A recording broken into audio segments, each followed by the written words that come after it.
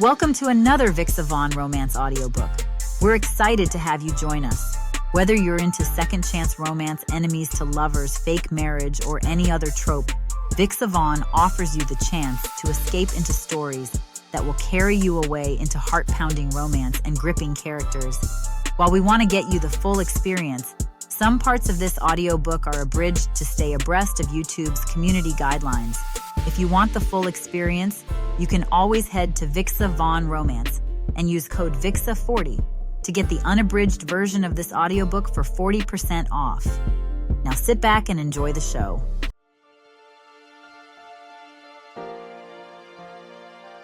Chapter 1. Jackson. I ease off the gas as my Range Rover glides into Millbrook, the quaint little town I once called home. The "Welcome to Millbrook" sign, faded and chipped, greets me like an old friend who's seen better days. Cute, but damn, it's like stepping into a time capsule. Well, look who decided to grace us with his presence, I mutter to myself, a smirk playing on my lips as I cruise down Main Street. The same old buildings line the road, their paint peeling in the summer heat. Locals shuffle along the sidewalks, some stopping to gawk at my ride. Can't blame them. It's probably the most expensive thing they've seen all year. I roll down the window, letting the warm air rush in. The scent of fresh-baked bread from Joe's bakery hits me. For a split second, I'm transported back to my high school days. But the moment passes as quickly as it came. "Still making those cinnamon rolls, Joe?" I call out as I pass by. The old baker waves, a look of surprise on his weathered face. The stoplight at the town's only intersection blinks lazily, as if it's given up on actually controlling traffic. I drum my fingers on the steering wheel, impatient. In Chicago, I'd have blown through 3 green lights by now. A group of teenagers loitering outside the ancient movie theater catches my eye. Their jeans are ripped, their hair dyed unnatural colors. At least some things change, I guess. "Yo, check it out!" one of them shouts, pointing at my car. "Isn't that Jackson Moore?" I give them a nod and a wave, reveling in their awe. It's good to be recognized, even in this backwater town. As I cruise past the high school, memories flood back. The hockey rink where I became a star, the classrooms I barely paid attention in. It all seems so small now, like a dollhouse version of a real town. Christ, has this place shrunk? I mutter, shaking my head. The buildings that once seemed so imposing now look like they could fit in my pocket. I pass by the town hall, its white columns a sad imitation of grandeur. Mayor Frank's probably in there, dreaming up ways to put Millbrook on the map. Good luck with that, buddy. My phone buzzes with a text from one of my teammates back in Chicago. "How's Mayberry treating you?" I chuckle, typing back, like I'm the second coming. These folks need to get out more. As I near the outskirts of town, heading towards my parents' place, I can't help but feel nostalgia. It's nice to visit, sure, but damn, I'm glad I got out when I did. This town's too small for someone like me. Always has been, always will be. I pull into the parking lot of Millie's Diner, the neon sign flickering like it's on its last leg, just like everything else in this town. The lot's half empty, which isn't saying much considering it only holds about 10 cars max. As I step out of my Range Rover, the smell of grease and burnt coffee immediately floods my senses. Memories. I push open the door, the little bell above tinkling. Every head in the joint swivels towards me. Guess I still know how to make an entrance. "Well, I'll be damned," a familiar voice calls out. "Look what the cat dragged in." My sister Jessica's standing behind the counter, pot of coffee in hand, grinning like she's won the lottery. "Hey, sis," I say, sliding onto a stool at the counter. "Still slinging hash, I see." She rolls her eyes, but her smile doesn't fade. "Someone's got to keep this town fed. What brings you back to our humble abode, Mr. Big Shot?" I shrug, drumming my fingers on the worn formica. "Thought I'd grace you all with my presence. Maybe sign a few autographs, kiss a few babies." Jessica snorts, pouring me a cup of coffee without asking. Your ego's still intact, I see. Good to know fame hasn't changed you. Why mess with perfection? I wink, taking a sip. The coffee's bitter, probably been sitting on the burner all day. But it's familiar, comforting in its awfulness. So, how long you sticking around? Jessica asks, leaning on the counter. I scan the diner, taking in the faded vinyl booths, the ancient jukebox in the corner. A couple of old-timers are hunched over their plates at a nearby table, whispering and shooting glances my way. Just a few days, I reply. Gotta make sure the town's still standing without me. Jessica laughs, shaking her head. Oh, we manage. Though I'm sure Mayor Frank will be thrilled to see you. He's been yammering on about some new project he wants to pitch you. I groan. Christ, that guy never quits, does he? Nope. Jessica pops the pea. But hey, at least he's trying to drag this place into the 21st century. Unlike some people I could mention. She gives a pointed look to the old-timers, who quickly avert their gaze. I take another sip of coffee, grimacing. You ever think about getting out of here, Jess? Following your big brother's footsteps? She shrugs, refilling my cup without asking. Every damn day. But someone's got to keep an eye on Mom and Dad. Besides, where else am I going to find such adoring fans? She winks at a guy sitting at the end of the counter who nearly chokes on his pie. I chuckle. Still breaking hearts, I see. Learned from the best, she quips back. So what are you having? I'm about to place my order when the diner's bell jingles. Out of habit, I glance over my shoulder, expecting to see another local ready to gawk at the prodigal son's return. Instead, my eyes lock onto a face I haven't seen in years. Emma. She stands in the doorway, scanning the diner for an empty seat. Her curly hair is pulled back into a messy bun, a few stray strands framing her face. She's wearing a faded t-shirt with some obscure book quote on it. Typical Emma. Her jeans have seen better days, and there's a smudge of what looks like ink on her left hand. She hasn't changed much. Still got that bookworm vibe going strong. Our eyes meet, and for a second, time stands still. Then reality crashes back in. Well, look who it is, I call out, my voice carrying across the diner. Emma Thompson. Good to see you, stranger. She freezes, like a deer caught in headlights. Jackson, she says, her voice barely above a whisper. Chapter 2. Emma. I push open the diner's door, the familiar jingle of bells announcing my arrival. The whiff of coffee and bacon hits me, a comforting constant in my ever-changing world. Just another day in Millbrook, I think, ready for my usual pick-me-up before heading to the bookstore. That's when I see him, Jackson. Sitting there like he owns the place, all broad shoulders and easy confidence. My stomach does an unwelcome flip. Of course he's back. It's the 4th of July, and heaven forbid the prodigal son miss a chance to grace us with his presence. I consider turning around, but it's too late. His eyes meet mine, and that $1 million smile spreads across his face. Well, look who it is. He calls out, his voice carrying across the diner. Emma Thompson. Good to see you, stranger. I force a smile, willing my feet to move towards him. Jackson. He leans back, appraising me. Good to see some things never change. You're looking great, Em. The compliment, smooth as ever, only serves to irritate me more. I open my mouth to reply, but Jessica's cheerful voice cuts in. Emma, want your usual? I turn, grateful for the interruption. Yes, please. To go. Jackson pats the seat next to him. Why don't you join me? Catch up a bit? The idea of sitting next to him, pretending everything's fine, makes my skin crawl, but curiosity wins out. What's he doing here? How long is he staying? Sure, I say unwillingly, sliding into the booth. Jackson grins, clearly pleased with himself. So, how's life treating you?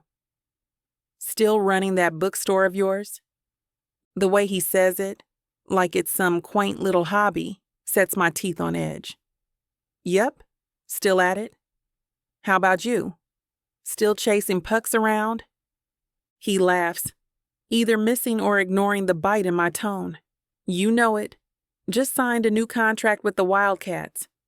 Life's good. I'm sure it is, I mutter, unable to keep the bitterness from my voice. I clench my jaw, fighting the urge to roll my eyes as Jackson rambles on about his latest contract. The way he talks about it, you'd think he'd single-handedly solved world hunger instead of just hitting a puck around. That's great, I say, my voice dripping with sarcasm. I'm sure your new Porsche will look fantastic parked outside the diner. Jackson's brow furrows. Hey, what's that supposed to mean? I can't hold back anymore. The dam breaks. It means while you're living it up in Chicago, the rest of us are struggling to keep our heads above water. Do you have any idea what's happening in this town? Emma, come on. No, you come on, Jackson. My dad's bookstore. I catch myself, not wanting to reveal too much. Half the businesses on Main Street are hanging by a thread, but I'm sure that's hard to see from your penthouse view. Jackson leans back, his easy smile replaced by a hard line. That's not fair. I worked so hard to get where I am. And the rest of us are just lazy, right? I snap. The diner suddenly feels too small, too hot. Must be nice to think that way.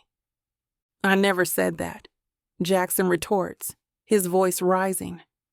Christ, Emma, what's your problem? My problem? I laugh, but there's no humor in it. My problem is watching someone who doesn't give a damn about this town swoop in like some conquering hero. Jackson stands up abruptly, his chair scraping against the floor. You know what? I don't need this. It was so nice seeing you, Emma. He storms out, the bell above the door jangling angrily in his wake. I sit there, my coffee cooling, my hands shaking with rage and something else I don't want to name. Jessica approaches cautiously. You okay, hun? I nod, not trusting myself to speak. As I watch Jackson's retreating form through the window, I can't help but wonder if I've just made a terrible mistake. I'm still seething when the diner's bell chimes. My friends walk in and I practically leap from my seat, desperate for some friendly faces. I wave them over, ushering them into a nearby booth. Em, you'll never guess who we bumped into just outside, Janine teases, sliding in across from me. I roll my eyes. Jackson, I huff. I know, he was just here. Based on your very hostile energy, I guess you spoke? Lisa suggests, raising an eyebrow. I let out a long sigh. Oh, we spoke all right. Mr. Big Shot Hockey Star graced us with his presence and acted like he owns the damn place. What happened? Janine leans in, curiosity written all over her face. I recount the interaction, my words tumbling out faster and faster as I relive the frustration. And then he had the nerve to brag about his new contract like it's no big deal. Meanwhile, half the businesses on Main Street are barely hanging on. Lisa frowns. Come on. You know Jackson works hard for what he's got. Yeah, Janine chimes in. Those guys train like crazy. It's not exactly an easy job. I stare at them, disbelief coursing through me. Are you kidding me? You're taking his side? We're not taking sides, Lisa says, holding up her hands. We're just saying, maybe cut him some slack. He's living his dream, you know. His dream, I scoff. While the rest of us are living a nightmare, trying to keep this town afloat. Janine reaches across the table, patting my hand. We get it, Em. Things are tough. But that's not Jackson's fault. I pull my hand away, crossing my arms. No, but he could give a damn. He comes back here, flashing his money around like some conquering hero, And for what? A few weeks of small-town nostalgia before he jets back to his perfect life. That's not fair, Lisa argues. You don't know what his life is really like. I know enough, I snap. I bite my tongue, the words I want to spew burning in my throat. The urge to expose Jackson's high school antics is overwhelming, but I swallow it down. It's not worth it. Not now. Look, I say instead, my voice strained. I get it. Jackson's successful. Good for him, but that doesn't change the fact that this town is struggling. Janine leans forward, her brow furrowed. We know, Em. We're all feeling it. But taking it out on Jackson isn't going to solve anything. I scoff, crossing my arms. I'm not taking anything out on him. I'm just pointing out the reality of our situation. Lisa sighs, stirring her coffee absently. Maybe we should change the subject. How's the bookstore doing? The question strikes me like a dagger to the heart.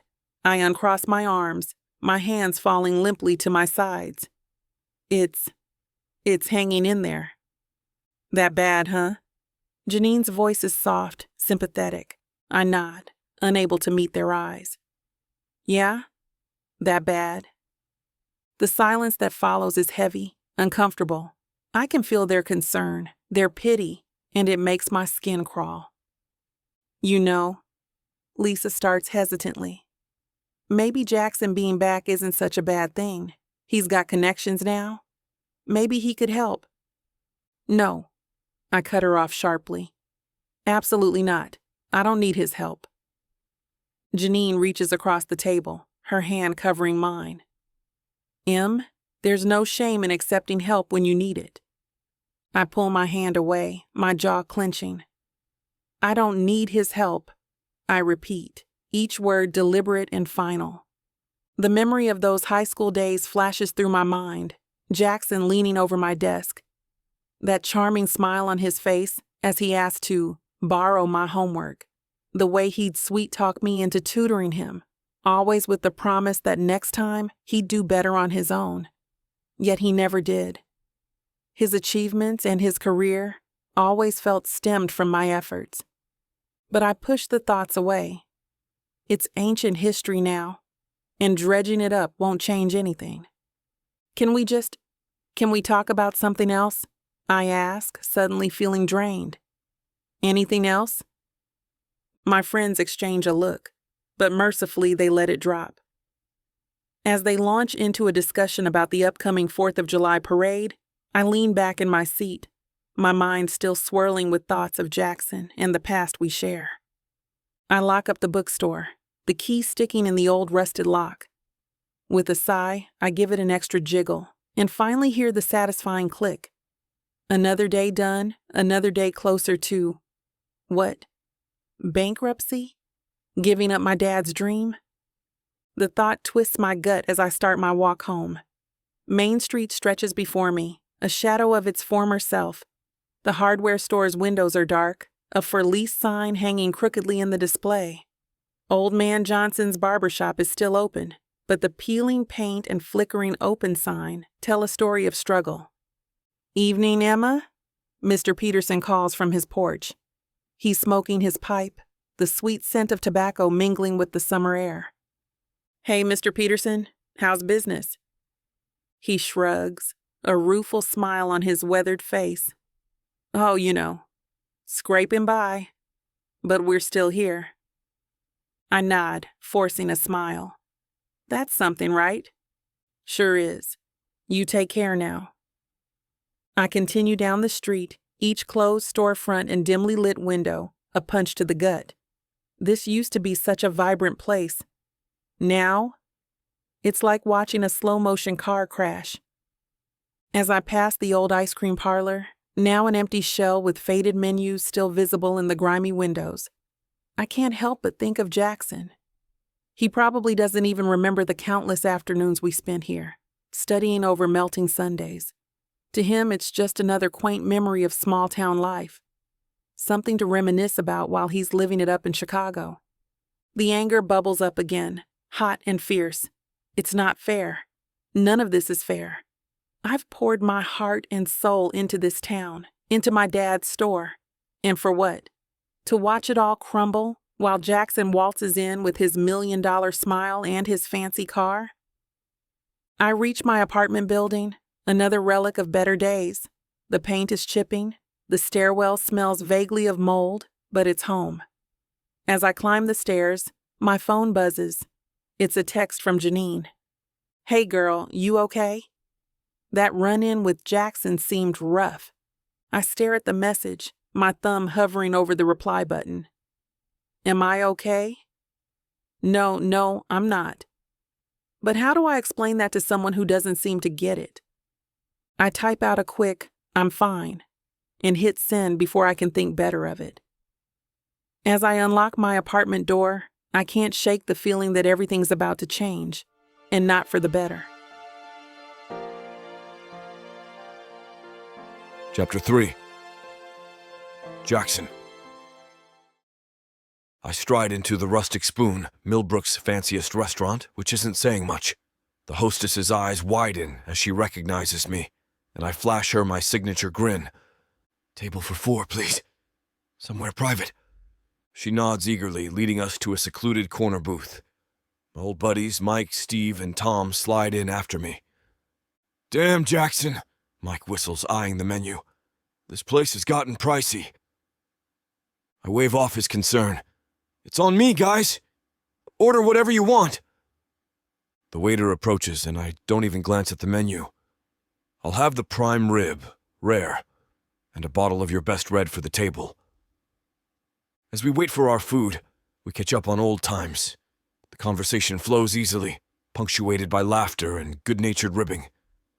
"So, how's the big city treating you, hotshot?" Steve asks, leaning back in his seat. I shrug, a smirk playing on my lips. Can't complain. The money's good, the women are beautiful, and I'm living my dream. Tom chuckles. "Must be nice.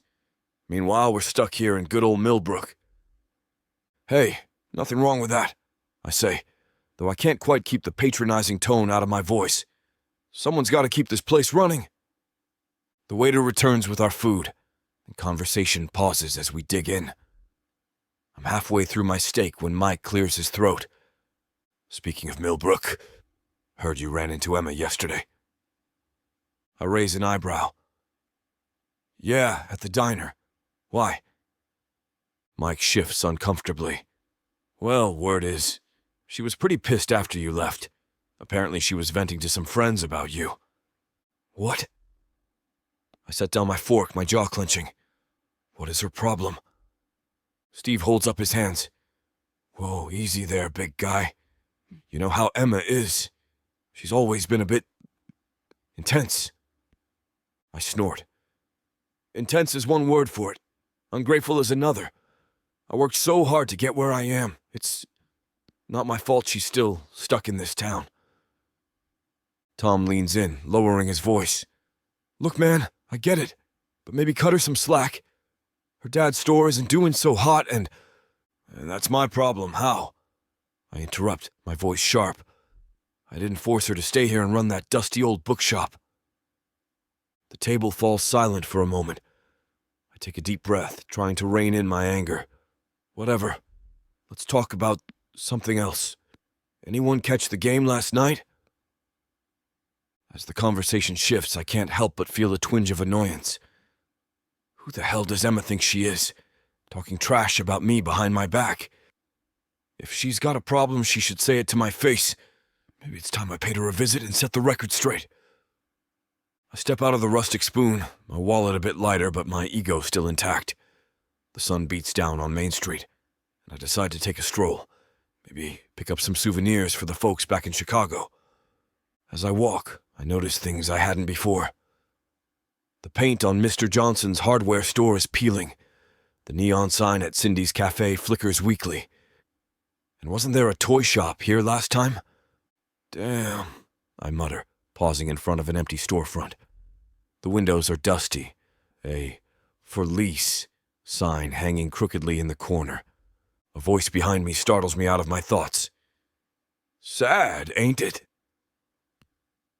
I turn to see old Mrs. Hendricks, my third-grade teacher. She looks smaller than I remember, her face more lined. "What happened here?" I ask, gesturing to the empty shop. She sighs. "Economy hit us hard, Jackson." Her words sting, reminding me of Emma's resentment. I nod, then make a decision. "Well, let's see what we can do about that." I spend the next few hours going from shop to shop. At the hardware store, I buy enough tools to build a small house. The florist gets an order for weekly deliveries to my parents' place. I even stop by the struggling ice cream parlor and order 100 sundaes to be delivered to the local Little League team. By the time I reach the end of Main Street, my arms are laden with bags, and I've made more than a few shopkeepers' days. As I load everything into my SUV, I catch sight of Emma's bookstore across the street. The open sign hangs in the window, but I can see from here that the place is empty. I pause, considering. Then I shake my head and chuckle to myself. "All right, Jackson. Time to be the bigger man." I climb into my car, planning my approach for tomorrow. Emma might not like me much right now, but maybe a peace offering will change her tune. After all, who can resist a guy trying to help out his hometown? I stand outside Emma's bookstore, my hand hovering over the door handle. The faded sign above reads, "Turning Pages," and through the window, I catch a glimpse of Emma arranging books on a shelf. Memories of high school floodback, study sessions in the library, shared laughs in the hallways. How did we end up here? Taking a deep breath, I push the door open. A bell chimes, announcing my presence. Emma looks up, her expression shifting from surprise to wariness. "Jackson, what are you doing here?" I flash my most disarming smile. "Hey, Emma, just thought I'd stop by, maybe pick up some summer reading." She raises an eyebrow. "You? Reading?" "Ouch," I chuckle, placing a hand over my heart in mock pain. "I'll have you know, I've developed quite the taste for literature." Emma snorts, clearly not buying it. "Right. And I'm secretly training for the Olympics." I wander over to a nearby shelf, running my fingers along the spines of the books. "Look, I know things have been tense between us. I wanted to apologize for the other day. I was a jerk." She crosses her arms, leaning against the counter. "You're not wrong." "Fair enough," I concede. "So, how about we start over? What do you recommend for a guy trying to expand his literary horizons?" Emma hesitates, then sighs. "Fine. What kind of books do you actually like?" I rack my brain. "Sports biographies?" She groans, but moves to a different section. "Let's start you off with something a bit more challenging. How about The Great Gatsby? It's a classic, but it's got enough drama and action to keep you interested." I grab the book, along with a few others she points out. As we make our way to the counter, I notice the worn edges of the shelves, the slightly outdated computer at the register. "You know," I say casually, "I could use some books for the team too. Got any bulk discounts?" Emma narrows her eyes.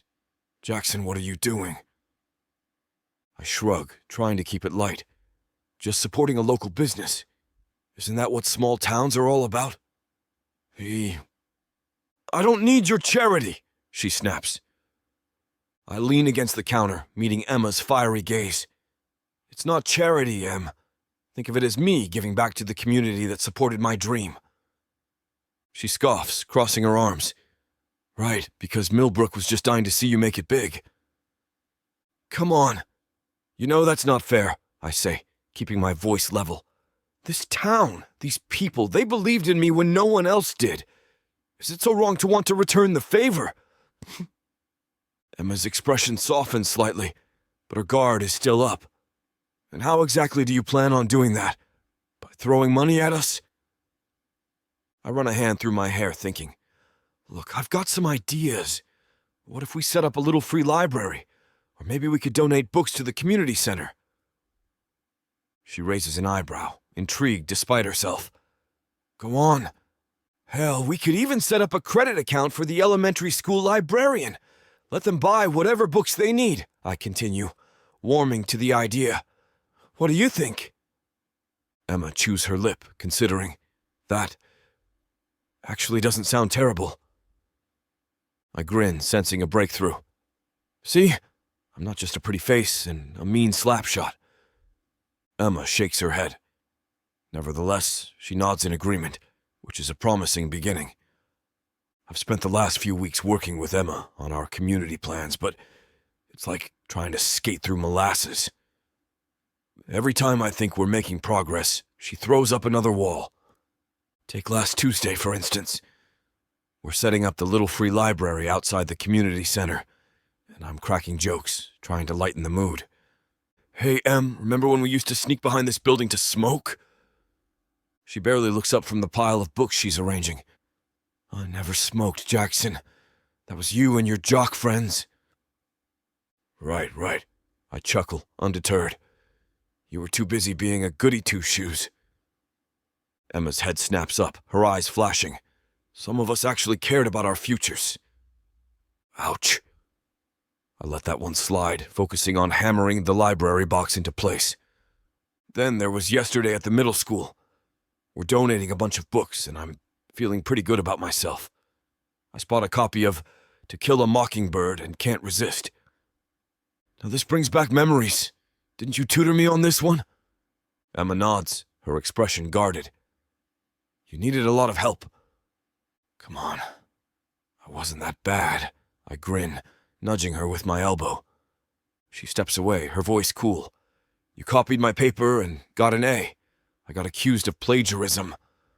The smile drops from my face. Em, I didn't know. It doesn't matter, she cuts me off, turning back to the books. But it does matter. Every interaction is like this. Me trying to reconnect, and Emma shutting me down. I've had enough. Today we're at the bookstore going over the plans for the school credit account. Emma's been giving me the silent treatment for the past hour, and I'm at my breaking point. I slam my hand on the counter, making her jump. All right, that's it. What is your problem, Emma? She stares at me, eyes wide. Excuse me? You heard me, I growl, leaning in. I've been bending over backwards trying to help you, this town, trying to make things right between us, and you're still treating me like I'm the goddamn villain. So what gives? Emma's shock quickly turns to anger. She stands up straight, meeting my gaze head on. You want to know what my problem is, Jackson? Fine. Let's talk about it. As her eyes harden, I brace myself for the verbal onslaught that's about to come. She's been holding back for too long, and now the dam's about to burst. Chapter 4. Emma. Jackson's demand feels like a blow to the stomach. The audacity of this man, waltzing in here and acting like I owe him something. My fingers clench around the edge of the counter, knuckles turning white. My problem? I spit out, my voice low and controlled. You really want to know what my problem is, Jackson? He stands there, all 6 feet of toned muscle and arrogance. Arms crossed over his chest. Yeah, I do. Because I've been nothing but nice since I got here. But you've been a real jerk. A harsh laugh escapes me. Nice? You call this nice? Throwing your money around like it's confetti? Acting like you're some kind of savior to our little backwater town? His eyebrows shoot up. I'm trying to help, Emma. What's wrong with that? What's wrong is that you wouldn't even be in a position to help if it wasn't for me. I snap, the words tumbling out before I can stop them. You used me in high school, Jackson. I was willing to help you pass your classes, and you took advantage of that. His face darkens. What are you talking about? Oh, don't play dumb. All those study sessions, the papers I helped you write, ring any bells? I lean forward, my voice dropping to a harsh whisper. If it wasn't for me, you'd be nothing more than a high school dropout right now. Instead, you gotta keep playing hockey, went pro, And now you're rolling in millions while the rest of us struggle to keep our heads above water. Jackson's jaw clenches, a muscle ticking in his cheek. That's not fair, Emma. I worked so hard to get where I am. Sure, on the ice. But in the classroom, that was all me, buddy. And what did I get for it? A pat on the back and a see you later. When you left for the big leagues, admit it, you used me. Jackson's eyes flash with anger, his jaw clenching as he processes my accusation. The tension in the air is thick enough to cut with a knife. Used you? Are you kidding me? He growls, leaning in closer. We were friends, Emma. I thought we were close. How dare you twist that into something so manipulative? I stand my ground, refusing to be intimidated by his imposing presence. Friends? Is that what you call it? Because from where I'm standing, it looks a lot like you taking advantage of the smart girl to coast through high school. He slams his palm on the counter, making me jump. I worked every single day, Emma. On the ice, in the gym, everywhere. Just because you helped me with some schoolwork doesn't mean I didn't earn my success. Some schoolwork? I scoff, crossing my arms. Try most of it. And let's not forget about those papers I practically wrote for you. I never asked you to do that. Jackson's voice rises, drawing curious glances from the few customers browsing the shelves. If you felt taken advantage of, why didn't you say something back then? The question catches me off guard. Why didn't I? The answer burns in my throat, but I swallow it down. No way am I admitting to my schoolgirl crush on him. It doesn't matter now, I mutter, breaking eye contact. The hell it doesn't, he snaps. You can't just accuse me of using you and then clam up. That's not fair. Fair? I laugh bitterly. You want to talk about fair? Look around you, Jackson. This community's withering away, toiling endlessly just to stay afloat while you're living the high life in the windy city, rolling in dough. Jackson's eyes narrow, his jaw clenching. You think I don't work hard? You have no idea what it takes to stay at the top of my game. Oh, please, I scoff, rolling my eyes. Try working 2 jobs and still barely making ends meet. That's real work. 2 jobs? He raises an eyebrow, skepticism etched on his face. Yeah, 2 jobs. This bookstore doesn't pay the bills by itself. I gesture around the empty shop. I waitress at the diner 5 nights a week just to keep this place from going under. I notice Jackson's eyes waver for a moment, but he inhales sharply and folds his arms across his chest, his muscles straining against the snug fabric of his top. And you think I don't work hard? I train for hours every day, travel constantly, put my body on the line. For millions of dollars, I interject. Cry me a river, Jackson. He steps closer, his presence filling the space between us. Money doesn't make the work any less demanding, Emma. You think it's easy being in the spotlight 24/7, having every move scrutinized? At least you have a spotlight, I snap. Some of us are just trying to keep the lights on. Jackson's eyes flicker around the store, taking in the worn shelves and faded carpet. If it's so hard, why don't you just sell the place? The suggestion lands on me like a verbal grenade. Sell? This was my father's legacy. I can't just give up on it. Sometimes you have to know when to cut your losses, he says, his tone softening slightly. I tighten my fists, anger bubbling up inside me. You don't get it. If life was fair, I wouldn't be drowning in debt. I wouldn't be 1 bad month away from losing everything. But I guess it's easy for people like you to just turn your back and leave everything you cared for behind. Jackson's eyes flash with a dangerous intensity, his jaw clenching as he reaches into his back pocket. I instinctively take a step back, my heart racing as he pulls out a sleek leather checkbook. You want to talk about what's fair? He growls, slapping the checkbook on the counter between us. Fine, let's make this fair. How much do you think your work was worth, Emma? 10 grand? 20? Name your price. My stomach turns. What the hell is he doing? How much, Emma? He demands, pen poised over the paper. How much do you think your precious help was worth? 10 grand? 20? Name your price, and I'll write you a check right now. The air leaves my lungs in a rush, and I feel like I've been punched in the gut. Is he serious? My hands tremble, and I have to grip the edge of the counter to steady myself. My mind reels, trying to process what's happening. How dare he try to reduce our history, my help, to a monetary transaction? The audacity of it makes my blood boil, but underneath the anger, there's a twinge of hurt I can't quite shake. Are you kidding me? I spit out, my voice shaking. You think you can just throw money at this and make it all go away? He shrugs, a smirk playing at the corners of his mouth. Isn't that what you want? To be compensated for all your hard work? I slam my palm on the counter, the sting barely registering through my anger. This isn't about money, Jackson. It's about respect, about friendship. You can't just buy your way out of this. Then what do you want from me? He growls, leaning in close. His breath fans across my face, warm and minty.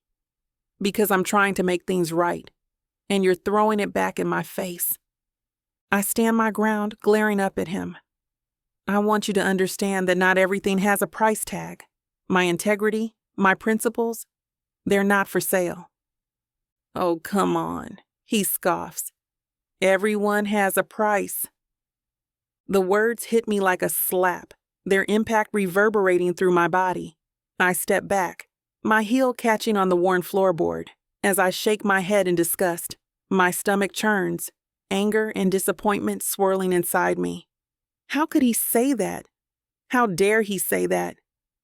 Maybe in your world, Jackson, but not in mine. I'm not some charity case for you to throw money at to ease your conscience. His gaze constricts, exasperation carved into his features. I notice him gearing up for another retort, but he relents. Fine, have it your way. Keep struggling with your precious principles. See how far that gets you. With that, he turns on his heel and storms out of the store, the bell above the door jangling violently in his wake. The silence he leaves behind is deafening. I stand there, frozen, my heart pounding in my chest.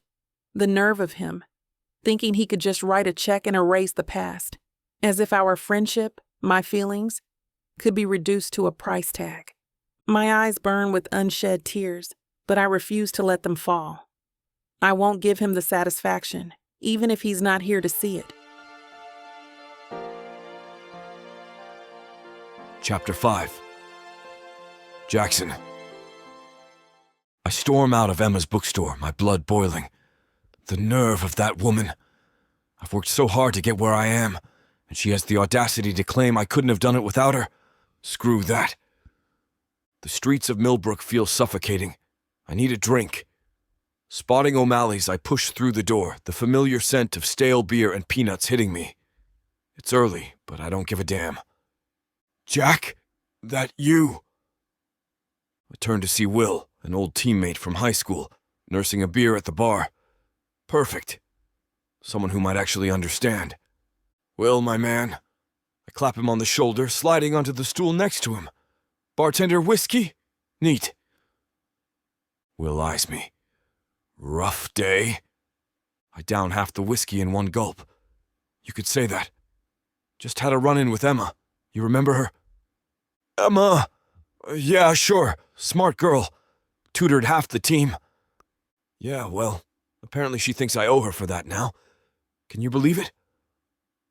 Will raises an eyebrow. Owe her? For what? For helping me pass my classes. She's acting like I wouldn't have made it to the NHL without her. I scoff, finishing my drink and signaling for another, as if I didn't work hard every day on the ice. Damn, Mike says, shaking his head. That's harsh. What'd you say? Offered to write her a check, settle the debt. I laugh bitterly. She told me she's not a charity case. Will winces. Ouch, that's not great, man. What? I turn to him, narrowing my eyes. You think she's right? He holds up his hands. I'm not saying that, just maybe there's more to it. More to it? Like what? I demand, my voice rising. A few heads turn our way, but I don't care. I came back to town, tried to help her out, and she threw it in my face. How's that fair? Will takes a long sip of his beer before answering. Look, Jack, you're my boy, always will be, but you gotta admit, things haven't been easy for everyone here. I open my mouth to argue, but he cuts me off. I'm not saying you don't deserve what you've got, but maybe Emma's dealing with stuff you don't know about. Have you actually talked to her? Like, really talked? His words hit me like a slap. I stare into my whiskey, the anger slowly giving way to something else. Something uncomfortably close to guilt. All right, Will. Enlighten me. Will sighs, his fingers tapping against his beer bottle. Look, man, things ain't been easy here since you left. It's not just Emma. The whole town's been struggling. The factory shut down 2 years ago. Half the shops on Main Street are boarded up. Damn, I mutter, glancing around the bar. Now that I'm paying attention, I notice the worn-out upholstery, the scuffed floors. That bad, huh? Yeah. And Emma? Will shakes his head, his expression grim. She's had it rough, man. Real rough. Her old man got sick, cancer, nasty stuff. Racked up a ton of medical bills before he passed. It was touch and go for a while there. My stomach twists, a cold feeling settling in my gut. I didn't know, I mumble, feeling like the biggest jerk on the planet. How could I not have known? Will, why didn't anyone tell me? She inherited the bookstore, but it's struggling. Big time, Will continues, his voice low and serious. Word is, she's close to defaulting on the mortgage. Been pulling all-nighters trying to keep the place afloat, but it's not looking good. Everyone's worried sick about her. But you know Emma, too damn proud to ask for help. I take a long gulp of my whiskey, the burn in my throat a welcome distraction from the guilt gnawing at me. Emma? Struggling? It doesn't compute. She was always the smart one, the one who had it all figured out. And here I've been, living it up in Chicago, not sparing a thought for what was happening back home. I run a hand through my hair, guilt gnawing at me. No wonder she's pissed. She's too proud to ask for help, Will adds, probably killing her to see the place go under. I down the rest of my whiskey, my mind racing. I could easily write a check, clear Emma's debts, but her words echo in my head. I'm not a charity case. I didn't do anything wrong, I insist, but the words sound hollow even to me. I worked so hard to get where I am. I clench my jaw, feeling defensive. Every day I push myself to the limit.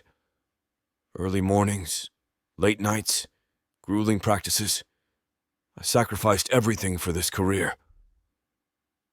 But even as I say it, a nagging voice in the back of my mind reminds me of all the people who supported me along the way, including Emma. I run a hand through my hair, frustration building. Will nods. No one's saying you didn't, Jack, but maybe it's not about right or wrong. I stare at my empty glass, conflicted. Emma's anger, her accusation that I used her, it still stings. I lean back on my bar stool, the whiskey warming my insides. Okay, so Emma's had it rough. But come on, running a business isn't rocket science. Has she tried, I don't know, modernizing? Maybe an online store or something? Will gives me a look that's half pity, half exasperation. With what money, Jack? You think setting up a website is free? Or that she's got the time between 2 jobs? I wave my hand dismissively. There's always a way. What about social media? That's free. She could drum up some buzz, get people interested. Sure, and who's gonna manage that? Emma's already working herself to the bone. Then she should hire someone to help out. Delegate, you know. Will snorts. Right, because she's got so much extra cash lying around for payroll. I feel my frustration rising. Well, what about events? Book clubs, author signings, that kind of thing? That could bring in customers. Events cost money, Jack. Advertising, refreshments, maybe paying the authors. It all adds up. Fine, I growl, tapping my empty glass on the bar. What about... Jack, Will interrupts, his voice firm. You're not getting it. Every suggestion you're making requires one thing Emma doesn't have. Capital. It's easy to make money when you've got money to invest. But when you're starting from nothing, that's a whole different ballgame. His words hit me hard. I open my mouth to argue, but nothing comes out. The bar suddenly feels too warm, too cramped. I loosen my collar, trying to shake off the uncomfortable feeling settling in my gut. Look, Will continues, his voice softer now. I know you mean well, but you gotta understand, the world looks different from where Emma's standing. She can't just throw money at her problems like you can. I bristle at that. I earned every cent I have. I know you did, but you had opportunities Emma didn't. Support she didn't. Sometimes that makes all the difference.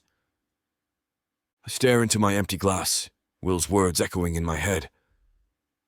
The whiskey's warmth has faded, leaving me feeling cold and unsettled. For the first time since I've been back, I wonder if maybe, just maybe, I've been looking at things all wrong. I've been a jerk, haven't I? She's wearing herself out, and here I am, throwing money around like confetti. Time to fix this. I pull out my phone, scrolling through my contacts. Hey, Will, I gotta make a call. Thanks for... you know. Will nods, clapping me on the shoulder. Anytime, man. Just... try to see it from her side, yeah? I step outside, the cool night air a welcome relief from the stuffy bar. My fingers hover over my accountant's number. Is this crossing a line? Damn it. I hit the dial. Jack, it's late. Everything okay? Keith, my accountant's voice is groggy. Yeah, sorry, listen. I need to know if it's possible to buy a mortgage from a bank. There's a pause. Buy a mortgage? Jack, what's going on? I pace the sidewalk, my free hand clenched. There's this bookstore in my hometown. It's struggling. I want to help, but the owner's too proud to accept it directly. So you want to buy her mortgage? Keith sounds more awake now and skeptical. Jack, that's... complicated. And potentially messy. Can it be done or not? I snap, then catch myself. Like, is it possible? Keith sighs. Technically, yes. But Jack, think about this. You'd essentially become her landlord. That's a huge responsibility, not to mention the potential for conflict. I run a hand through my hair, frustration building. I know. But I owe her, Keith. She helped me in high school, and I need to make this right. All right, Keith says, his tone resigned. I'll look into it. But Jack, be careful. Mixing business and personal relationships can get ugly fast.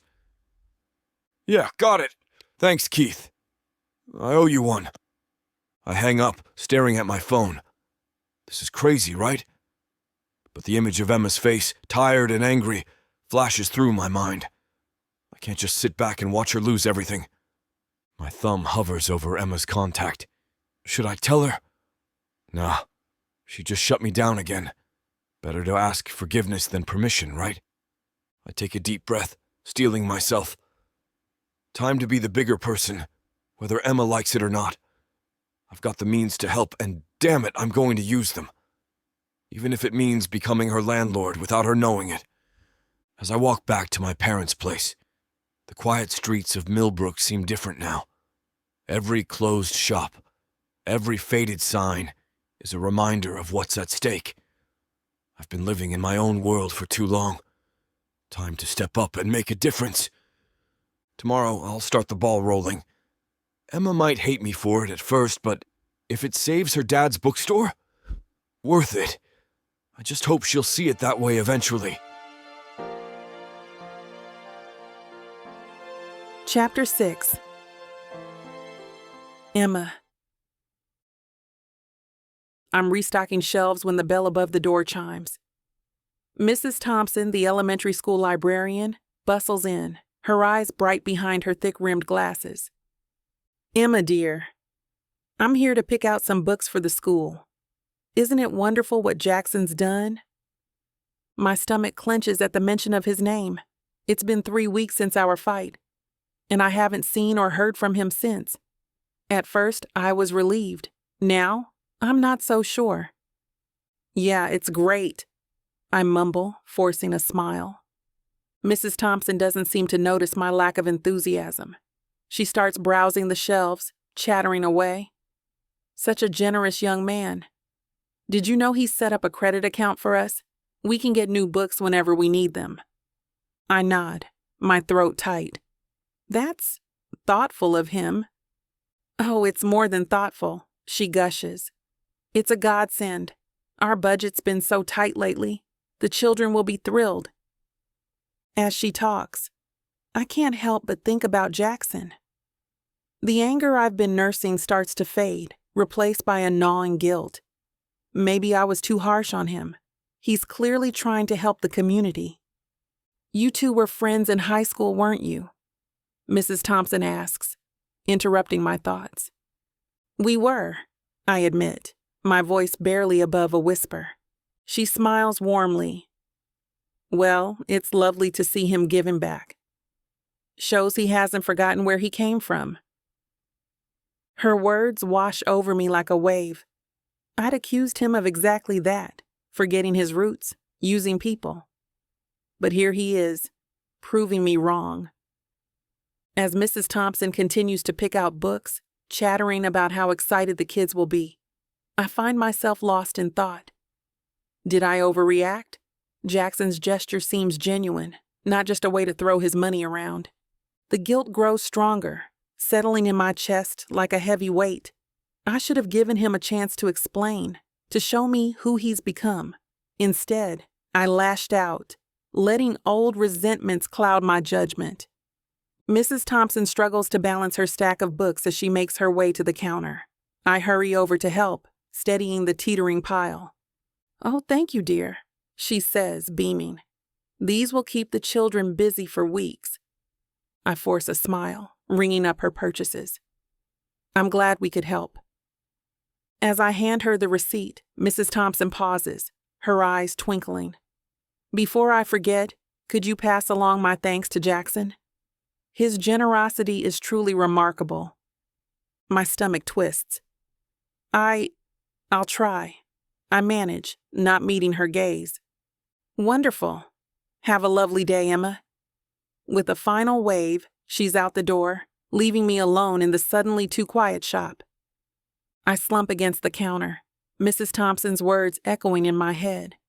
The thought of reaching out to Jackson makes my palms sweat. What would I even say? Hey, sorry I accused you of using me and then stormed off like a child? I groan, running a hand through my hair. The rational part of my brain knows I should apologize, but my pride keeps getting in the way. Plus, is he even still in town? Hockey players have busy schedules, right? I grab my phone, finger hovering over Sadie's contact. She'd know if Jackson was still around. But then I'd have to explain why I'm asking, and the thought makes me cringe. Get it together, Emma, I mutter to myself, shoving the phone back in my pocket. A customer enters, saving me from my spiraling thoughts. As I help them find a book, I can't shake the nagging feeling that I've royally screwed up. Jackson was trying to help, and I threw it back in his face. The bell above the door chimes again, and I look up to see Norm, our local mailman, stepping inside. His khaki uniform is wrinkled, and sweat stains darken the fabric under his arms. It's been a scorcher of a day. Afternoon, Emma, he says, tipping his hat. Got a stack for you today. I force a smile. Thanks, Norm. How are you holding up in this heat? He chuckles, handing over the bundle of envelopes. Oh, you know. One foot in front of the other. Stay hydrated. That's the key. As Norm turns to leave, I start sifting through the mail. Bills, junk, more bills. And then I see it. An official-looking envelope from the bank. My stomach drops. With trembling fingers, I tear it open and scan the contents. The words blur together, but a few phrases jump out at me. Transfer of mortgage, new holding company, effective immediately. I read it again, slower this time, my heart pounding in my ears. It's happening. They're selling my mortgage. But as I reach the bottom of the letter, something catches my eye. The name of the new holding company, Millbrook Revival, LLC. My blood runs cold, a chill creeping up my spine as I stare at the name on the paper. I know that name all too well. It's the company Jackson mentioned when he was talking about his grand plans for revitalizing the town. Millbrook Revival, LLC. The words seem to mock me, dancing across the page in their official typeface. I can almost hear Jackson's voice, full of enthusiasm and charm, as he described his vision for our sleepy little hometown. But now, seeing it here, in black and white, connected to my mortgage, it feels like a betrayal. My hands start to shake, and I have to set the letter down on the counter before I crumple it in my fist. That jerk, I mutter, crumpling the letter in my fist. Just when I thought I might have misjudged him, just when the guilt was starting to creep in, he pulls this. Buying my mortgage behind my back? Who does he think he is? I pace the length of the bookstore, my phone clutched in my hand like a lifeline. The crumpled bank letter lies on the counter, a silent accusation. My heart pounds against my ribcage, each beat a reminder of Jackson's betrayal. Damn it, Mike. Pick up, I mutter, hitting redial for the third time. Finally, on the fourth ring, he answers. Emma? What's up? Where's Jackson? I demand, my voice sharp enough to cut glass. Whoa, slow down. What's going on? He bought my mortgage, Mike. My mortgage. Without even talking to me. There's a pause on the other end of the line. Emma? I'm sure he didn't mean... I don't care what he meant, I snap. Get him down here, now. All right, I'll try to reach him. But Emma, maybe you should... just do it, Mike. Please. My voice cracks on the last word, betraying the hurt beneath my anger. Okay, I'll call you back as soon as I get a hold of him. I end the call and toss my phone onto the counter. It skids across the surface, nearly toppling a stack of new releases. I catch it just in time, steadying the books with trembling hands. The bell above the door chimes, and I whirl around, half expecting to see Jackson's smug face. Instead, it's just Mrs. Grayson, one of my regulars. Everything all right, dear? She asks, eyeing me with concern. I force a smile. Fine, Mrs. Grayson. Just a little stressed. Can I help you find anything? As I help her locate her book club's latest pick, my mind races. How dare Jackson think he can swoop in and save me like some damsel in distress? I've been fighting to keep this store afloat for years, and now he thinks he can just buy his way in? Mrs. Grayson leaves, and the door chimes again, signaling my return to solitude. I exhale deeply and lean against the counter, feeling the weight of my worries settle back in. Reaching for my phone, I unlock the screen and check for any missed calls or texts. Nothing. Not a single message from Jackson or anyone else. The silence is almost deafening. I set the phone down with a frustrated sigh. I can't let Jackson's actions dictate my mood. This is my store, my life, and I've got to keep it together. The crumpled bank letter sits on the counter, a constant reminder of Jackson's audacity. My phone remains stubbornly silent, no word from Mike or anyone else. The bell above the door chimes, and I whirl around, ready to unleash my fury. Instead, I see Sadie's familiar face, her eyebrows raised at my obvious agitation. Whoa, Em, you look like you're about to breathe fire. What's going on? I grabbed the letter and thrust it at her. Jackson bought my mortgage without even talking to me. Sadie's eyes widen as she scans the document. That's bold. Bold? I sputter. It's invasive and presumptuous. Okay, yeah, it's that too. Sadie concedes, setting the letter down. Have you talked to him about it? I throw my hands up. I've been trying.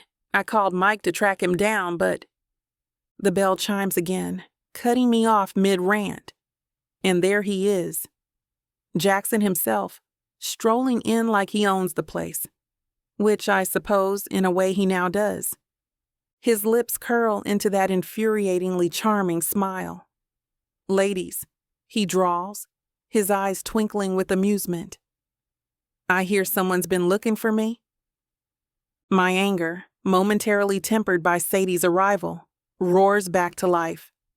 I stride towards him, jabbing a finger at his chest. You arrogant, manipulative... Whoa, Sadie interjects, stepping between us. Let's all take a breath here. Jackson raises an eyebrow, his smile never faltering. Hold on a second, Emma. I thought you'd be happy about the arrangement. Happy? I seethe. You went behind my back. I saw an opportunity to help. He shrugs, maddeningly nonchalant. Isn't that what friends do? Friends? I laugh bitterly. Friends don't make unilateral decisions about each other's livelihoods. Sadie places a hand on my arm, her touch grounding. Emma, maybe we should hear him out. I take a deep breath, trying to rein in my temper. Fine. Explain yourself, Jackson. And it better be good. Chapter 7. Jackson. Well, what do you have to say for yourself? Emma's voice slices through the air, as sharp as the cold wind that bites through Chicago in January. She stands there, arms crossed, eyes boring into me, waiting for an explanation. I breathe in, the musty scent of old books filling my lungs. I'm helping you get your business back on track, I say, trying to keep my voice steady. Her laugh is humorless. Helping? By buying my mortgage? That's not help, Jackson. That's control. Sadie steps in, her tone gentle but firm. Let's keep this civil, okay? We're just talking. Emma shoots her a look but says nothing. I press on. It's not about control, Emma. It's an investment. You need capital to keep this place running, and I'm providing it. Charity, you mean? She snaps. I don't need your pity. I grit my teeth. It's not pity. It's business. This is how businesses run. They need funding to grow. Funding? She echoes, her voice dripping with sarcasm. You mean your money to bail me out because I'm too incompetent to do it myself? Sadie steps closer, a hand on Emma's arm. Emma, he's just trying to help. Emma shakes her off. I don't want his help. I don't want to be another charity case for the great Jackson. I can do this on my own. Can you? The words are out before I can stop them. Because from where I'm standing, it looks like you're drowning. Her eyes flash, and for a moment I think she might hit me. Get out, she says through clenched teeth. Get out of my store. I'm not going anywhere, I say, my voice low and controlled. Not until you understand that I'm doing this because I owe you. You helped me in high school. This is me paying you back. She shakes her head. See, you still don't get it. I don't want your money. I step closer, the tension between us crackling like static electricity. This isn't about money anymore, Emma. This is about survival. Your bookstore is dying, and I'm offering you a lifeline. Emma's eyes narrow, scrutinizing me like she's trying to decipher a puzzle. I can practically see the gears turning in her head as she weighs my words. The tension in the air is thick enough to cut with a knife. I can feel my own frustration building. But before either of us can say another word, Sadie steps between us, her hands raised in a placating gesture. "All right, you two. Let's take a breath here," she says, her voice calm but firm. "Emma, I think you need to look at this from a different angle." Emma's gaze snaps to Sadie. "What do you mean?" Sadie takes a deep breath. "What Jackson's offering, it's not just charity. It's a business opportunity for both of you." I nod, grateful for Sadie's intervention. "Exactly. It's an investment, Emma. I'm not trying to take over your store, I'm trying to save it." Emma's posture is still defensive, but I can see a flicker of uncertainty in her eyes. "How is this fair for both of us? You're just throwing your money around." I watch as Sadie shakes her head, her expression a mix of patience and determination. "No, Emma. Think about it," she says, her voice steady and persuasive. "You get to keep the store open, which is what you want. And Jackson, he gets to diversify his portfolio with a solid investment. It's a win-win." I can see the wheels turning in Emma's head. Her brow furrows as she considers Sadie's words. "But I don't want to owe him anything." "You wouldn't," I say, seizing the opportunity. My eyes lock onto hers, intense and unwavering. "This isn't a loan, Emma. It's a partnership. We'd be equals in this." I take a step closer, my voice dropping to a low, persuasive tone. "Think about it. Your expertise, my resources.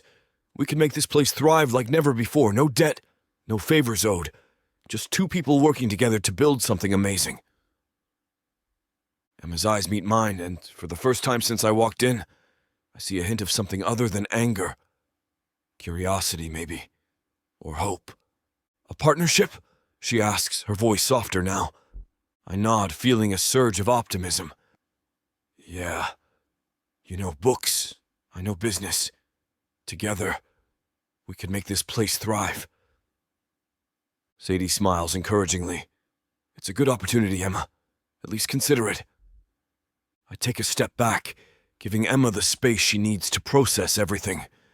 The tension in the air is palpable, and I can almost see the gears turning in her head as she weighs her options. My heart races, but I keep my expression neutral, not wanting to influence her decision. Sadie seizes the moment, her voice gentle but persuasive. "Emma, honey, I know this is a lot to take in, but think about it. This could be exactly what you need." Emma's eyes flicker between Sadie and me, her brow furrowed. "I don't know, Sadie. It feels like I'm admitting defeat." "It's not defeat," Sadie insists, leaning in closer. "It's adaptation. Your dad would want the store to survive, right? This is a chance to keep his legacy alive." I watch as Emma's shoulders slump slightly, the fight seeming to drain out of her. But what if I can't make it work? What if I fail? Sadie's voice softens. "Sweetie, you're already failing. I'm sorry, but it's true. This deal with Jackson? It's not just giving you a lifeline, it's giving you time. Time to figure things out, to save your dad's business." Emma's eyes close for a moment, and I can see her struggling with herself. When she opens them again, there's a vulnerability there that I haven't seen before. "I don't have any other options, do I?" Sadie shakes her head. "Not if you want to keep the store, and I know how much it means to you." The silence stretches out, broken only by the soft ticking of the old clock on the wall. I hold my breath, waiting for Emma's decision. Emma's eyes lock onto mine, determination in her gaze. I can see the internal struggle playing out behind those deep brown orbs, and for a moment, I'm not sure which way she'll lean. Finally, she lets out a breath and says, "Fine," her voice tight with tension, "but we're doing this my way. This is still my store, Jackson. I won't have you swooping in and changing everything." I nod, feeling a surge of triumph course through me. "Agreed," I say, keeping my tone even. "I wouldn't dream of taking over. Your father passed this store to you, Emma. I wouldn't dare snatch that away. I'm just here to help." She narrows her eyes, clearly not entirely convinced. We need to set the boundaries of this agreement, she states firmly. I want everything in black and white, no room for misunderstandings. Absolutely, I reply, leaning forward, my elbows on my knees. I'm ready to hash out the details if you are. Why don't we sit down and really dig into this? I want you to be comfortable with every aspect of our partnership. Hey, Sadie, could you act as a neutral party here? Sadie claps her hands together. Glad to help. Let's discuss this as adults. We move to a small reading nook in the corner of the store. The worn leather armchairs creak as we settle in, the aroma of old books surrounding us. Emma perches on the edge of her seat, her posture rigid.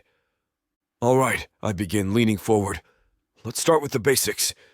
What kind of investment are we talking about here? Emma's jaw tightens.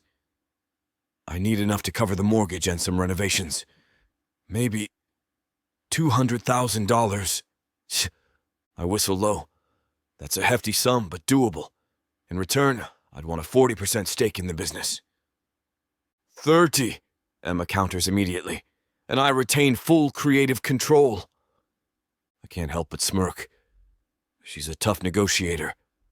35, and you get final say on all book-related decisions. But I get input on the business side. Sadie interjects, her voice calm. That sounds fair, doesn't it, Emma? Emma's fingers drum against the armrest. What about day-to-day operations? I don't want you breathing down my neck. I've got a career, Emma. I'm not looking to micromanage a bookstore, I say, rolling my eyes. Quarterly meetings to discuss financials and strategy. That's it. She nods slowly. And if we disagree? We compromise, I say firmly, like adults. If we can't, we bring in a neutral third party to mediate. I glance at Sadie. Maybe someone we both trust. Sadie raises her eyebrows. Oh no, don't drag me into this mess.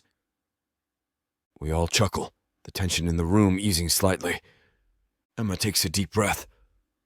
Okay, but I want it in writing that you can't force me to sell or close the store without my consent. Done, I agree quickly. This is about saving your store, not taking it from you. She studies me for a long moment, then nods. All right, I think we can make this work. I extend my hand. Partners. Emma hesitates for a split second before grasping my hand. Her palm is warm against mine, her grip firm. Partners, she echoes. As we shake on it, I can't help but feel a spark of excitement. This is going to be interesting. Chapter 8. Emma. I stand outside the coffee shop, my heart pounding in my chest. The aroma of freshly brewed coffee wafts through the air, but it does little to calm my nerves. I glance at the faded "For Lease" sign in the window of the shop next door, a stark reminder of why I'm here. I can't believe I'm doing this, I mutter, adjusting my bag on my shoulder. But as I look around at the closed storefronts lining the street, I know I have no choice. I can't let my father's bookstore become another casualty. Taking a deep breath, I push open the door. The bell chimes, announcing my arrival. Jackson's already there, his leg bouncing with barely contained energy. He spots me and waves, a grin spreading across his face. Emma, over here, he calls out, unnecessarily loud in the quiet shop. I make my way over, noting how he takes up space, confident and at ease. It's irritating how good he looks, all tanned and fit from his time on the ice. I wasn't sure what you liked, so I ordered you a cappuccino and an iced coffee. You can order something else if you don't want either of these, he says, words tumbling out in a rush. I'll take the iced coffee, I say, reaching for it. Thank you. Our fingers brush as I take the cup, and I pull back quickly. So, let's get down to business. Jackson nods, pulling out a sleek tablet. I've been doing some research on indie bookstores that are thriving. What do you think about hosting author events? I blink, surprised by his preparedness. We used to do that back when Dad was, never mind. Yeah, we could start doing that again. We could use the back room for signings. Great. He swipes through some slides. And what about partnering with local schools for required reading lists? We already do that, but on a small scale, I admit. Expanding could work, especially if we offer bulk discounts. Jackson's eyes light up. That's perfect. We could also look into... As we continue talking, I find myself relaxing. His ideas are solid, and he actually listens when I speak. When I suggest adding a small cafe to increase foot traffic, he doesn't dismiss it outright. That could work, he muses. We'd need to crunch the numbers, but it's worth exploring. I nod, surprised to find myself getting excited about the possibilities. We could start small, maybe just coffee and pastries at first. I like how you think. Jackson grins, and for a moment I forget why I was so angry with him in the first place. As we continue brainstorming, I find myself leaning in, caught up in the possibilities. Jackson's energy is infectious, and I can't help but get swept along. What about a loyalty program? I suggest, tapping my pen against the table. We could offer discounts or free books after a certain number of purchases. Jackson's eyes light up. That's brilliant, Emma. We could even tie it into a mobile app for easy tracking. I nod, surprised by his enthusiasm. And maybe partner with local coffee shops for cross-promotions? Exactly. He scribbles furiously on his notepad. We could do a buy a book, get a free coffee deal. It'd drive foot traffic for both businesses. I pause, struck by a thought. You know, I never pegged you for a business strategist. He looks up, a wry smile on his face. There's a lot about me you don't know, Emma. Hockey's not just about skating fast and hitting hard. It's strategy, teamwork, adapting on the fly. I consider this, seeing him in a new light. I guess I never thought about it that way.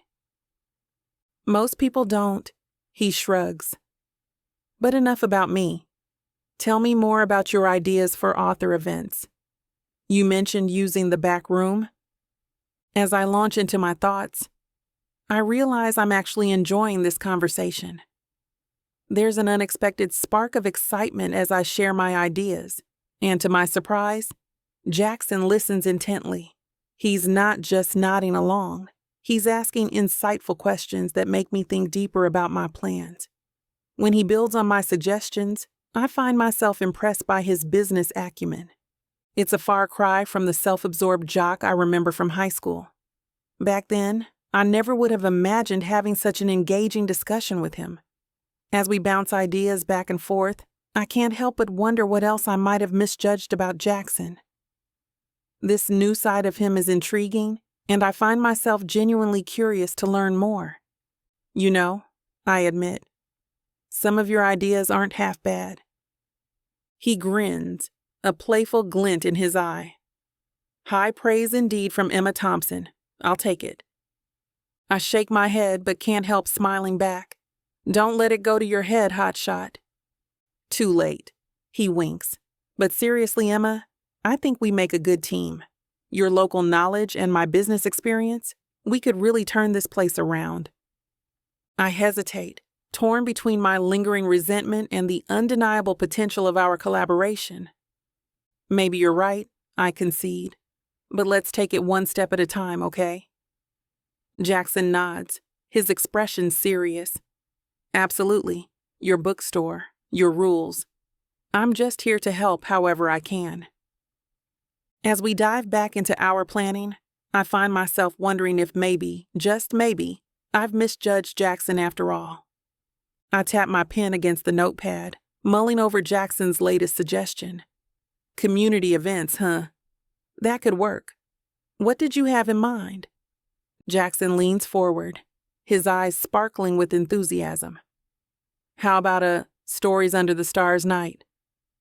We could set up in the park, bring some comfy chairs and blankets, and have local authors read excerpts from their books. I pause, considering the idea. I have to admit it's actually pretty decent. That could be nice. We could even partner with the food trucks that usually hang around the park on weekends. Exactly. Jackson grins. And here's the kicker. We donate a portion of the proceeds to the local literacy program. I blink, surprised. That's actually really thoughtful. He shrugs, but I catch a hint of pride in his smile. It's win-win. We boost sales, support local authors, and give back to the community. As we flesh out the details, I find myself getting caught up in his excitement. We brainstorm ways to make the event inclusive and accessible to everyone in Millbrook. What if we set up a book exchange corner? I suggest. People can bring old books and swap them for new ones. It'll help those who can't afford to buy new books all the time. Jackson nods enthusiastically. Love it. And we could have a kids' corner with storytelling and face painting. As we continue planning, I start to see Jackson in a new light. He's not just throwing money at the problem. He's genuinely invested in making this event something special for the whole town. It's like I'm seeing a side of him I never knew existed back in high school. Thoughtful, considerate, and deeply committed to giving back. I catch myself smiling at his animated gestures as he outlines another idea, and for a moment, I forget all about our complicated history. Right now, we're just two people working together to create something meaningful for Millbrook, and it feels good, really good. You know, I say, studying him, I didn't expect you to be so community-minded. He looks up, a hint of vulnerability in his eyes. Millbrook gave me my start, Emma. I never forgot that. This town believed in me when I was just a kid with a hockey stick and a dream. It's about time I returned the favor. His words hit me like a splash of cold water. All this time, I'd assumed he'd forgotten about us, about where he came from. But here he is, pouring his heart into giving back. I'm sorry, Jackson, I say softly. I misjudged you. He reaches across the table, giving my hand a gentle squeeze. Water under the bridge. Now, let's make this event something Millbrook will never forget. I tap my pen against the notepad, eyeing Jackson across the table. So, for our first event, let's start with something small. Should we do a local author reading and signing? Jackson nods, his eyes lighting up. That's perfect. Any authors in mind? Actually, yes. Sarah Winters just released a new mystery novel set right here in Millbrook. She's got a decent following. Nice. Let's reach out to her. Jackson pulls out his phone, fingers flying over the screen. What about the logistics? Where should we host it? I chew my lip, considering. The back room could work, but it might be a bit cramped. What if we set up in the park across the street? We could do an outdoor event, bring some folding chairs, and string up some lights, Jackson adds, grinning. Make it feel cozy and intimate. Exactly. I can't help but smile back. We could partner with that new coffee truck, too. Offer discounts if people buy a book. Jackson leans forward, his enthusiasm infectious. Love it? What about marketing? We should definitely hit up social media, maybe some flyers around town. Definitely. I know a local artist who could design something eye-catching for us. We spend the next hour hammering out details, our ideas bouncing off each other with surprising ease. It's strange, working with Jackson like this. I keep waiting for the other shoe to drop, for him to say or do something that reminds me why I was so angry with him. But it doesn't come. Instead, I find myself actually enjoying our collaboration. Jackson's business savvy complements my local knowledge in ways I hadn't expected. When I mention concerns about potential rain, he immediately suggests renting a tent as backup. When he worries about parking, I point out the underused lot behind the hardware store. I have to say, I say, leaning back in my chair, this might actually work. Jackson's smile is warm, genuine. Of course it will. We make a good team, Emma. I feel a flutter in my chest at his words, but I push it aside. This is business, nothing more. Still, as we wrap up our planning session, I can't help but feel a spark of excitement for what's to come.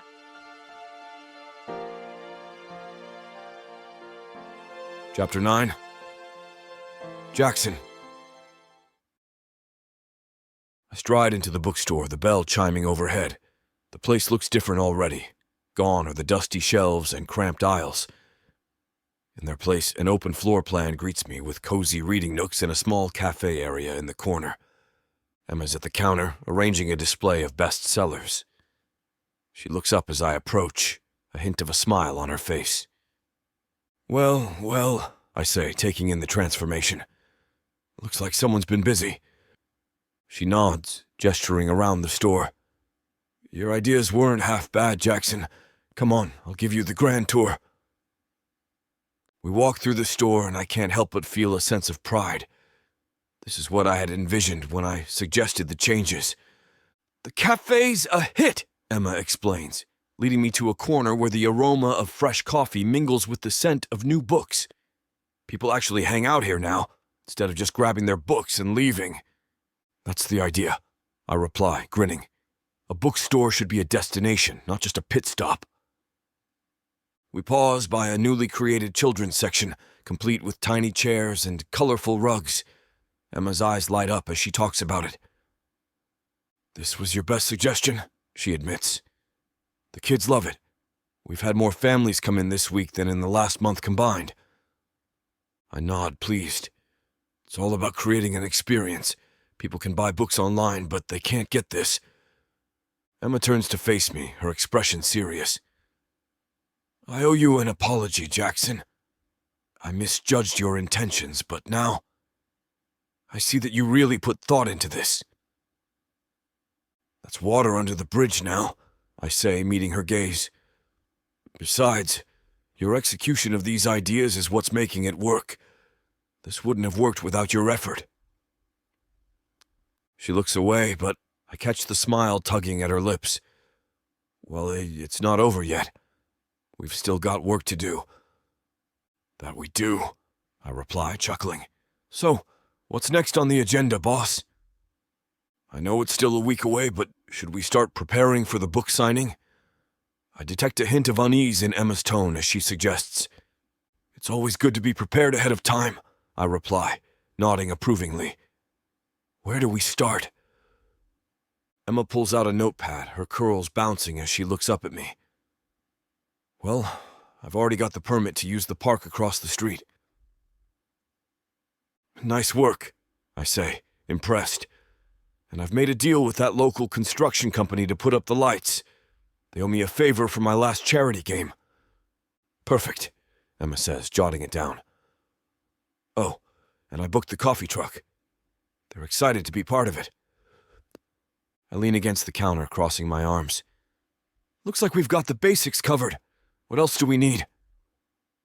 Emma taps her pen against her chin. Seating? We can't expect everyone to stand during the reading. Good point, I agree.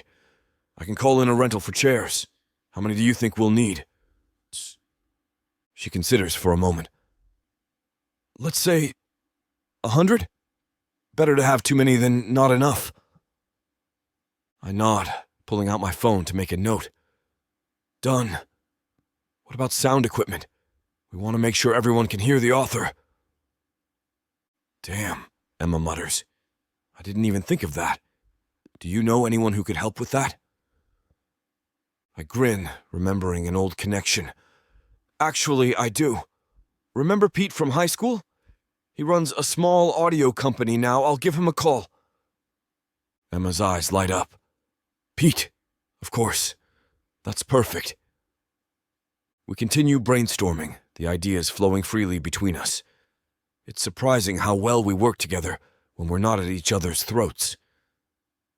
We should probably think about refreshments, I suggest. The coffee truck is great, but we might want some snacks too. Emma nods enthusiastically. Absolutely. I know a local bakery that would love the exposure. I'll reach out to them. As we continue planning, I can't help but notice the change in Emma's demeanor. Her eyes sparkle with enthusiasm, and her smile grows wider with each idea we bounce off each other. You know, Jackson, she says, tapping her pen against the notepad, I never thought I'd say this, but I'm actually enjoying working with you on this. I smirk, leaning back against the counter. Well, don't sound too surprised. I do have some good ideas from time to time. She rolls her eyes, but there's no malice in it. Okay, Mr. Hotshot.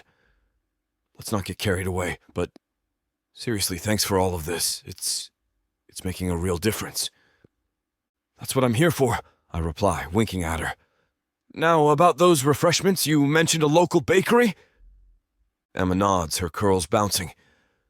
Yeah, Sarah's a sweet spot. They do amazing pastries. I think they'd be perfect for the event. Sounds good to me. Why don't you give them a call? As Emma dials the number, I take a moment to look around the store again. It's amazing how much has changed in such a short time. And not just the store, I realize. Emma, too. Hey, Sarah. It's Emma from the bookstore, she says into the phone, her voice warm and friendly. I've got an exciting opportunity for you. I listen as she explains the event, her enthusiasm infectious. When she hangs up, she's beaming. They're in, she exclaims. Sarah's even offering to do a special book-themed cupcake for the event. Isn't that great? That's fantastic, I agree, genuinely impressed. See, this is why we make a good team. You've got all these local connections. Emma pauses, looking at me with surprise. We do make a good team, don't we? I really appreciate you saying that, Jackson, and everything else you've done. I shrug, trying to play it cool despite the warmth spreading through my chest. It's nothing. Just doing what needs to be done. No, it's not nothing, she insists, stepping closer. You didn't have to do any of this, but you did, and I really do appreciate it. For a moment, we just stand, looking at each other. The air feels charged, like right before a big game. But before I can say anything, the bell over the door chimes, breaking the spell. Emma steps back, clearing her throat. Right. Well, we should probably get back to planning. What's next on the list? I nod, refocusing on the task at hand. Right. Let's talk about marketing. We need to get the word out about this event. I stand back, admiring the banner Emma's just hung across the storefront. Millbrook's first annual book bash, it proclaims in bold letters. Not bad at all. What do you think? Emma asks, climbing down from the stepladder. Looks great, I nod approvingly. Though maybe we should add featuring New York Times best-selling author underneath. Emma tilts her head, considering. You know, that's not a bad idea. It'll definitely draw more attention. She grabs a marker and starts sketching out the addition. See? This is why we make a good team. I can't help but grin. Damn straight. Though I gotta say, you've been full of surprises lately. That idea about the local artist corner? Brilliant. She pauses, marker in hand, and looks at me with a hint of surprise. Really? You like that? Are you kidding? It's genius. Showcasing local talent, bringing in a whole new crowd. That's the kind of thinking that'll keep this place thriving. Emma's face lights up with a smile that hits me right in the chest. Thanks, Jackson. That means a lot coming from you. We fall into a comfortable silence as we continue setting up. I'm hauling a box of books when a memory hits me. Hey, remember that time in high school when we stayed up all night reorganizing the library for that charity drive? Emma laughs, the sound warm and familiar. God, yes. Mrs. Hendricks nearly had a heart attack when she saw what we'd done. But it worked, I point out. We raised more money that year than ever before. True, Emma concedes, her eyes twinkling. Though I seem to recall you falling asleep in English class the next day and drooling all over your copy of The Great Gatsby. I groan dramatically. Low blow, Emma. I thought we agreed never to speak of that again. She grins mischievously. I made no such promise. As we continue working, the conversation flows easily between us, peppered with shared memories and inside jokes. It's nice, comfortable, like slipping on a favorite old jersey. You know, I say, hefting another box onto the display table. I gotta admit, I underestimated you at first, but you really know your stuff when it comes to running this place. Emma looks up from arranging books, surprise evident on her face. Thanks, Jackson. That actually means a lot. I shrug, trying to play it cool, just calling it like I see it. You've got good instincts for business. She smiles, a hint of her old fire returning to her eyes. Some of us actually paid attention in class, you know. I laugh, holding up my hands in mock surrender. Tache, though I seem to remember a certain someone helping me pass those classes. Emma's expression softens. Yeah, well, you weren't a completely hopeless case. As we continue setting up, I find myself stealing glances at her. The way she bites her lip when she's concentrating, the determined set of her shoulders as she tackles each task. It's captivating. I let out a sigh, refocusing on the job at hand. We've got work to do, after all. But as we move around each other, working in sync, I can't help but feel like something's shifting between us. Something interesting. Chapter 10. Emma. I scan the crowd, my heart swelling with pride as I take in the scene. The string lights cast a warm glow over the crowd, illuminating the sea of smiling faces. The air buzzes with excited chatter and laughter. It's more than I could have hoped for. My eyes land on Jackson, standing tall among the guests. He's chatting animatedly with a group of locals, his easy charm on full display.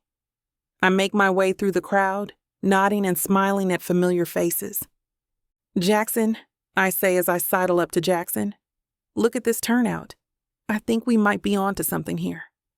He turns, flashing me that $1 million grin. Emma, I was just about to come find you. This is incredible. I know, right? Look at the store. I haven't seen it that packed since, well, ever.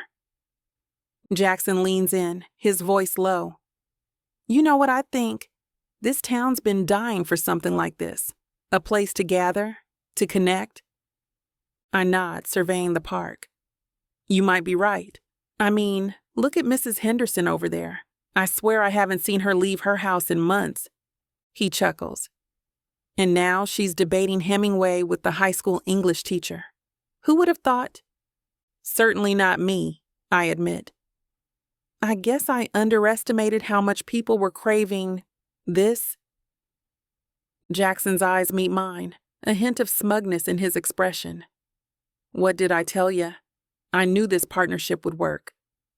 I wave it off, but can't help smiling. Don't get cocky, hotshot. We've still got a long way to go. True, he concedes, but this is a hell of a start. You should be proud, Emma. This is your vision coming to life. His words catch me off guard. I feel a warmth spread through my chest that has nothing to do with the bustling event. Our vision, I correct him softly. I couldn't have done this without you. For a moment, we just stand there, grinning at each other like idiots. Then a booming voice breaks the spell. Emma, Jackson, there you are. Mayor Frank pushes through the crowd, beaming. This is fantastic. Just what this town needed. You two have really outdone yourselves. I exchange a quick glance with Jackson before turning to the mayor. Thanks, Mayor Frank. We're pretty pleased with how it turned out. Pleased? You should be ecstatic. I haven't seen Millbrook this lively in years. You know, this gives me an idea. As the mayor launches into his latest scheme, I can't help but feel a spark of excitement. Maybe Jackson was right. Maybe this is just the beginning of something bigger for Millbrook. And maybe, just maybe, I'm ready to be a part of it. After the crowd disperses and we tidy up the festivities, I'm folding the last of the paper lanterns when Jackson's voice cuts through the quiet of the now empty bookstore. Hey, Emma, how about we celebrate? I turn, raising an eyebrow. Celebrate? It's nearly midnight. Jackson grins, his eyes sparkling with that familiar mischief. I know a place that's still open. Come on, you deserve it after pulling this off. I hesitate, my fingers toying with the edge of the lantern. I don't know, Jackson. I'm pretty beat. All the more reason to unwind, he counters, leaning against a bookshelf. Besides, when's the last time you treated yourself? I snort. Treated myself? In this economy? Exactly my point, he says, pushing off the shelf and stepping closer. Let me take care of it. You've earned it. I bite my lip, considering. The event was a success, and a part of me is itching to celebrate. But going out with Jackson, that's a complication I'm not sure I'm ready for. What's the worst that could happen? He teases, sensing my hesitation. You enjoy a good meal and maybe even have fun. I raise an eyebrow, but I can feel my resolve weakening. Fine, I concede, setting down the lantern. But nothing fancy. I'm not dressed for it. Jackson's grin widens. Trust me, you look perfect. I ignore the flutter in my stomach at his words. Let me just grab my purse. As I move to the back office, I hear Jackson call out, "And Emma, leave the worry behind. Tonight we celebrate." I pause, looking back at him. His confidence is infectious, and I find myself smiling despite my reservations. Maybe he's right. Maybe it's time to let loose, just for one night. All right, I say, grabbing my purse. Lead the way. The moment we step into the restaurant, it's like Jackson flips a switch. His megawatt smile lights up the room, and suddenly all eyes are on us. Well, on him. Jackson! Rosie, the owner, bustles out from behind the counter, arms wide open. Jackson laughs, embracing her. Rosie, you haven't aged a day. Oh, you charmer. She swats his arm playfully. Your usual booth is free. Go on, sit down. As we slide into the worn vinyl seats, I can't help but notice how easily Jackson commands attention. He nods and waves to familiar faces, calling out greetings left and right. Miller, how's that knee holding up? Stacy, congrats on the new grandbaby. I sink lower in my seat, feeling oddly exposed. I forgot how well you know everyone, I mutter. Jackson turns back to me, his blue eyes twinkling. It is a small town. It's impossible not to. Right, I nod, fidgeting with my menu. So, what do you recommend? Everything? He grins. But the burgers are to die for. As we order and settle in, I find myself watching Jackson. The way his hands move as he talks, the crinkles at the corners of his eyes when he laughs, it's all achingly familiar, and I'm hit with a rush of memories I've spent years trying to bury. High school. The way my heart would race whenever he walked into a room. How I'd hang on his every word during our tutoring sessions, desperately hoping he'd see me as more than just his brainy study buddy. Earth to Emma, Jackson's voice cuts through my reverie. You okay? You zoned out there for a second. I blink, forcing myself back to the present. Yeah, sorry, just remembering. Good memories, I hope? He leans forward, elbows on the table. I hesitate, not sure how to answer. Mixed bag, I finally say. High school was complicated. Jackson's eyebrows furrow. How so? I open my mouth, then close it again. How do I tell him that I spent 4 years nursing an unrequited crush, that every time he smiled at me, I'd spend hours overanalyzing it? It's nothing. I wave my hand dismissively. Ancient history. Jackson looks like he wants to press further, but our food arrives, saving me from further explanation. As we dig in, I try to focus on the present, on the successful event we just pulled off, on the future of the bookstore. But as Jackson launches into a story about his latest hockey game, his eyes alight with passion, I can't help but feel that familiar flutter in my chest. And I realize, with a sinking feeling, that maybe some crushes never really die. The night wears on, and I find myself laughing at Jackson's stories, my guard slowly lowering with each passing minute. The way his eyes crinkle when he smiles, the infectious sound of his laughter. It's all so familiar, yet somehow new. Remember that time in Mr. Peterson's class when you accidentally set off the fire alarm? Jackson asks, leaning in closer. I groan, covering my face with my hands. God, don't remind me. I thought I'd die of embarrassment. Are you kidding? It was hilarious. You should have seen your face when the sprinklers went off. Easy for you to say? I retort, lowering my hands. You weren't the one dripping wet in front of the entire school. Jackson's eyes sparkle with mischief. True, but I did get a pretty good view. My breath catches in my throat. Is he flirting with me? No, that's ridiculous. This is Jackson we're talking about. He could have any girl he wants. Why would he be interested in someone like me? I hesitate, not sure how to answer. High school was crazy, I finally say. Jackson's expression softens. Yeah, it was. But hey, we made it through, right? I nod, forcing a smile. Right, we did. Jackson's hand brushes mine as he reaches for the salt shaker, sending an electric jolt through my body. I pull back, my heart racing. You okay? He asks, concern etched on his face. Yeah, just tired, I guess. I lie, avoiding his gaze.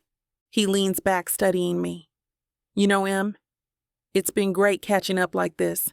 Feels like old times, doesn't it? I nod, not trusting my voice. It does feel like old times. And that's exactly what scares me. The easy banter, the shared memories. It's all too familiar, too comfortable, and far too dangerous. I can't help but remember how things ended before.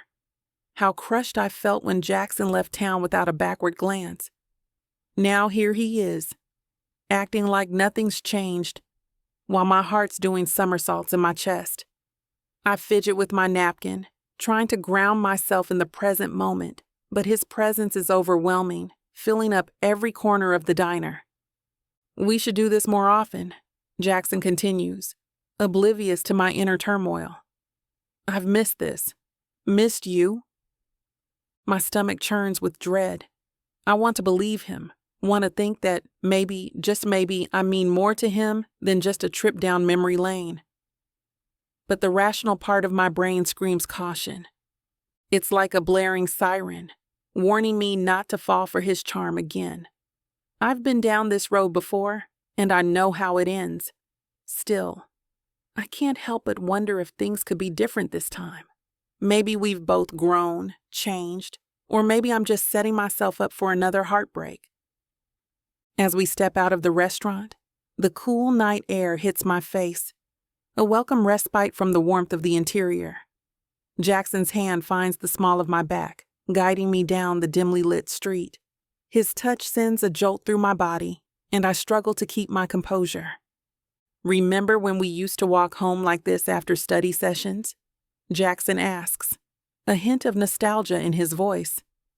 I nod, memories flooding back. How could I forget?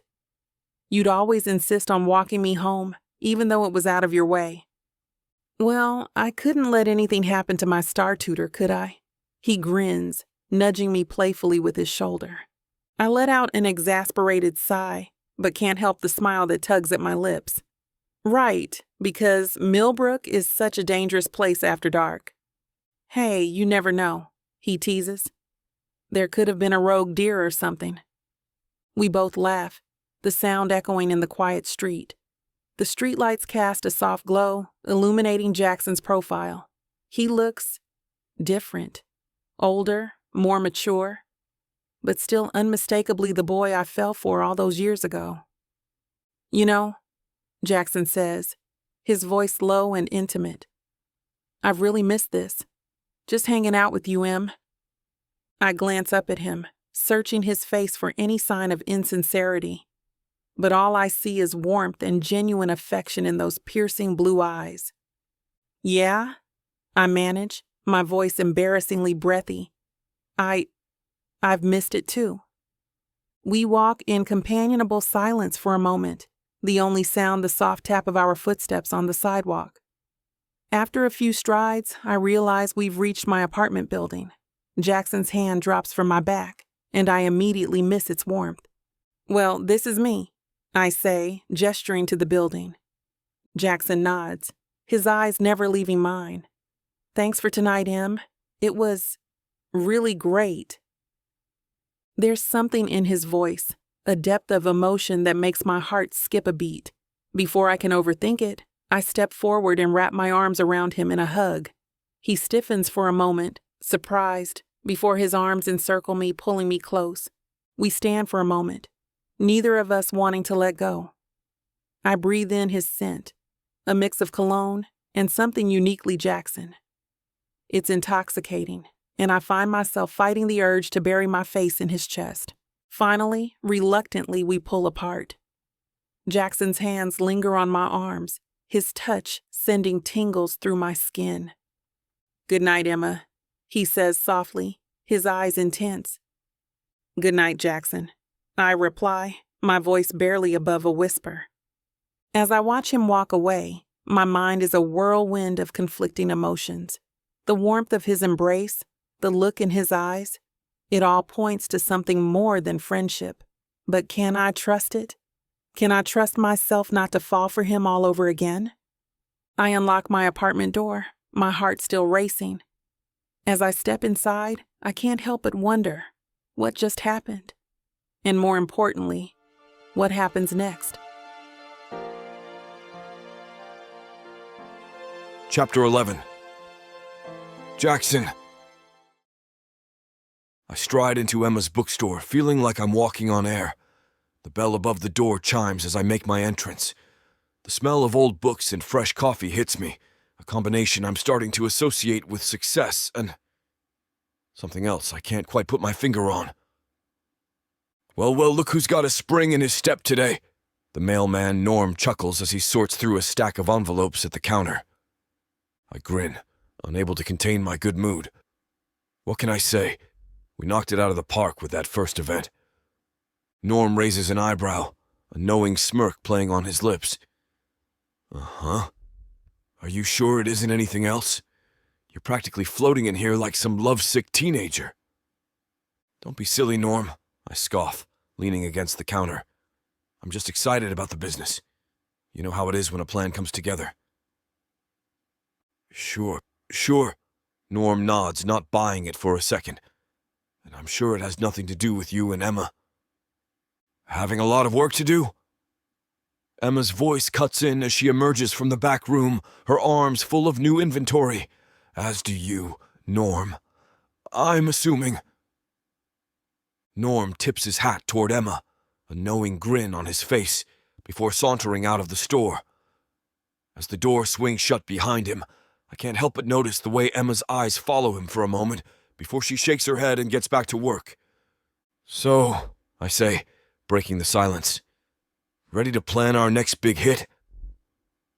Emma sets down the last book and turns to face me, a hint of a smile playing at the corners of her mouth. A monthly book club, right? I've got some ideas.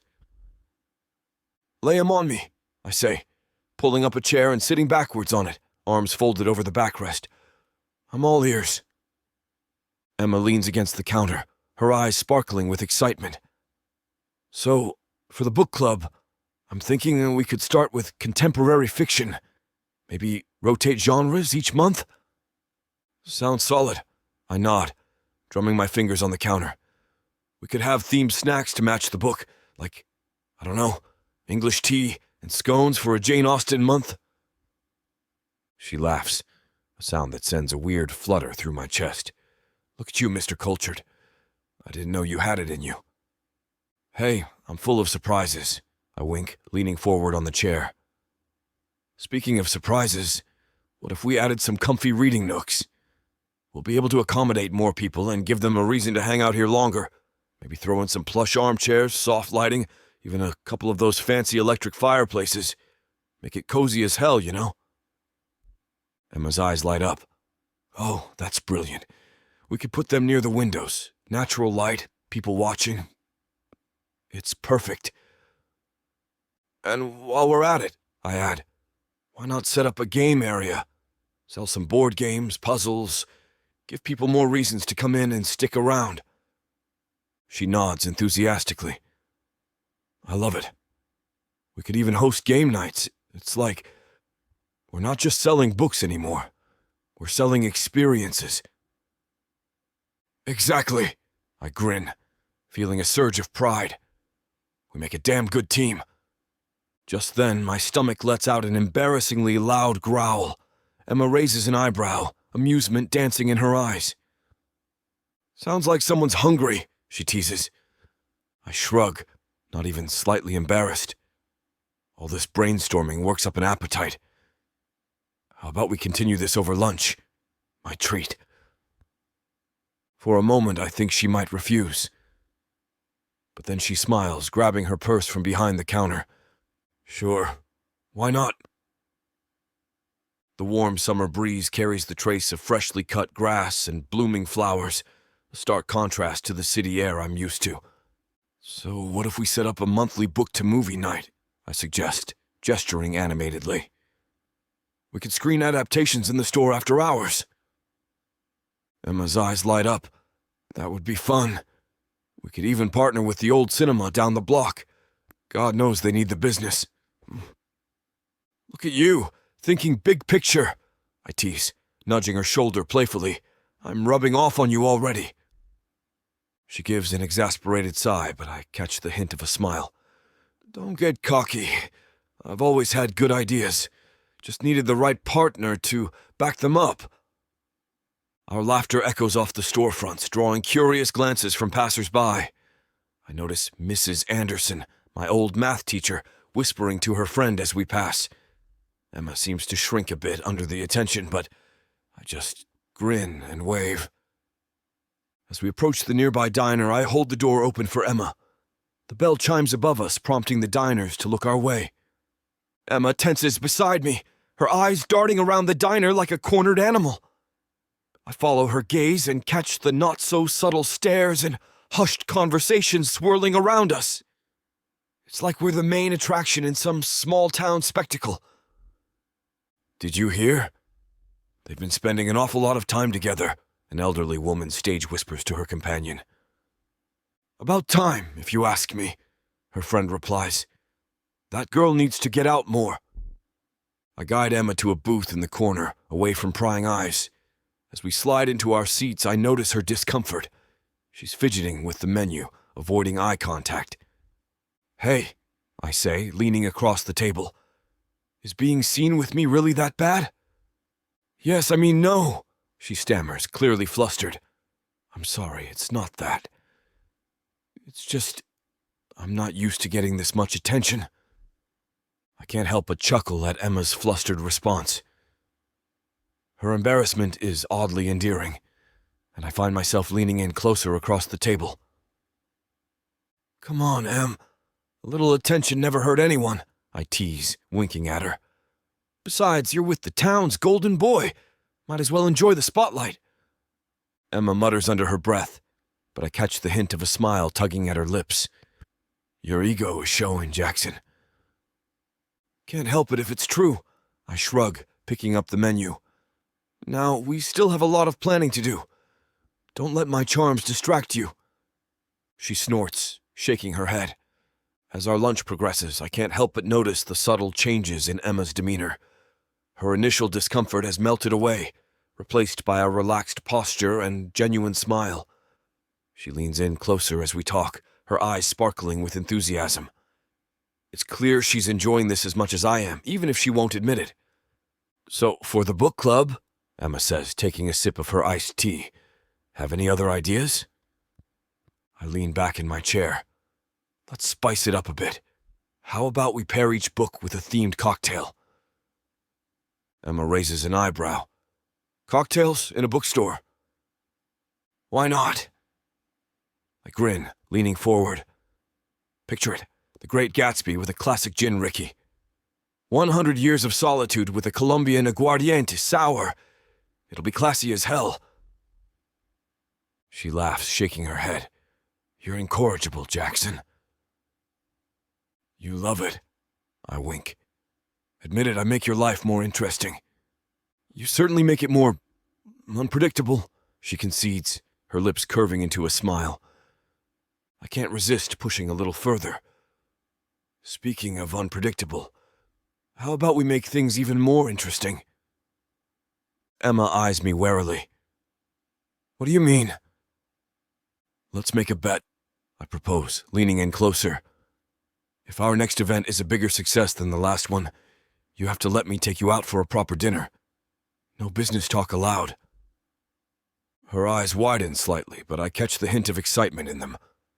And if it's not, then I'll work a shift at the bookstore, customer service, restocking the whole 9 yards. Emma laughs, the sound sending a jolt through me. You? Working retail?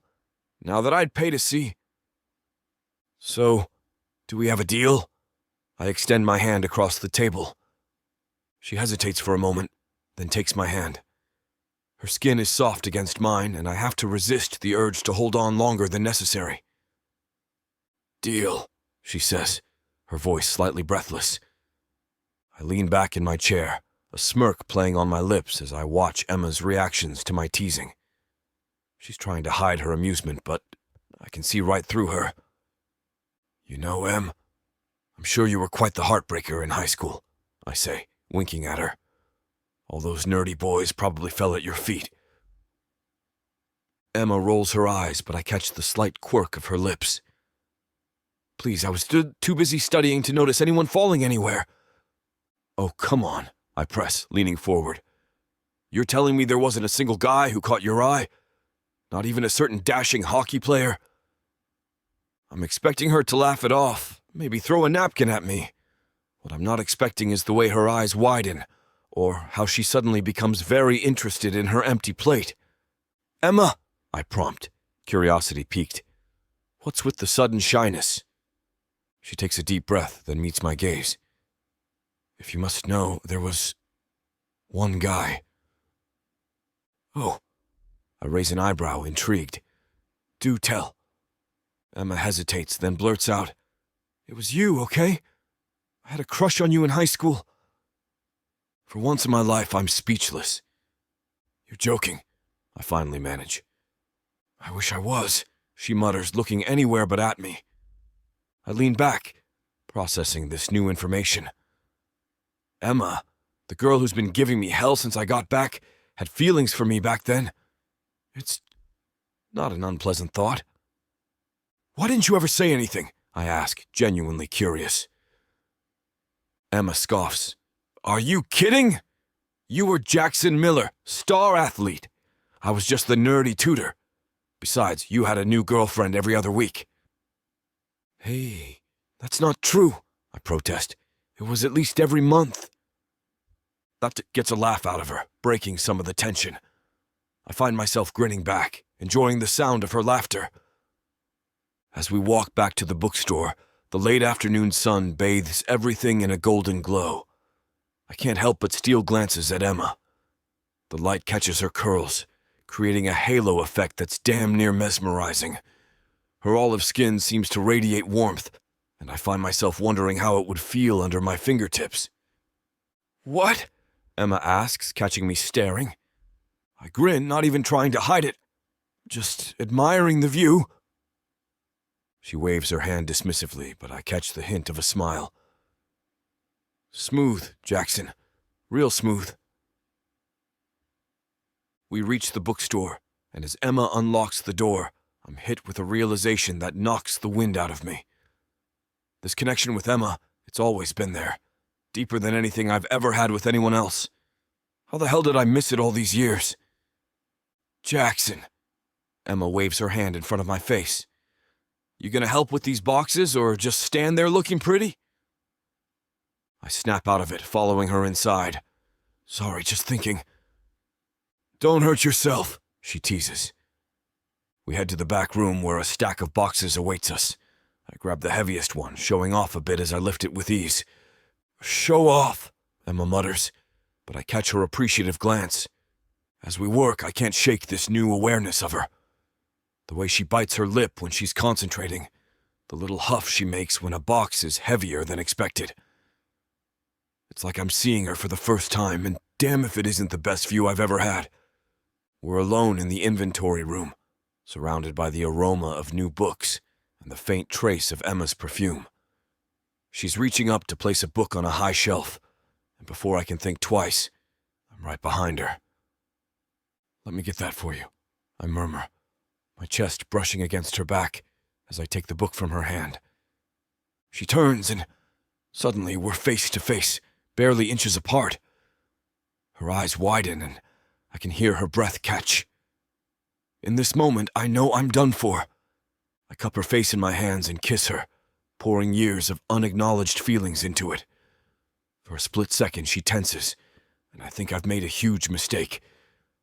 But then she's kissing me back, her fingers tangling in my hair, and damn, it's like coming home. Chapter 12. Emma. Jackson's lips are still on mine when his phone buzzes. He pulls away and I'm left breathless, my heart pounding against my ribcage. He checks the screen, frowning. Damn, it's my manager. I gotta take this. He steps back, creating distance between us. "Hey, what's up?"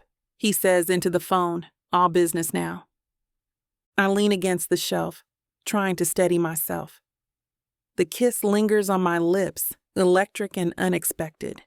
Jackson paces as he talks, his free hand running through his hair. "Yeah, I can be there in 20. No problem." He ends the call and turns to me. "Sorry, Em. I've got to hit the gym. My trainer's in town and wants to run through some new routines." "Oh," I manage, my voice barely above a whisper. "Sure, no problem." He grins, closing the distance between us again. "I'll call you later, okay?" His fingers brush my cheek, and I fight the urge to lean into his touch. "Okay," I nod, not trusting myself to say more. With a wink, he's gone, leaving me alone in the inventory room. The space suddenly feels too small, too warm. I need air. I stumble out into the main area of the bookstore, my legs unsteady. The familiar smell of old paper and leather bindings grounds me somewhat, but my mind is still reeling. What just happened? 1 minute we're discussing business plans. The next, I touch my lips, still feeling the ghost of his kiss. A customer browsing nearby gives me an odd look, and I realize I must appear completely dazed. Shaking my head, I try to focus on work. There are books to shelve, orders to process, but every task feels like it's happening in slow motion. I catch my reflection in the window and barely recognize myself. My eyes are wide, my curls wilder than usual. Is this what it feels like to be on cloud 9? Because if so, I'm not sure I ever want to come down. As I hand the customer their change, the bell above the door chimes. I look up to see Janine walking in, her bright smile lighting up the room. "Perfect timing," I exclaim, practically vaulting over the counter. I grab her arm and start pulling her through the store. "You won't believe what we've got planned." Janine laughs, stumbling a bit as she tries to keep up. Whoa, slow down, Emma. What's got you so excited? I stop in front of a cozy nook near the back of the store. See this space? We're turning it into a reading area with comfy chairs and good lighting. And over here, I tug her towards another section. We're setting up an electric fireplace to make things more cozy. We? Janine raises an eyebrow. You and Jackson, I assume? I nod, trying to ignore the flutter in my stomach at the mention of his name. Yeah, his ideas aren't half bad.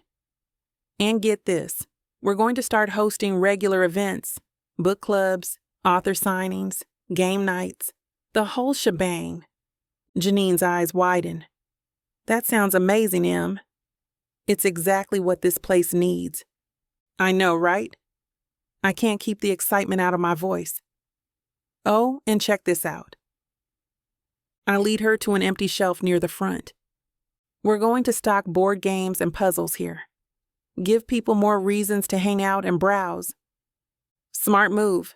Janine nods approvingly. Diversifying your inventory. I'm impressed. I beam at her, feeling a surge of pride. Thanks. It's been surprisingly fun, actually, working with Jackson on all this. Janine's eyes narrow, a mischievous glint in them. Okay, spill. What's really going on here? You're practically glowing, and it can't just be about some new shelves. I busy myself with straightening a stack of books, avoiding her gaze. What? No, I'm just excited about the store. Things are finally looking up, you know? Uh-huh, Janine says, unconvinced. She leans against the counter, crossing her arms. And I suppose Jackson has nothing to do with this sudden burst of enthusiasm? We're just working well together. I insist, my voice a little too high-pitched to be convincing. He's got some good ideas, that's all. Janine snorts. Please. I've known you since we were kids, Emma. You can't fool me. Something happened between you two, didn't it? I feel heat creeping up my neck. I don't know what you're talking about. Oh, really? Janine grins, leaning in closer. Then explain why your face is red. My head snaps up. What? I rush over to a nearby window to check my reflection. Come on, Em, Janine laughs. You can tell me. What's the deal? I peek through my fingers at her, my resolve crumbling. Okay, fine. We kissed. Earlier, right before he left. Janine's squeal of delight echoes through the store, making a few customers turn and stare. I knew it! Oh my God, Emma, finally. How was it? Was it good? It was good, wasn't it? Shh, I hiss, grabbing her arm and pulling her into a quieter corner. Keep your voice down, will you? I don't need the whole town knowing. Sorry, Janine says, not looking sorry at all. But seriously, details. Now.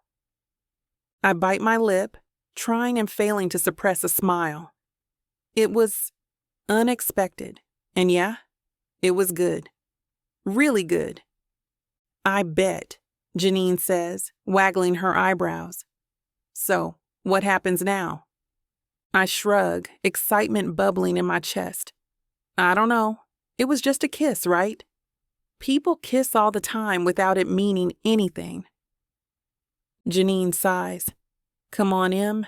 This is Jackson we're talking about. You've had a thing for him since high school.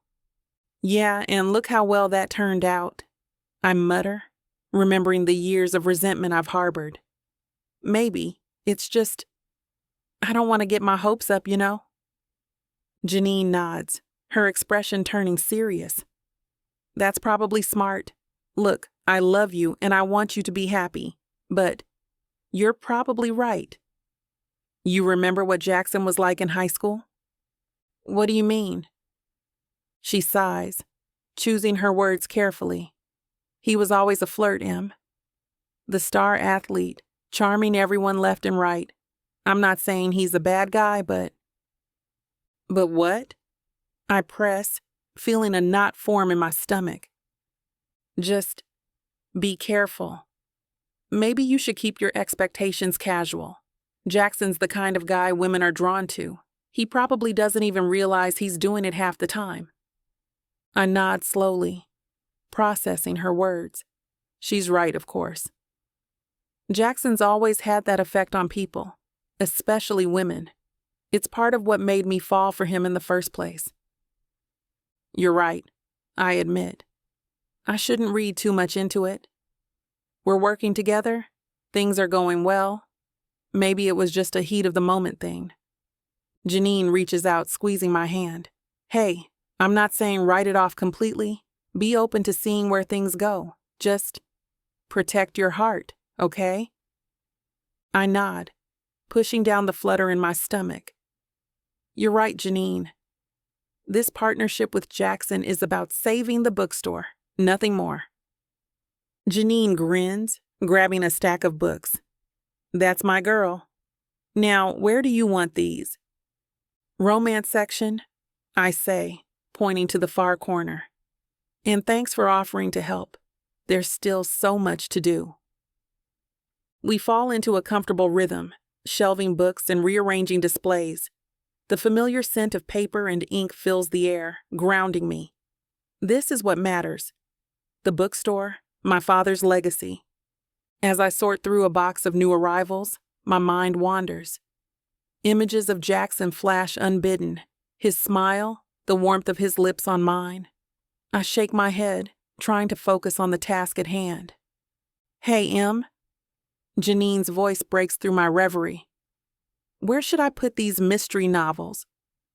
Oh, over by that shelf over there, I reply, gesturing vaguely. We're creating a cozy nook for the thriller readers. She nods, heading off with an armful of books.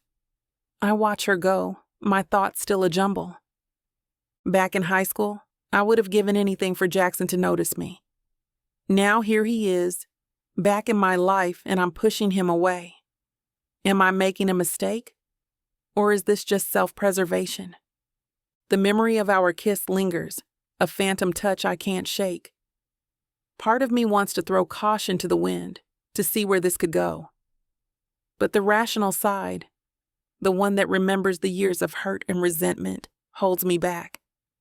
You okay, Em? Janine asks, breaking my daze. I blink, forcing a smile.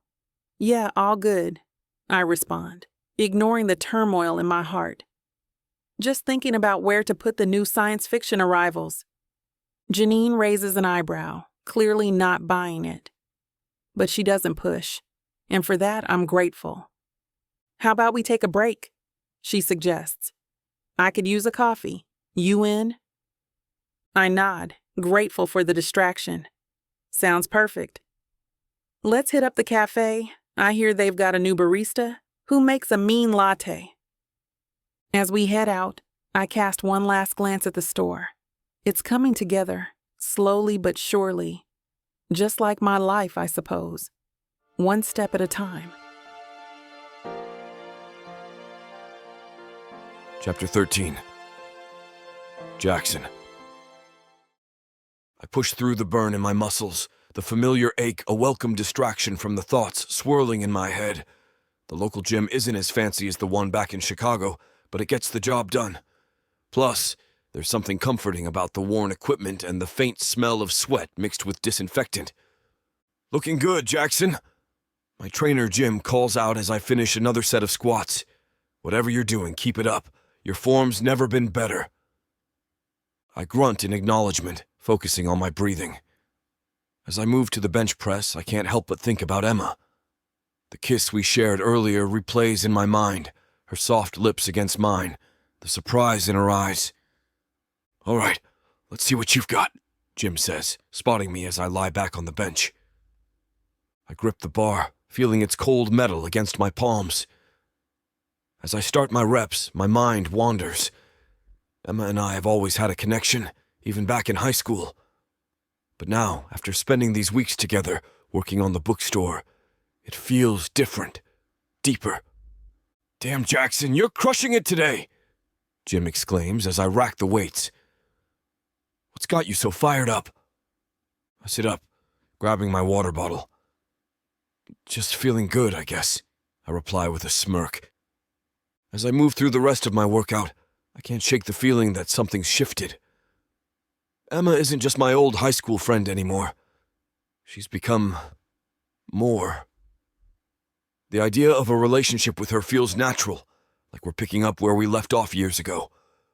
I finish my last set of pull-ups, muscles burning satisfyingly. As I cool down, I realize I'm actually looking forward to seeing Emma again. It's been a long time since I felt this way about anyone. Great session, man, Jim says, clapping me on the shoulder. Whatever's got you in such a good mood, stick with it. It's doing wonders for your performance. I nod, a small smile playing on my lips. Yeah, I think I will. I rush down the stairs, keys jingling in my hand, when Mom's voice stops me in my tracks. Hold up there, speedster, where's the fire? I turn, hand on the doorknob. Just heading to the bookstore, Emma and I have some work to do. Mom's eyes light up. Emma? Well, isn't that nice? You two reconnecting after all these years? It's not like that, Mom, I say, but I can't help the smile tugging at my lips. She waves her hand dismissively. Oh, please. That girl was always good for you. The way she helped you in high school. I swear, if it wasn't for her... Yeah, I know. I pause, thinking back to those days. Emma tutoring me, pushing me to do better. How did I not see it before? She really did help me a lot, didn't she? Mom nods, a knowing look on her face. And you helped her too, you know. Got her out of her shell a bit. You two just... fit. I'm about to protest, but something stops me. Maybe she's right. Maybe everyone saw what we couldn't back then. Anyway, I gotta run. Don't want to keep her waiting. Mom smiles. Of course not. Have fun, sweetie. The bell above the door chimes as I enter the bookstore. Emma's behind the counter, sorting through a stack of papers. She looks up, and I swear her eyes brighten. That took you long enough, she teases. I lean against the counter, grinning. Miss me that much, huh? She scowls, but there's a smile playing on her lips. You wish. I've been far too busy to even notice you were gone. Is that so? I reach over and pluck a paper from her stack. Then I guess you don't need my help with these invoices. Emma snatches it back, her fingers brushing mine. Hands off, hockey boy. Some of us actually know how to run a business. Ouch! I clutch my chest in mock pain. And here I thought we were partners. She laughs, the sound warming me from the inside out. Partners? Is that what we're calling it now? I lean in closer, lowering my voice. Well, what would you like to call it? Emma's breath catches, and for a moment, I think she might close the distance between us. But then she steps back, a playful glint in her eye. I'd call it you distracting me from my work. Now, are you going to help or not? I chuckle, moving around the counter to join her. I can't help but grin as Emma and I continue working side by side. The air between us crackles with electricity, each stolen glance and accidental brush of hands sending sparks through my body. You know, I say, leaning closer to her as we sort through a stack of new arrivals, I think these romance novels are rubbing off on you. You're getting awfully good at this whole flirting thing. Emma rolls her eyes, but I catch the hint of a smile tugging at her lips. Please, if anyone's been affected by these books, it's you, Mr. I don't read, but suddenly I'm quoting poetry. I can't help it. I shrug, deliberately flexing my arms as I lift a heavy box of books. I'm a man of many talents. She snorts, shaking her head. Yeah, and modesty is definitely one of them. We fall into a comfortable rhythm, organizing shelves and discussing potential events for the store. Every now and then I catch Emma watching me, her gaze lingering a moment too long before she quickly looks away. Finally, after I make yet another cheesy comment about how we make a great team, Emma sets down the book she's holding and turns to face me. Okay, Jackson. That's enough joking around for the day. Let's be serious. I raise an eyebrow, meeting her gaze. But I am being serious. She sighs, running a hand through her curls. I mean about this. She gestures vaguely between us, her eyes searching mine. I set down the pricing gun I've been using and take a step closer to her. My voice drops, low and intense. Emma, I know you and everyone has this idea of who I am. Some may be true, others are not. But I think if there's anything you truly know about me, it's that when I dedicate myself to something, I give it my all. She bites her lip, uncertainty flickering across her face. Jackson, I cut her off, my words coming out firm and clear. I'm serious about exploring this relationship, Emma. Dead. Serious. And I'm going to prove it to you. I take a deep breath, then plunge ahead. Go out with me. On a proper date. Let me show you just how serious I am about us. Emma's eyes widen, surprise and skepticism dancing across her features. She hesitates, her fingers fidgeting with the hem of her shirt. I don't know, Jackson. You never even considered it before. I reach out, gently taking her hand in mine. That was before. This is now. I don't want to miss another chance to get to know you. More of you. She searches my face for a long moment, and I can almost see the gears turning in her head. Finally, she nods, a small smile breaking through her hesitation. Okay. Yes. Let's go on a date. I guide Emma into Millbrook's finest restaurant, my hand resting lightly on the small of her back. The maitre d' greets us with a nod, clearly recognizing me. Mr. Jackson, your usual table is ready. Emma raises an eyebrow as we follow him. Your usual table? Someone's been busy while in town. I shrug, pulling out her chair. What can I say? I like consistency. As we settle in, I can't help but admire how the soft candlelight plays across Emma's features. She looks stunning in a simple black dress, her curls framing her face perfectly. So, I start, leaning forward. Tell me something I never knew about you, Emma. She takes a sip of water, considering. I once dreamed of being a writer, still do sometimes. Really? What kind of stuff? Fantasy mostly. Worlds where anything's possible. I grin. Like a world where you actually enjoy my company? She tilts her head in disbelief, but I catch the hint of a smile. Don't push it, hockey boy. Our conversation flows easily through dinner, punctuated by laughter and playful jabs. As we finish our meal, I stand and offer her my hand. Care for a walk? The evening air is crisp as we stroll along the lake's edge. I drape my jacket over Emma's shoulders, my arm lingering around her. You know, I say, breaking the comfortable silence, I don't think I ever properly thanked you for all your help in high school. Emma looks up at me, surprise evident in her eyes. What do you mean? Come on, Emma. We both know I wouldn't have graduated without you bugging me about homework.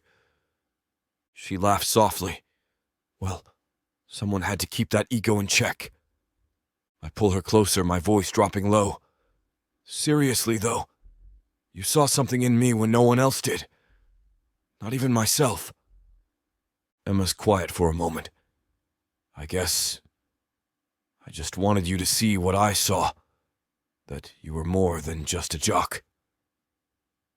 We stop walking and I turn to face her.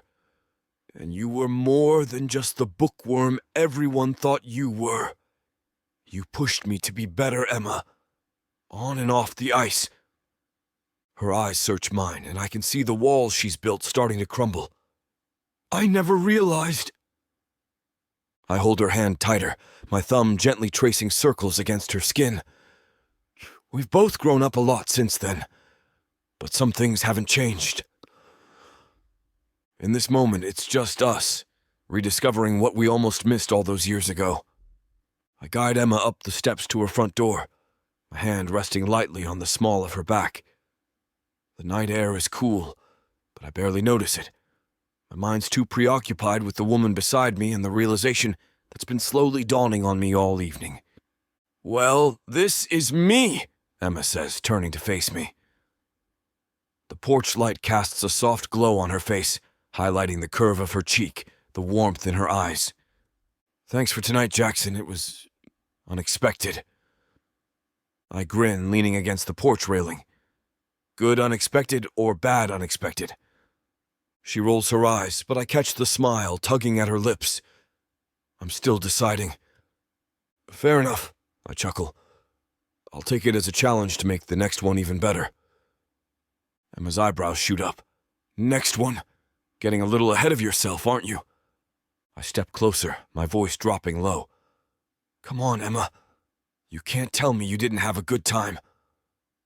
She hesitates, and I can see the conflict in her eyes. It's then that I realize I need to slow down. This thing between us, whatever it is, it's fragile, new, and worth taking the time to nurture. "Hey," I say softly, taking her hand. "No pressure, okay? We've got all the time in the world to figure this out." Relief floods her features, and she squeezes my hand. "Thanks, Jackson, but I did have a good time." I nod, understanding. "I'm glad." We stand there for a moment, the air between us charged with unspoken possibilities. Then, moving slowly, giving her plenty of time to pull away, I lean in and press a gentle kiss to her lips. It's brief, just a whisper of contact. When I pull back, Emma's eyes are wide with surprise, and something else I can't quite name. "Good night, Emma," I murmur, stepping back. She nods, a small smile playing on her lips. "Good night, Jackson." As I walk back to my car, I can't help but glance back. Emma's still standing on the porch, watching me go.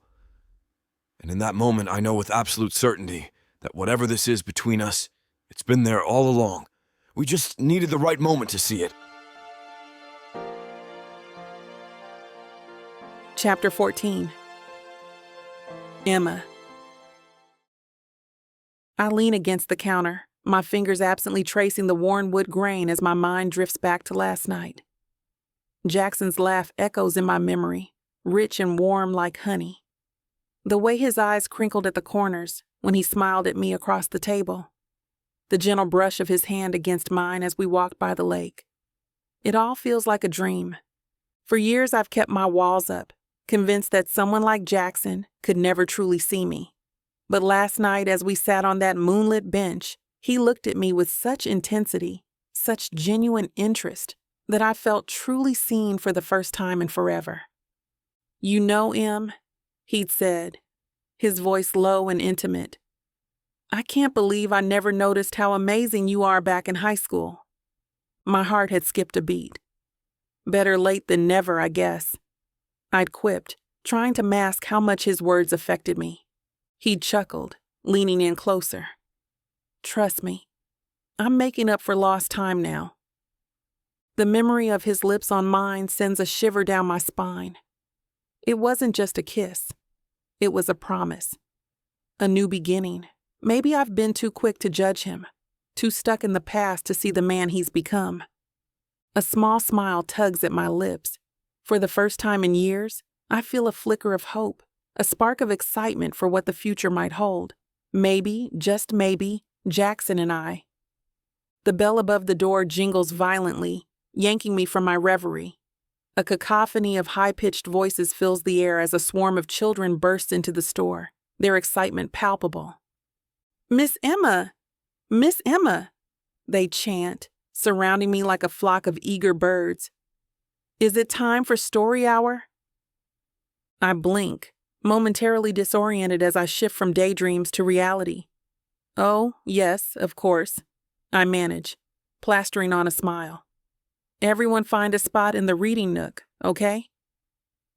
As the kids scramble to claim cushions and beanbags, I take a deep breath, pushing thoughts of Jackson to the back of my mind. There'll be time for romance later. Right now, I've got a room full of eager young readers waiting for their weekly dose of magic. And they all lived happily ever after, I conclude, closing the storybook with a flourish. The children erupt into a chorus of cheers and giggles, their excitement palpable in the cozy reading nook. As I'm about to launch into a discussion about the story's moral, the bell above the door chimes.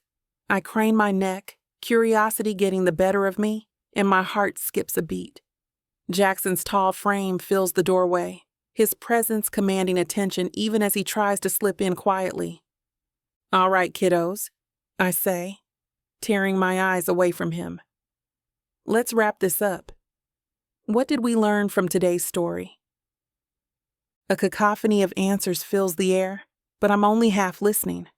My mind's already racing ahead, wondering why Jackson's here in the middle of the day.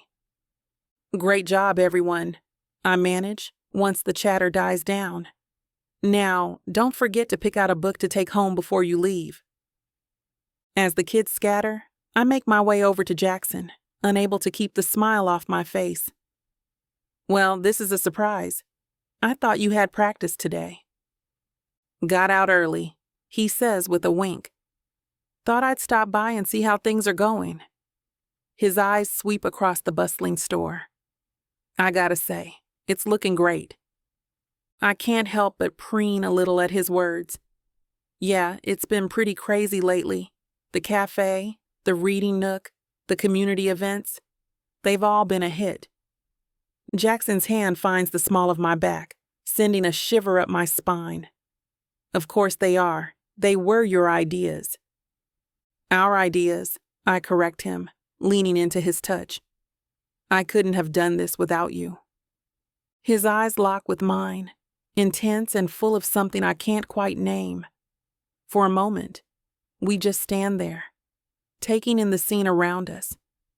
Kids excitedly showing their parents new books, regulars nestled in the reading nooks, the soft hum of conversation punctuated by laughter. "You know," Jackson says softly, "I never thought I'd say this, but I'm kind of jealous of all these bookworms." I raise an eyebrow. "Oh yeah? Why's that?" He grins, that cocky, heart-stopping grin that used to drive me crazy, and if I'm honest, still does. "Because they get to spend all day here with you." The days tick away as Jackson and I settle into a comfortable routine. When his schedule isn't packed with training sessions, he's here at the bookshop, pitching in wherever he can. Today the rain pounds against the windows, creating a soothing rhythm that fills the empty bookstore. I lean against the counter, watching droplets race down the glass. It's been weeks since Jackson and I started working together, and each day brings new surprises. "Looks like we picked the wrong day for our poetry reading," Jackson says, coming up behind me. His hand finds the small of my back, a gesture that's become comfortingly familiar. I turn to face him, smiling despite the gloomy weather. Maybe it's a sign we should take a break. We've been going nonstop lately.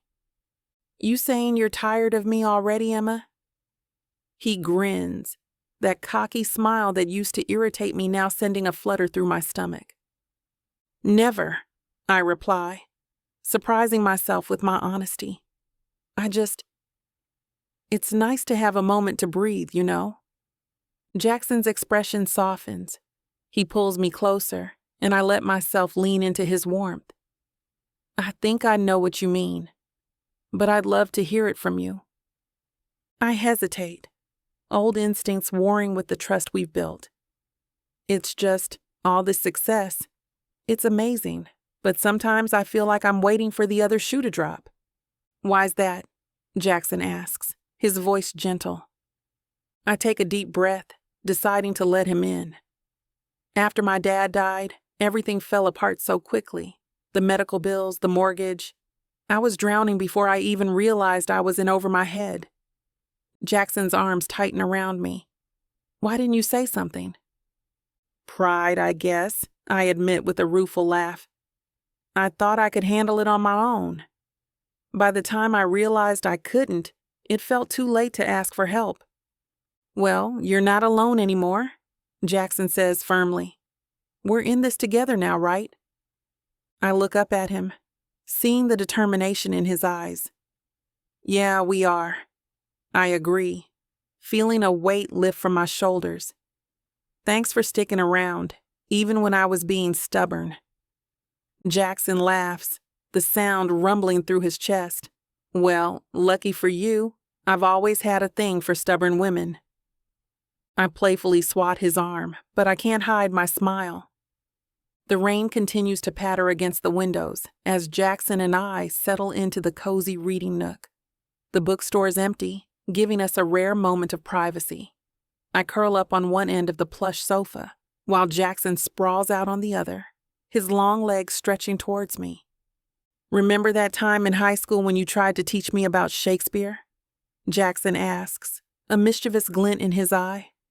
I groan, burying my face in my hands.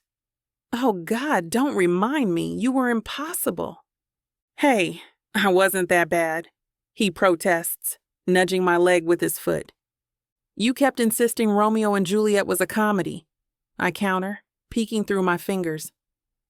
Jackson shrugs, unrepentant. Well, it kind of is. I mean, come on. They both die over a massive misunderstanding. That's pretty funny. You're hopeless, I laugh, shaking my head. Nah, just practical. I was more interested in scoring goals than sonnets back then. And now? I ask, curious despite myself. Jackson's expression softens. Now, I'm interested in a lot of things I didn't appreciate before. The weight of his gaze makes my heart skip a beat. I clear my throat, desperate to change the subject. So, Mr. Hockey Star, what's next for you? Any grand plans for the future? He leans back, considering. Honestly, I've been thinking about that a lot lately. I love hockey, but I can't play forever. I've been toying with the idea of starting a youth sports program here in Millbrook. Give kids a chance to pursue their dreams without having to leave home. Wow, I say, genuinely impressed. That's actually really amazing, Jackson. He grins, a hint of vulnerability in his eyes. Yeah, you think so? Absolutely. This town could use something like that. What about you? He asks, leaning forward. Any big dreams for the future of this place? I bite my lip, hesitating. It feels risky to share my hopes. But something in Jackson's expression encourages me. I've always wanted to turn the upstairs into a community space. Writing workshops, book clubs, maybe even a small art gallery for local artists. Make it a real cultural hub for Millbrook. Jackson's eyes light up. That sounds amazing, Em. Why haven't you mentioned this before? I shrug, suddenly self-conscious. It always felt like a pipe dream. Between keeping the store afloat and paying the bills, there was never time or money to even consider it. Well, Jackson says, his tone decisive. Maybe it's time we start considering it. As the rain continues to fall outside, drumming a soothing rhythm on the roof, I realize that for the first time in years, I'm not afraid of what tomorrow might bring. With Jackson by my side, his strong presence a comforting anchor, I feel ready to face whatever comes our way. It's strange how quickly things can change, how a person can walk back into your life and suddenly make everything feel possible again. I glance at Jackson, watching the way his eyes crinkle at the corners as he smiles, and I can't help but smile too. This feeling of hope, of excitement for the future, it's both exhilarating and a little terrifying, but with him here, I'm ready to embrace it all. Chapter 15. Jackson. I'm carefully stacking books on the new mahogany shelves, their rich scent filling my nostrils, when my phone buzzes in my pocket. I pull it out, my stomach dropping as I see the caller ID. Coach Thompson. I hesitate for a moment, my finger hovering over the screen before I take a deep breath and answer. Hey, Coach, I say, trying to keep my voice steady. Hey, superstar, just checking in about preseason training. You'll be back in Chicago next week, right? The question stuns me like a bucket of ice water. I've been so caught up in this small-town fantasy, I nearly forgot about my real life back in Chicago. The familiar rush of adrenaline that comes with the start of hockey season mixes with an unexpected pang of regret. How did I let time slip away like this? For a moment, I'm torn between two worlds. The glitz and glory of my pro career and the unexpected comfort I found here in Millbrook. Yeah, of course, I'll be there, I say, trying to sound more confident than I feel.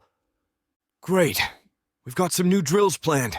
Can't wait to see what you bring to the ice this year. You know me, Coach. I'm always ready to dominate. We chat for a few more minutes about schedules and expectations. As I hang up, I notice Emma at the counter, helping an elderly woman choose between two mystery novels. She glances over, her brow furrowing as she catches my expression. I try to school my features into something more neutral, but it's too late. She's seen the cracks in my usual cocky facade. As soon as the customer leaves, Emma's at my side. Everything okay? She asks, her voice laced with concern. I consider brushing it off, but something in her eyes makes me pause. That was my coach, I admit. Preseason training starts soon. In Chicago? Oh, she says softly, realization dawning. She pauses briefly, likely contemplating what that means for the bookstore, for us. But she recovers her composure. That's great. I'm sure you must be itching to get back on the ice. Yeah, I admit, running a hand through my hair. But I have to be honest, I was getting used to being here, with you. The words feel strange coming out of my mouth. And I'm not usually one for sappy confessions, but something about Emma makes me want to be real. She looks up at me, her dark eyes searching my face. When do you have to leave? I let out a long breath. Next week. Monday morning. Emma nods slowly, processing the information. Her fingers trace the spine of a nearby book, a nervous habit I've noticed. That's soon. It is, I agree. But hey, it's not like I'm disappearing forever. We've got phones, FaceTime. Hell, I could probably charter a private jet on my days off. She shakes her head, but there's a smile tugging at her lips. Of course you could. What? Too flashy? I grin, leaning against the counter. Just a bit, she says, but her smile fades quickly. Jackson, I don't want to be that person, but I have to ask, what does this mean for us? The question hangs in the air between us. I've been avoiding thinking about it myself, if I'm being honest. I don't know, I say finally, but I know I don't want it to end. Emma bites her lip. Long distance is hard, and your life in Chicago is so different from mine here. True, I concede, but maybe that's a good thing. You keep me grounded, Emma, and I pause, searching for the right words. I think I make you see possibilities you might not have considered before. She nods slowly. You do. But what about when the season starts? You'll be traveling, busy with games and practices, and I'll be here, trying to keep this place afloat. I reach out, taking her hand in mine. Then we'll figure it out. Together. I'm not ready to give up on this, Emma. Are you? Her fingers tighten around mine. No, she says softly. I'm not. The following days zip past in a blur. I push open the door to Emma's bookstore, the familiar chime of the bell above my head sounding more melancholic than usual. The hint of old books fills my nostrils, and I take a deep breath, trying to memorize it. Emma's behind the counter, sorting through a stack of new arrivals. She looks up, her eyes meeting mine, and I see the same mix of emotions I'm feeling reflected there. Hey, I say, my voice gruffer than I intended. Hey yourself, she replies, setting down the book in her hand. So, this is it, huh? I nod, shoving my hands in my pockets. Yeah, I guess so. We stand there for a moment, the silence stretching between us. Then, as if on cue, we both start speaking at once. I just thought. We laugh, the tension easing a bit. I gesture for her to go first. I just wanted to say thank you, Emma says, coming around the counter. For everything you've done for the store. For me. I shrug, trying to play it cool despite the warmth spreading through my chest. It was nothing. It wasn't nothing, Jackson, she insists, stepping closer. It was everything. I reach out, cupping her face in my hands. Her skin is soft, warm. I'm gonna miss you, Emma. She leans into my touch, her eyes closing briefly. I'm gonna miss you too. I can't take it anymore. I pull her to me, crushing my lips against hers. She responds immediately, her arms wrapping around my neck, pressing herself against me like she's trying to memorize the feel of my body. When we finally break apart, we're both breathing heavily. I rest my forehead against hers, not ready to let go. We'll make this work, I say, my voice low and intense. I promise. Emma nods, her fingers tracing the line of my jaw. I know we will. I kiss her again, softer this time, pouring all the words I can't say into it. When I pull back, I see tears glistening in her eyes. Hey, no crying, I say, wiping a stray tear from her cheek. This isn't a goodbye. It's just to see you later. She laughs, the sound a bit watery. You're such a cliché sometimes. Yeah, but you love it, I tease, pulling her into a tight hug. We stand there for a long moment, just holding each other. I breathe in the fragrance of her hair, trying to commit it to memory. Finally, reluctantly, I step back. I should go. My flight. Emma nods, composing herself. Of course. Go be a superstar. I grin, despite the ache in my chest. Always am, babe. With one last kiss, I force myself to turn and walk out of the store. As I reach the door, I look back. Emma's standing there, a small smile on her face despite the tears in her eyes. I'll call you when I land, I promise. She nods. You better. And with that, I step out into the sunlight, leaving a piece of my heart behind in that little bookstore. I collapse onto my bed, every muscle in my body screaming in protest. Preseason training is kicking me harder than ever this year, but I love it. The familiar burn in my legs, the ache in my arms, the rush of endorphins coursing through my veins. It's what I live for, what I breathe for. This is my element, where I truly shine. Yet I can't hide my excitement to grab my phone once training ends. Listening to Emma's voice has become my daily anchor. It's been 3 days since our last call, and I'm surprised by how much I've missed her. Her laugh, her sass, even the way she challenges me. It's all become a part of my daily routine that I crave. The phone rings twice before she picks up. Hey, stranger, she says, her voice warm and familiar. Hey yourself. Miss me yet? She laughs, the sound sending a jolt through me. Maybe a little. How's training? Brutal. Coach is trying to kill us, I swear. I stretch out, wincing at the pull in my hamstrings. But enough about that. How's the store? It's good. The book club is really taking off. Glad to hear it. And you? Oh, me? I'm doing okay. Better now that you called, she teases. We fall into easy conversation, talking about everything and nothing. She tells me about a new shipment of books. I complain about my teammates' terrible jokes. It's so effortless, so natural, that for a moment I can almost pretend I'm back in Millbrook. So, Emma says after a lull, when's your first game? 2 weeks from Saturday. Why, you planning on flying out? There's a pause, and I can almost see her biting her lip. I wish I could. But the store... Hey, no worries, I say quickly, ignoring the pang of disappointment. I get it. Maybe I'll just have to score a hat trick in your honor instead. Oh, really? I can hear the smile in her voice. That confident, huh? Always. You know me. We talk for a while longer until my eyelids start to droop. As much as I want to stay on the phone all night, I know I've got an early practice tomorrow. I should probably get some sleep, I say reluctantly. Yeah, me too. Early shipment tomorrow. Emma? I say just before we hang up. Yeah. I'm really glad I called.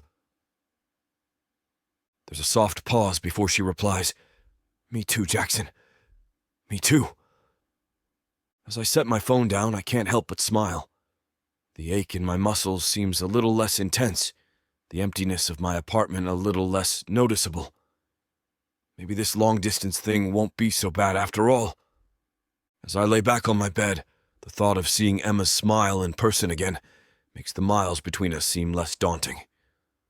Sure, it's not ideal, but if anyone's worth the effort, it's her. Chapter 16.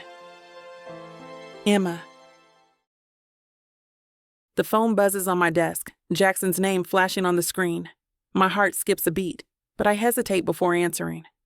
It's been 3 weeks since he left for Chicago, and despite his frequent calls, doubts gnaw at me. Hey, I say, trying to sound casual. Emma, how's my favorite bookworm? Jackson's voice booms through the speaker, full of energy. I can't help but smile. Oh, just drowning in paperwork and inventory. The glamorous life of a small-town business owner. Sounds thrilling, he chuckles. Listen, I've got a surprise for you. My stomach tightens. Oh? Check your email, he prompts. I swing over to my computer, and with a few taps and clicks, there it is, a plane ticket to Chicago. I freeze, my mind racing. Jackson, I don't know if I can just leave. There's so much to do at the store. Emma, he interrupts, his tone softening. Don't think that I haven't noticed. I know you're worried about us, about the distance. I want you to come and see me this weekend. I want you to see that what we have is real. My feelings for you haven't changed just because we're apart. I swallow hard, fighting back tears. It's not that simple. It is, he insists. Come to Chicago. Let me show you my world. Give us a chance to figure this out together. I take a deep breath, his words washing over me. Part of me wants to jump at the chance, but another part is terrified. What if I start, then stop myself? What if what? Jackson presses. What if I come there and realize we don't fit into each other's lives anymore? The words tumble out before I can stop them. There's a pause, and for a moment, I think I've ruined everything. Then Jackson speaks, his voice low and intense. Emma, listen to me. You fit into my life because I want you there. Period. This isn't about our different worlds or lifestyles. It's about us. You and me. And I'm not letting go without giving it the old college try. What do you say? His words hit me like a punch, knocking loose all my carefully constructed doubts. I close my eyes, picturing his face, his determination. Okay, I whisper. Okay? He sounds surprised, then elated. You'll come? I nod, then remember he can't see me. Yes, I'll come to Chicago. That's my girl, he says, and I can hear the grin in his voice. I can't wait to see you, Emma. We're going to make this work, I promise. As we hang up, I stare at the flight details in my email, excitement and nervousness swirling in my stomach. Chicago, Jackson, United States. Maybe, just maybe, we have a chance after all. I step off the plane, my heart racing. The bustling O'Hare Airport is a far cry from the quiet streets of Millbrook. I clutch my carry-on bag tighter, feeling out of place among the sea of business travelers and tourists. A young woman in a crisp suit approaches me. Ms. Emma, hi, I'm Alicia, Mr. Jackson's assistant. Welcome to Chicago. Thanks, I manage, following her through the terminal. As we exit the airport, a sleek black car pulls up. Alicia opens the door for me, and I slide into the plush leather seat, my eyes widening at the luxury. First time in Chicago? Alicia asks as we merge onto the highway. That obvious, huh? I laugh nervously. Don't worry, it's a great city. You'll love it. She points out the window. Look, you can see the skyline coming up. I gasp as the towering skyscrapers come into view, their glass and steel facades glinting in the afternoon sun. It's like nothing I've ever seen before. That's the Willis Tower, Alicia explains, gesturing to a particularly imposing building. And over there is Millennium Park. Mr. Jackson likes to run there sometimes. As we drive through the bustling streets, I can't help but feel small. The energy of the city is palpable, a stark contrast to the laid-back atmosphere of Millbrook. The diversity of people, the constant motion, the towering buildings, it's all so different from what I'm used to. This is Jackson's world, I murmur to myself, apprehension settling in my stomach. For the first time, I truly understand the vastness of the gap between our lives. How can my small-town bookstore possibly fit into all of this? The arena looms before me, a behemoth of steel and concrete. Alicia guides me through a maze of corridors, the smell of sweat and ice mingling in the air. We emerge into the arena, and my breath catches. The rink stretches out below, a gleaming expanse of white. This way, Alicia says, leading me to a section of seats. You'll have a great view from here. I settle into a hard plastic seat, my eyes drawn to the figures gliding across the ice. It takes me a moment to spot Jackson among them, but when I do, I can't look away. He moves with a grace I've never seen before, his powerful strides eating up the ice. A whistle blows, and the players gather around their coach. Even from here, I can see Jackson's focus, the way he leans in, absorbing every word. When they break, he's the first one moving, shouting encouragement to his teammates. Let's go, new guy. Pick up the pace. Jackson's voice carries across the rink. A younger player, red-faced and panting, redoubles his efforts. I lean forward, fascinated. This is a side of Jackson I've never seen before. He's always been confident, but here he's in his element. The authority in his voice, the sureness of his movements. It's mesmerizing. The practice continues, a blur of drills and scrimmages. I may not understand all the intricacies of the game, but even I can see that Jackson stands out. He's always in the right place, his passes finding their mark with unerring accuracy. He's something else, isn't he? A voice startles me. I turn to see an older man settling into the seat next to me, his eyes on the ice. Yeah, he is, I admit. I've never really watched hockey before, but... The man chuckles. But Jackson makes it look easy. That's why he's our star. Watch this next play. I turn back to the ice just in time to see Jackson intercept a pass.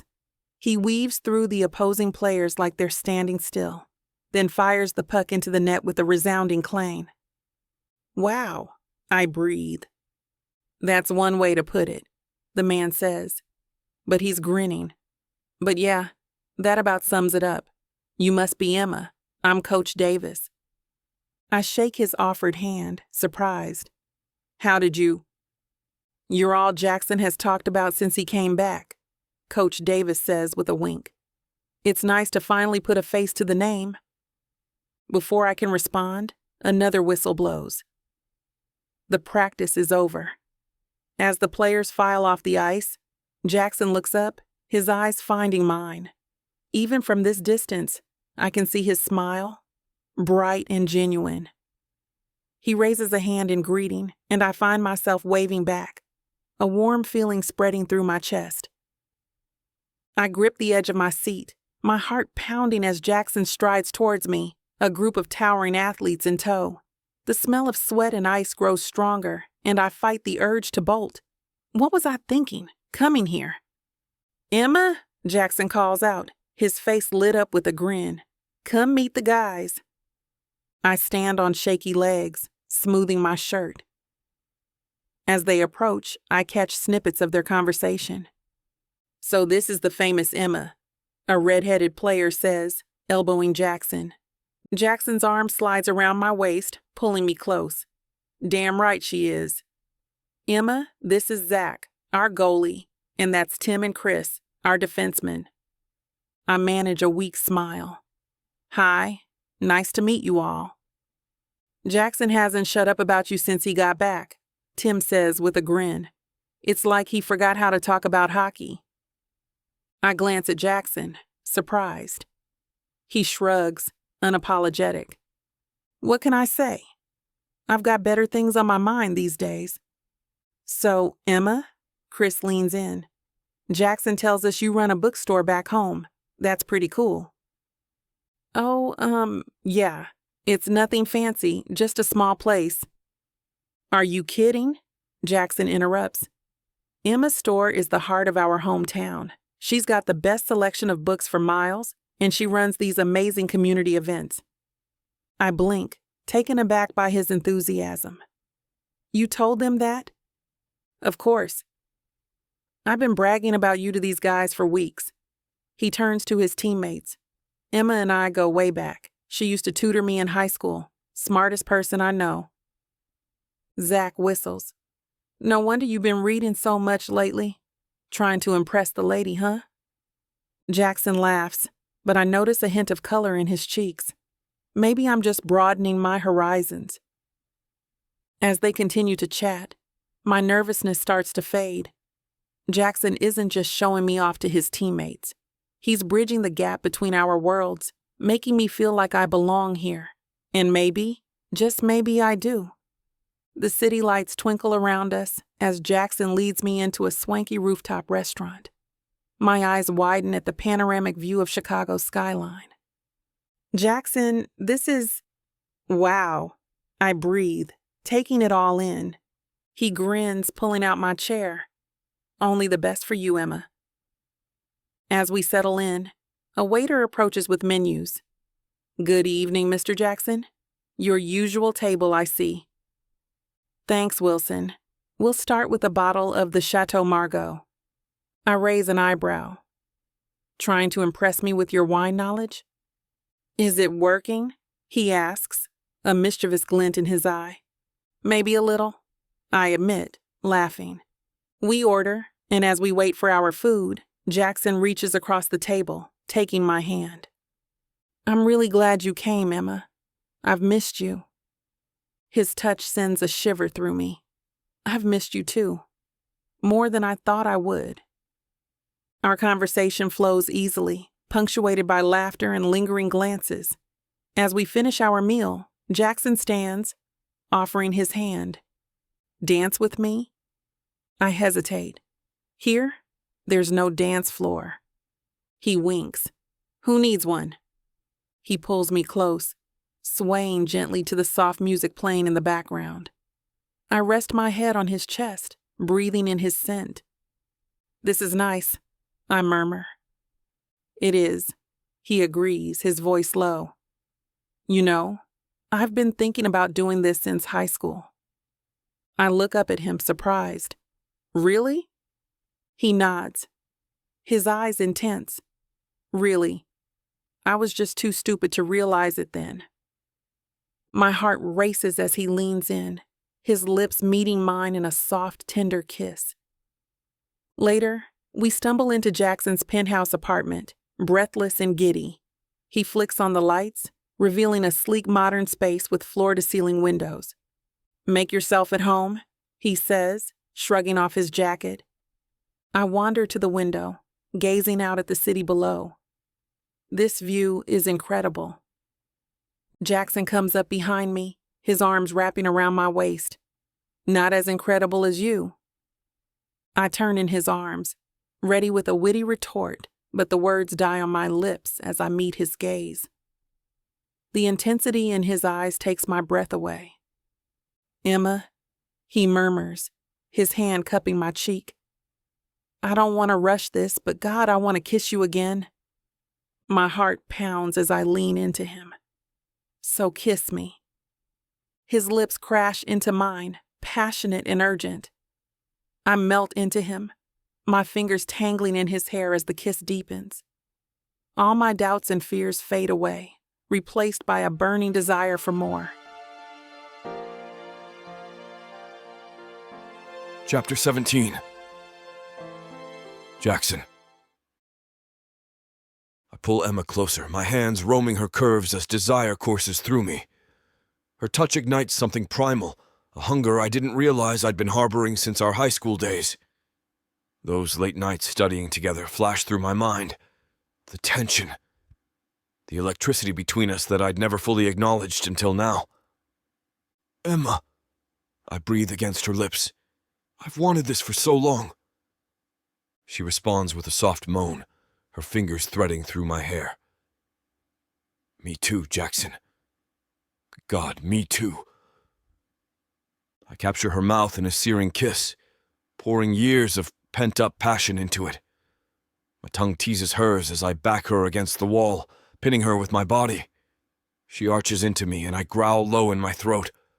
I hate to burst your bubble when things are just getting started, but this platform won't allow us to air the steamy content coming up in this chapter. If you want us to keep bringing you free audiobooks, we have to abide by their rules. Luckily for you, the unabridged version of every Vixa Vaughn audiobook is available at VixaVaughnRomance.com. And with promo code VIXA40, you can get 40% off any digital product. I prop myself up on my elbow, gazing down at Emma as she lies beside me, her chest rising and falling with each breath. The moonlight streaming through the window casts a soft glow on her skin, highlighting every curve and contour. She's gorgeous, and I can't believe it took us this long to get here. What are you thinking about? Emma asks, placing a soft kiss on my chest. I trace a finger along her collarbone, savoring the way she shivers at my touch. Just wondering what would have happened if we'd done this back in high school. She laughs, a rich, melodious sound that sends a jolt of desire through me. Oh God, can you imagine? We were such idiots back then.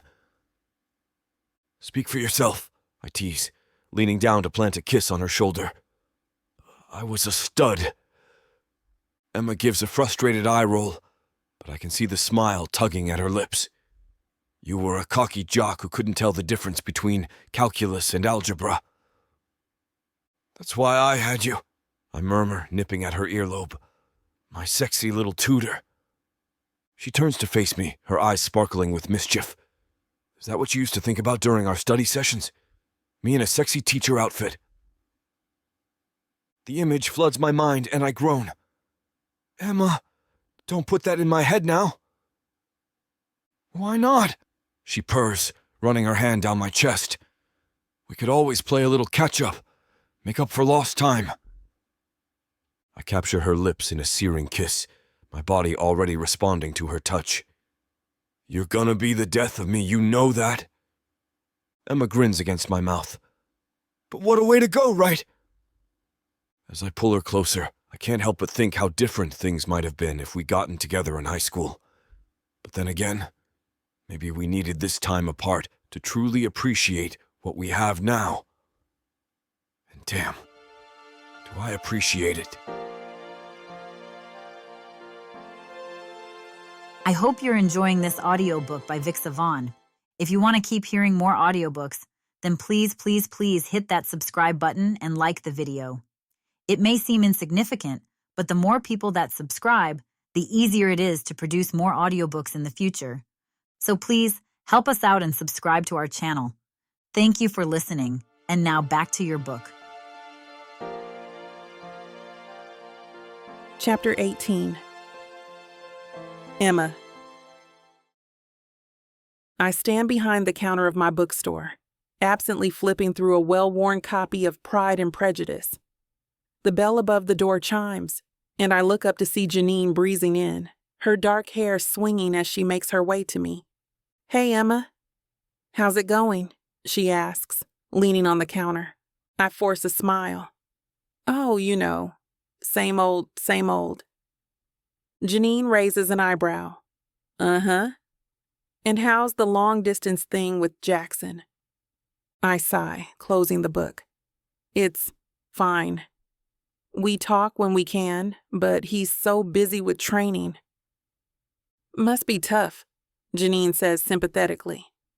Yeah, but the bookstore keeps me busy, I reply, gesturing around. We've got that new author event coming up next week. Janine nods, her eyes scanning the shelves. It's looking good in here. Those reading nooks Jackson suggested are really cozy. I can't help but smile at that. They are, aren't they? It's been nice seeing people actually hang out here. Speaking of hanging out, Janine says, a mischievous glint in her eye. When are you visiting him again? I shrug, trying to appear nonchalant. Not sure. His schedule is pretty packed. Well, don't let the distance get you down, Janine advises. Focus on all the exciting things happening here. As if on cue, the bell chimes again, and a group of teenagers walks in, heading straight for the new young adult section. See? Janine grins. Plenty to keep you occupied. I nod, grateful for her support. You're right. Thanks, Janine. As she leaves and I turn to help the newcomers, I push thoughts of Jackson to the back of my mind. There's work to be done, and I'm determined to make the most of it. The bell above the door chimes again, and I look up to see Mrs. Henderson, our town's retired English teacher, shuffling in. Her eyes light up as she takes in the new reading nooks. Well, I'll be. Emma, dear, this place looks absolutely charming, she exclaims, making her way to the counter. I smile, genuinely pleased. Thank you, Mrs. Henderson. We've made some changes recently. She nods approvingly. I can see that. Those cozy corners are just begging for someone to curl up with a good book. As I ring up her purchase, the group of high school students head for the reading nooks. I overhear snippets of their conversation. Dude, check it out. They've got bean bags now. Sweet. Let's grab some comics and chill for a bit. Their enthusiasm warms my heart. I finish up with Mrs. Henderson and make my way over to the teens. Can I help you guys find anything? I ask. One of the girls looks up from a graphic novel she's flipping through. This setup is awesome. When did you do all this? Just recently, I reply. We're trying to make the store more welcoming.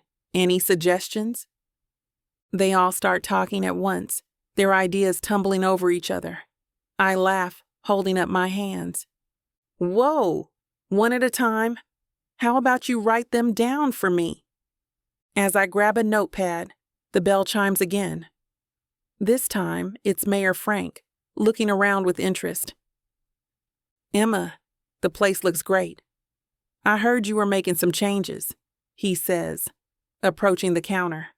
I nod, feeling a surge of pride. We're trying to make it more of a community space. What do you think? He grins. I think it's exactly what this town needs.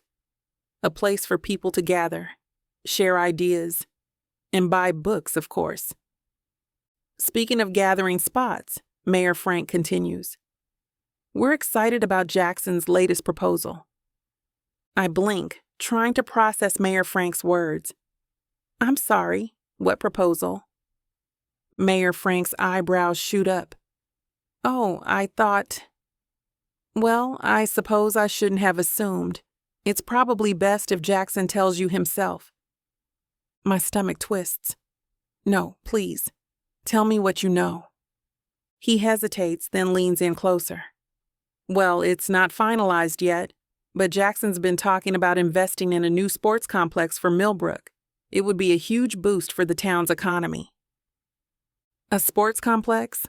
I repeat, my voice barely above a whisper. Yes. Indoor courts, an ice rink, maybe even a small stadium.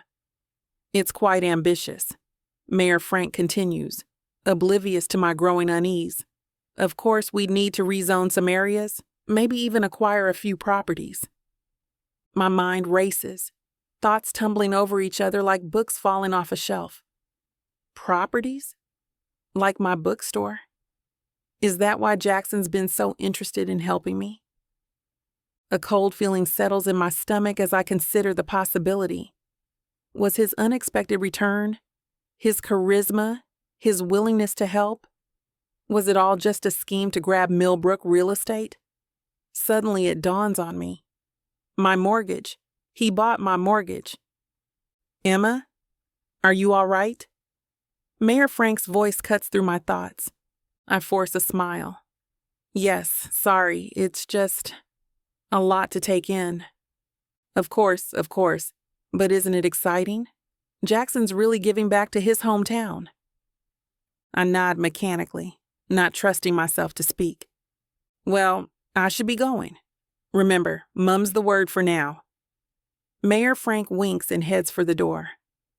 As the bell chimes his exit, I grip the counter, my knees suddenly weak. The bookstore feels too small, too confining. I need air. I flip the open sign to closed and step outside, gulping in deep breaths. The crisp autumn air does little to calm the storm in my mind. A sports complex. Jackson's grand plan for Millbrook. And he didn't tell me a word about it. My phone buzzes in my pocket. It's a text from Jackson. Miss you? Can't wait to see you next week. I stare at the screen, my vision blurring. What else isn't he telling me? I return inside, pacing back and forth in the bookstore. Jackson's text message glares at me from my phone screen, mocking me with its casual affection. A sports complex? In Millbrook? And he didn't even mention it to me? My stomach churns as I replay Mayor Frank's words in my head. Rezone some areas, acquire a few properties. The implications hit me like a ton of bricks. Is that why Jackson bought my mortgage? To pave the way for his grand plans? I sink into one of the reading nook armchairs, burying my face in my hands. How could I have been so naive? Of course, Jackson wouldn't just swoop in to save my struggling bookstore, out of the goodness of his heart. He's always had bigger ambitions. I hear a tap on the storefront glass, jolting me out of my spiraling thoughts. It's Sadie, her familiar face framed by the glass. I scramble to my feet and hurry to open the door for her, hoping her presence might offer some much-needed relief from this emotional roller coaster. As I swing the door open, I force a smile, trying to mask the turmoil brewing inside me. Sadie walks in. Hey, Em, why are you closed? Wait, you okay? You look like you've seen a ghost. I grab her arm and pull her towards the bookshelves. Sadie, did you know about Jackson's plans for a sports complex? Her eyes widen. What? No, I haven't heard about that. Mayor Frank just let it slip. Apparently Jackson's been planning this whole thing without telling me. Sadie frowns, her brow furrowing in concern. That doesn't sound like Jackson at all. Are you absolutely sure? I let out a frustrated sigh and run my hands through my hair, feeling the tension building. Honestly, I don't know what to think anymore, Sadie. What if this whole thing with the bookstore was just part of some grand plan of his? Whoa, slow down. That's a big leap, Emma. I start pulling books off the shelf, reorganizing them just to keep my hands busy. Is it? He bought my mortgage, Sadie. What if he's just trying to get his hands on prime real estate? Sadie grabs a book from my hand. Emma, stop. You're spiraling. Have you talked to Jackson about this? No, I admit, my voice small. He hasn't mentioned anything about it. Then maybe you should before jumping to conclusions, Sadie says, her tone gentle but firm. I can tell she's trying to be supportive, but her words still sting a little. She's right, of course. I've always had a tendency to let my imagination run wild, especially when it comes to Jackson. I take a deep breath, trying to calm the swirling thoughts in my head. You're right, I admit, slumping against the bookshelf. I can't help but worry. There's so much history between us. And now with the bookstore situation, it's all so complicated. Sadie puts a comforting hand on my shoulder. I get it. But remember, communication is key. Talk to him. I nod, trying to push down the nagging doubt. I will. It's just hard not to worry. Of course it is, but don't let your insecurities ruin what you've built with Jackson. As Sadie leaves, I stare at my phone. Jackson's last text still unanswered. My finger hovers over the call button, but I can't bring myself to press it. Not yet. I need time to sort through my thoughts, to figure out how to approach this without letting my fears take over. But the question lingers. If Jackson's priorities for the town are so different from mine, where does that leave us? Chapter 19. Jackson. The puck slams into the net, and I raise my stick in triumph. Another goal. The guys crowd around me, slapping my back and shouting congratulations. I'm on fire today, and I know it. Damn, Jackson! Save some for the rest of us! Tim laughs, skating by. I grin, catching my breath. What can I say? I'm feeling motivated. Coach blows the whistle, ending practice. As we file off the ice, he pulls me aside. Great work out there, Jackson. Whatever you're doing, keep it up. Thanks, Coach. I'm giving it my all. In the locker room, I check my phone. No messages from Emma. I frown, tossing it back in my bag. It's been like this for days now. Short replies, long silences. I tell myself it's just the stress of running the bookstore, but a nagging doubt lingers. Hey, superstar, Chris calls out. We're grabbing drinks. You in? I hesitate, then nod. Yeah, sure. Let me just make a quick call. I step outside, dialing Emma's number. It rings several times before going to voicemail. Hey, Em. Just wanted to check in. Give me a call when you can, okay? I hang up, disappointment settling in my chest. Shaking it off, I head back inside to join the guys. Later at the bar, I nurse a beer while the others joke around. My mind wanders to Millbrook, to Emma, to the plans for the sports complex Mayor Frank pitched to me last week. Earth to Jackson! Mike waves a hand in front of my face. Where'd you go, man? I blink, focusing on him. Sorry, just thinking about home. Oh, about your hometown girl, Chris teases. When are you seeing her? I shrug, trying to keep it casual. Soon, I hope. If this sports complex deal goes through, I might be spending more time in Millbrook.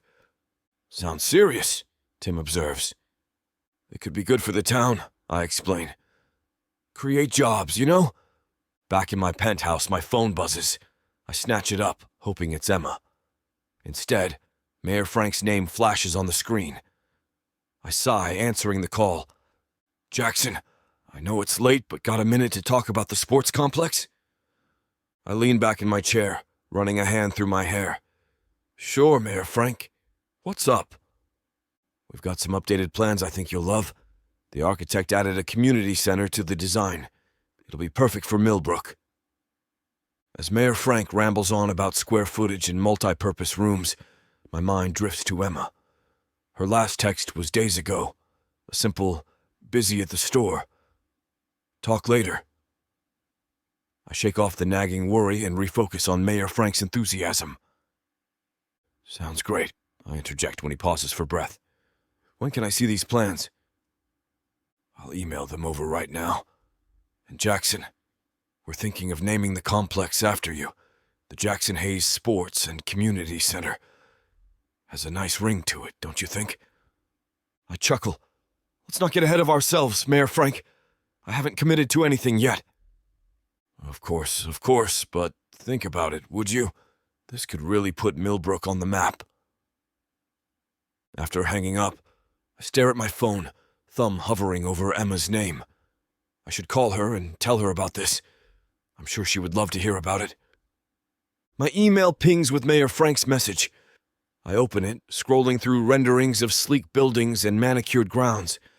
It looks impressive, I have to admit.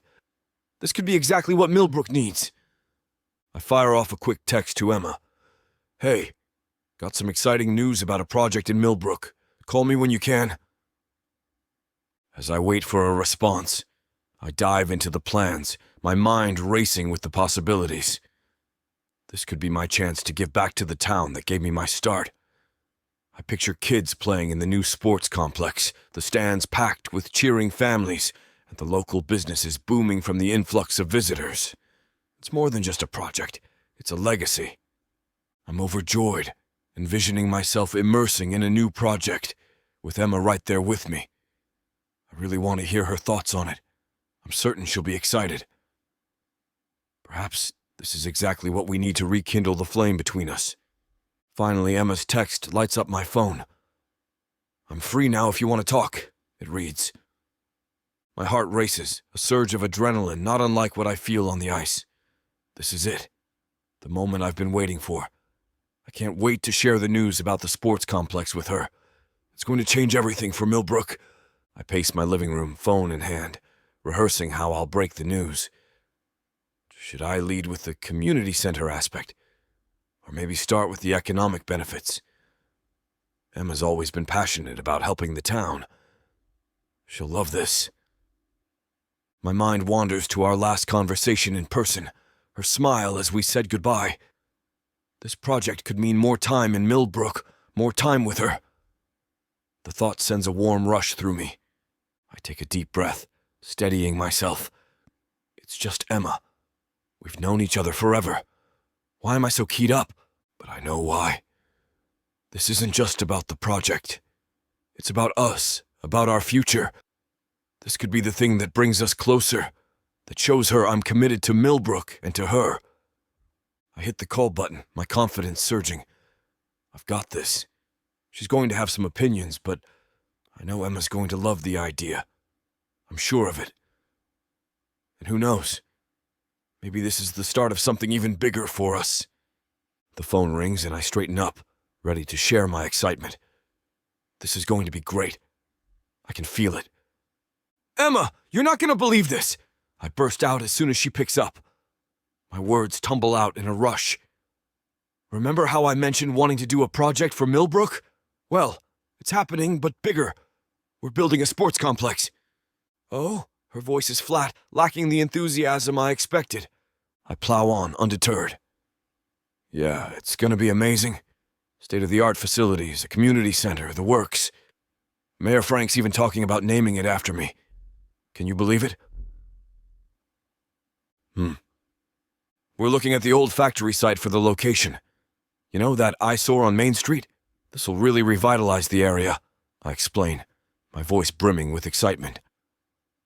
I'm talking about transforming that rusty pile of bricks into something spectacular. Picture it, Em. Sleek buildings, green spaces, maybe even a fountain or two. It's gonna breathe new life into the whole damn town. Hell, property values might even go up. Isn't that something? Yeah. Her monosyllabic responses should be a red flag, but I'm too caught up in my excitement to notice. It'll bring in jobs, tourists, maybe even some pro games. This could put Millbrook on the map. There's a long pause. I finally register the tension in her silence. Emma, what do you think? What do I think? Her voice is tight, controlled. I think you're tearing down half of downtown for your vanity project, Jackson. I blink, caught off guard. What? No, that's not... The old factory site? That's not just one building. That's a whole block of local businesses. And if that goes, who knows what else? My bookstore, for one. Is that why you bought my mortgage? The realization slams me like a body check on the ice. Whoa, hold on, Emma. You've got it all wrong, I say, my excitement crashing into confusion. This isn't about tearing down anything, it's about building up Millbrook. Oh, really? Emma's voice drips with sarcasm. And I suppose displacing local businesses is just collateral damage in your grand plan? I run a hand through my hair, frustration mounting. That's not what this is about at all. We're talking about creating jobs, bringing in revenue. For who, Jackson? She cuts me off. For your rich investor friends? For the out-of-town chains that'll swoop in once the rent goes up? For everyone! I snap back, my temper rising. Christ, Emma, why can't you see this is a good thing? Because I live here. Her words hit me like a slap. I see what's really going on. This town isn't just some playground for you to remake in your image. I take a deep breath, trying to keep my cool. That's not fair. I grew up there too, remember? I care about Millbrook. Do you? Emma's laugh is bitter. Or do you care about adding another trophy to your collection? The great Jackson Hayes, savior of his hometown?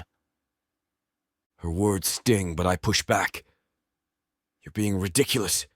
This isn't about me. Isn't it? She fires back. It's always been about you, Jackson. About hockey, about what you want. And now you waltz back in here, thinking you can just buy up the town and make it fit your new big city standards. That's nonsense, and you know it, I growl, my patience wearing thin. I'm trying to help, damn it. Why can't you see that? Because your kind of help comes with strings attached, Emma says, her voice low and angry. And I'm not interested in being another conquest for you to add to your list of achievements. Her words hit me like a punch to the gut. Is that really what she thinks of me? Of us? I open my mouth to argue, but the line goes dead. She's hung up on me. I stare at my phone, anger and hurt warring inside me. How did this go so wrong? I was trying to do something good, something that would benefit everyone. But Emma's words keep echoing in my head, making me question everything. Chapter 20. Emma. I stare at my phone, willing it to ring, but the screen remains stubbornly dark. 3 days of silence stretch between Jackson and me like an endless void. The argument about the sports complex replays in my mind, each word a fresh wound. Janine pushes through the bookstore door, the bell chiming cheerfully. Hey, Em, how you holding up? I force a smile. Oh, you know, just peachy. She raises an eyebrow. Uh-huh. And I'm the Queen of England. I sigh, slumping against the counter. Is it that obvious? Only to anyone with eyes. Janine leans in. Spill it. What's going on with you and Mr. Hockey Hotshot? We haven't spoken since, you know. I bite my lip. I just don't know if we can get past this. It's like we're from different planets sometimes. Janine nods, her expression thoughtful. Different doesn't always mean bad, though. Have you tried talking it out? That's just it. How can we when our values are so fundamentally different? I grab a book, fidgeting with its pages. He wants to pour money into this sports complex, while half the businesses in town are struggling to keep their doors open. And you told him that? I wince. Maybe not in those exact words. I might have accused him of being out of touch with reality. Janine whistles. Ouch. No wonder he's gone radio silent. I know. I groan, burying my face in my hands. But am I wrong? This town needs so much more than another shiny playground for rich kids. Look, Janine says, her voice gentle. I get where you're coming from. But have you considered that maybe Jackson's trying to help in the only way he knows how? I peek through my fingers. What do you mean? He's a sports guy, Em. Of course he's going to think in terms of sports. But that doesn't mean he doesn't care about the town or you. Her words hit me like a splash of cold water. Have I been too quick to judge? Maybe, Janine continues. Instead of seeing this as a clash of values, you could see it as an opportunity to find middle ground. Show him your perspective, but be open to his too. I straighten up, mulling over her words. You really think we can bridge that gap? Janine shrugs. Only one way to find out. But Emma, ask yourself this. Is your pride worth losing what you two have built? The question hangs in the air, heavy with implications. I reach for my phone, my finger hovering over Jackson's name. That weekend, the bell above the door chimes, and my heart leaps into my throat. Jackson strides in, all confident swagger and movie star good looks. Damn him. "Emma," he says, his voice a low rumble that sends shivers down my spine. I swallow hard, forcing my voice to stay steady. "Jackson, this is unexpected." He shrugs, those broad shoulders filling out his designer t-shirt in a way that should be illegal. "Thought we needed to talk face to face." "You flew all the way from Chicago just to talk?" I raise an eyebrow, trying to ignore the flutter in my stomach. "Among other things." His eyes lock onto mine, intense and unreadable. "But yes, maybe we would understand each other better this way. Would you go out to dinner with me?" I hesitate, my mind racing. Part of me wants to say yes, to keep my defenses up, but the larger part wishes we could go back to the way things were. "I don't know, Jackson. Please. We've got some things to sort out." My pulse quickens. "Jackson, Emma?" He steps closer, his presence filling my senses. "I'm not here to argue. I'm here to listen, to understand. Can we do that over a good meal?" I bite my lip, weighing my options. The tension between us is palpable, crackling with unresolved emotions and attraction.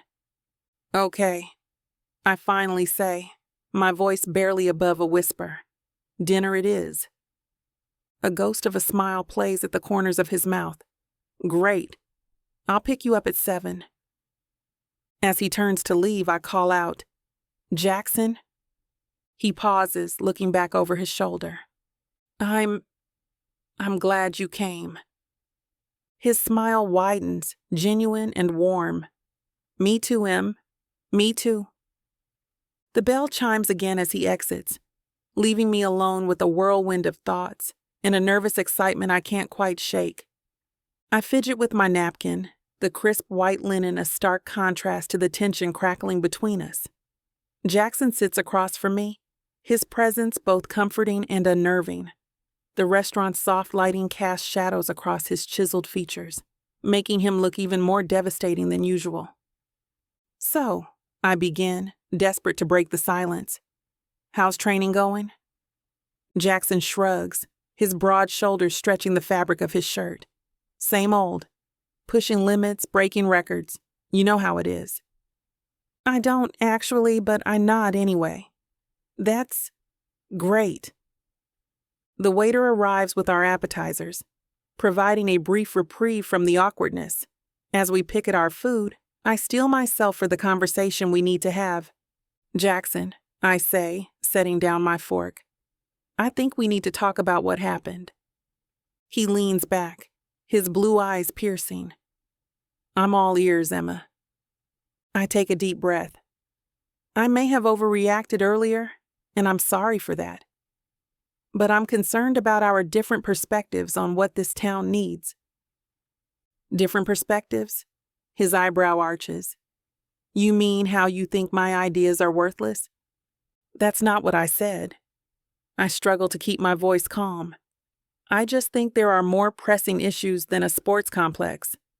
Things that could directly impact people's daily lives. Jackson's jaw clenches. "And you don't think sports impact lives? You've never taken what I do seriously, have you?" "That's not fair," I protest. "I'm proud of what you've accomplished, but you've always had a singular focus on hockey, and not everyone values that the way you do." "So what? My passion is less valid because it's not intellectual enough for you?" I grit my teeth, frustration building. "That's not what I meant.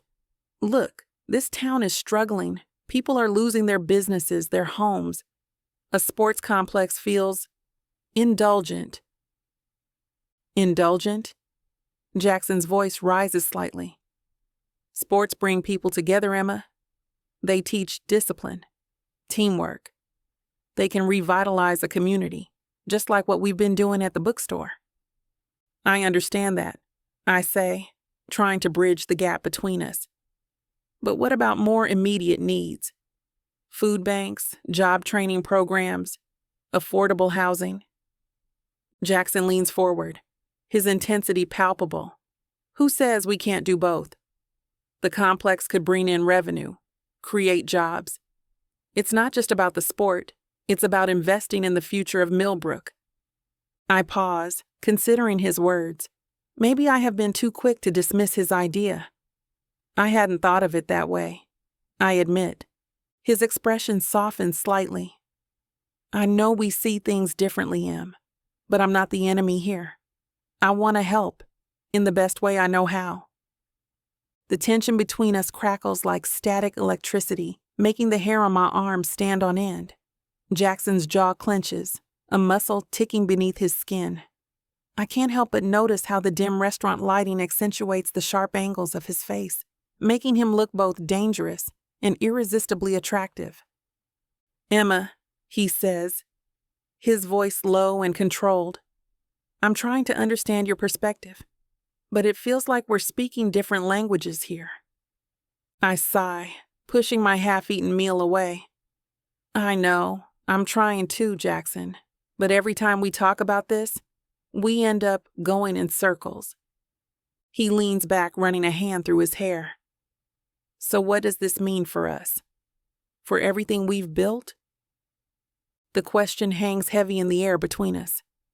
My heart races, torn between the desire to bridge this gap and the fear that we're too fundamentally different. I don't know, I admit, my voice barely above a whisper. Maybe we need some time apart to cool down and really think about what we both want. Jackson's eyes flash with something. Hurt? Anger?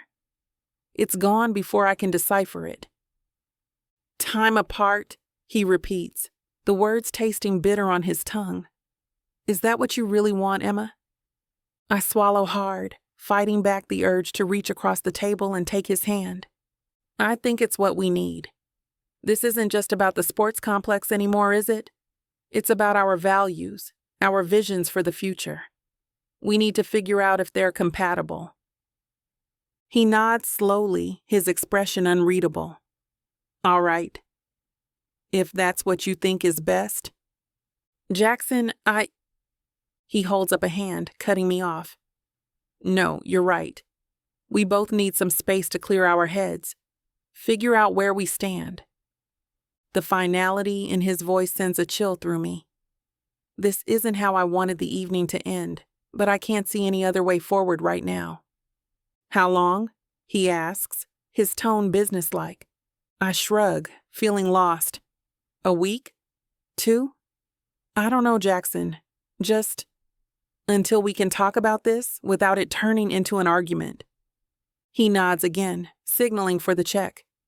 As we wait in uncomfortable silence, I can't help but wonder if we'll ever find our way back to the easy companionship we once shared. Chapter 21. Jackson. The locker room buzzes with pre-game energy, but the usual thrill eludes me. My teammates' voices fade into white noise as my mind drifts to Emma. Her absence weighs on me more than I'd like to admit. Yo, Jackson! You with us, man? Zach's voice cuts through my thoughts. I snap back to reality. Yeah, just visualizing the game.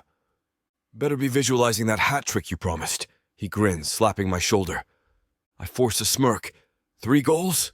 Please. I'm thinking 5 minimum. The guys laugh, their excitement infectious. I try to let it seep into me, pushing thoughts of Emma aside. There's a game to win. Coach walks in, clipboard in hand. All right, boys, let's talk strategy.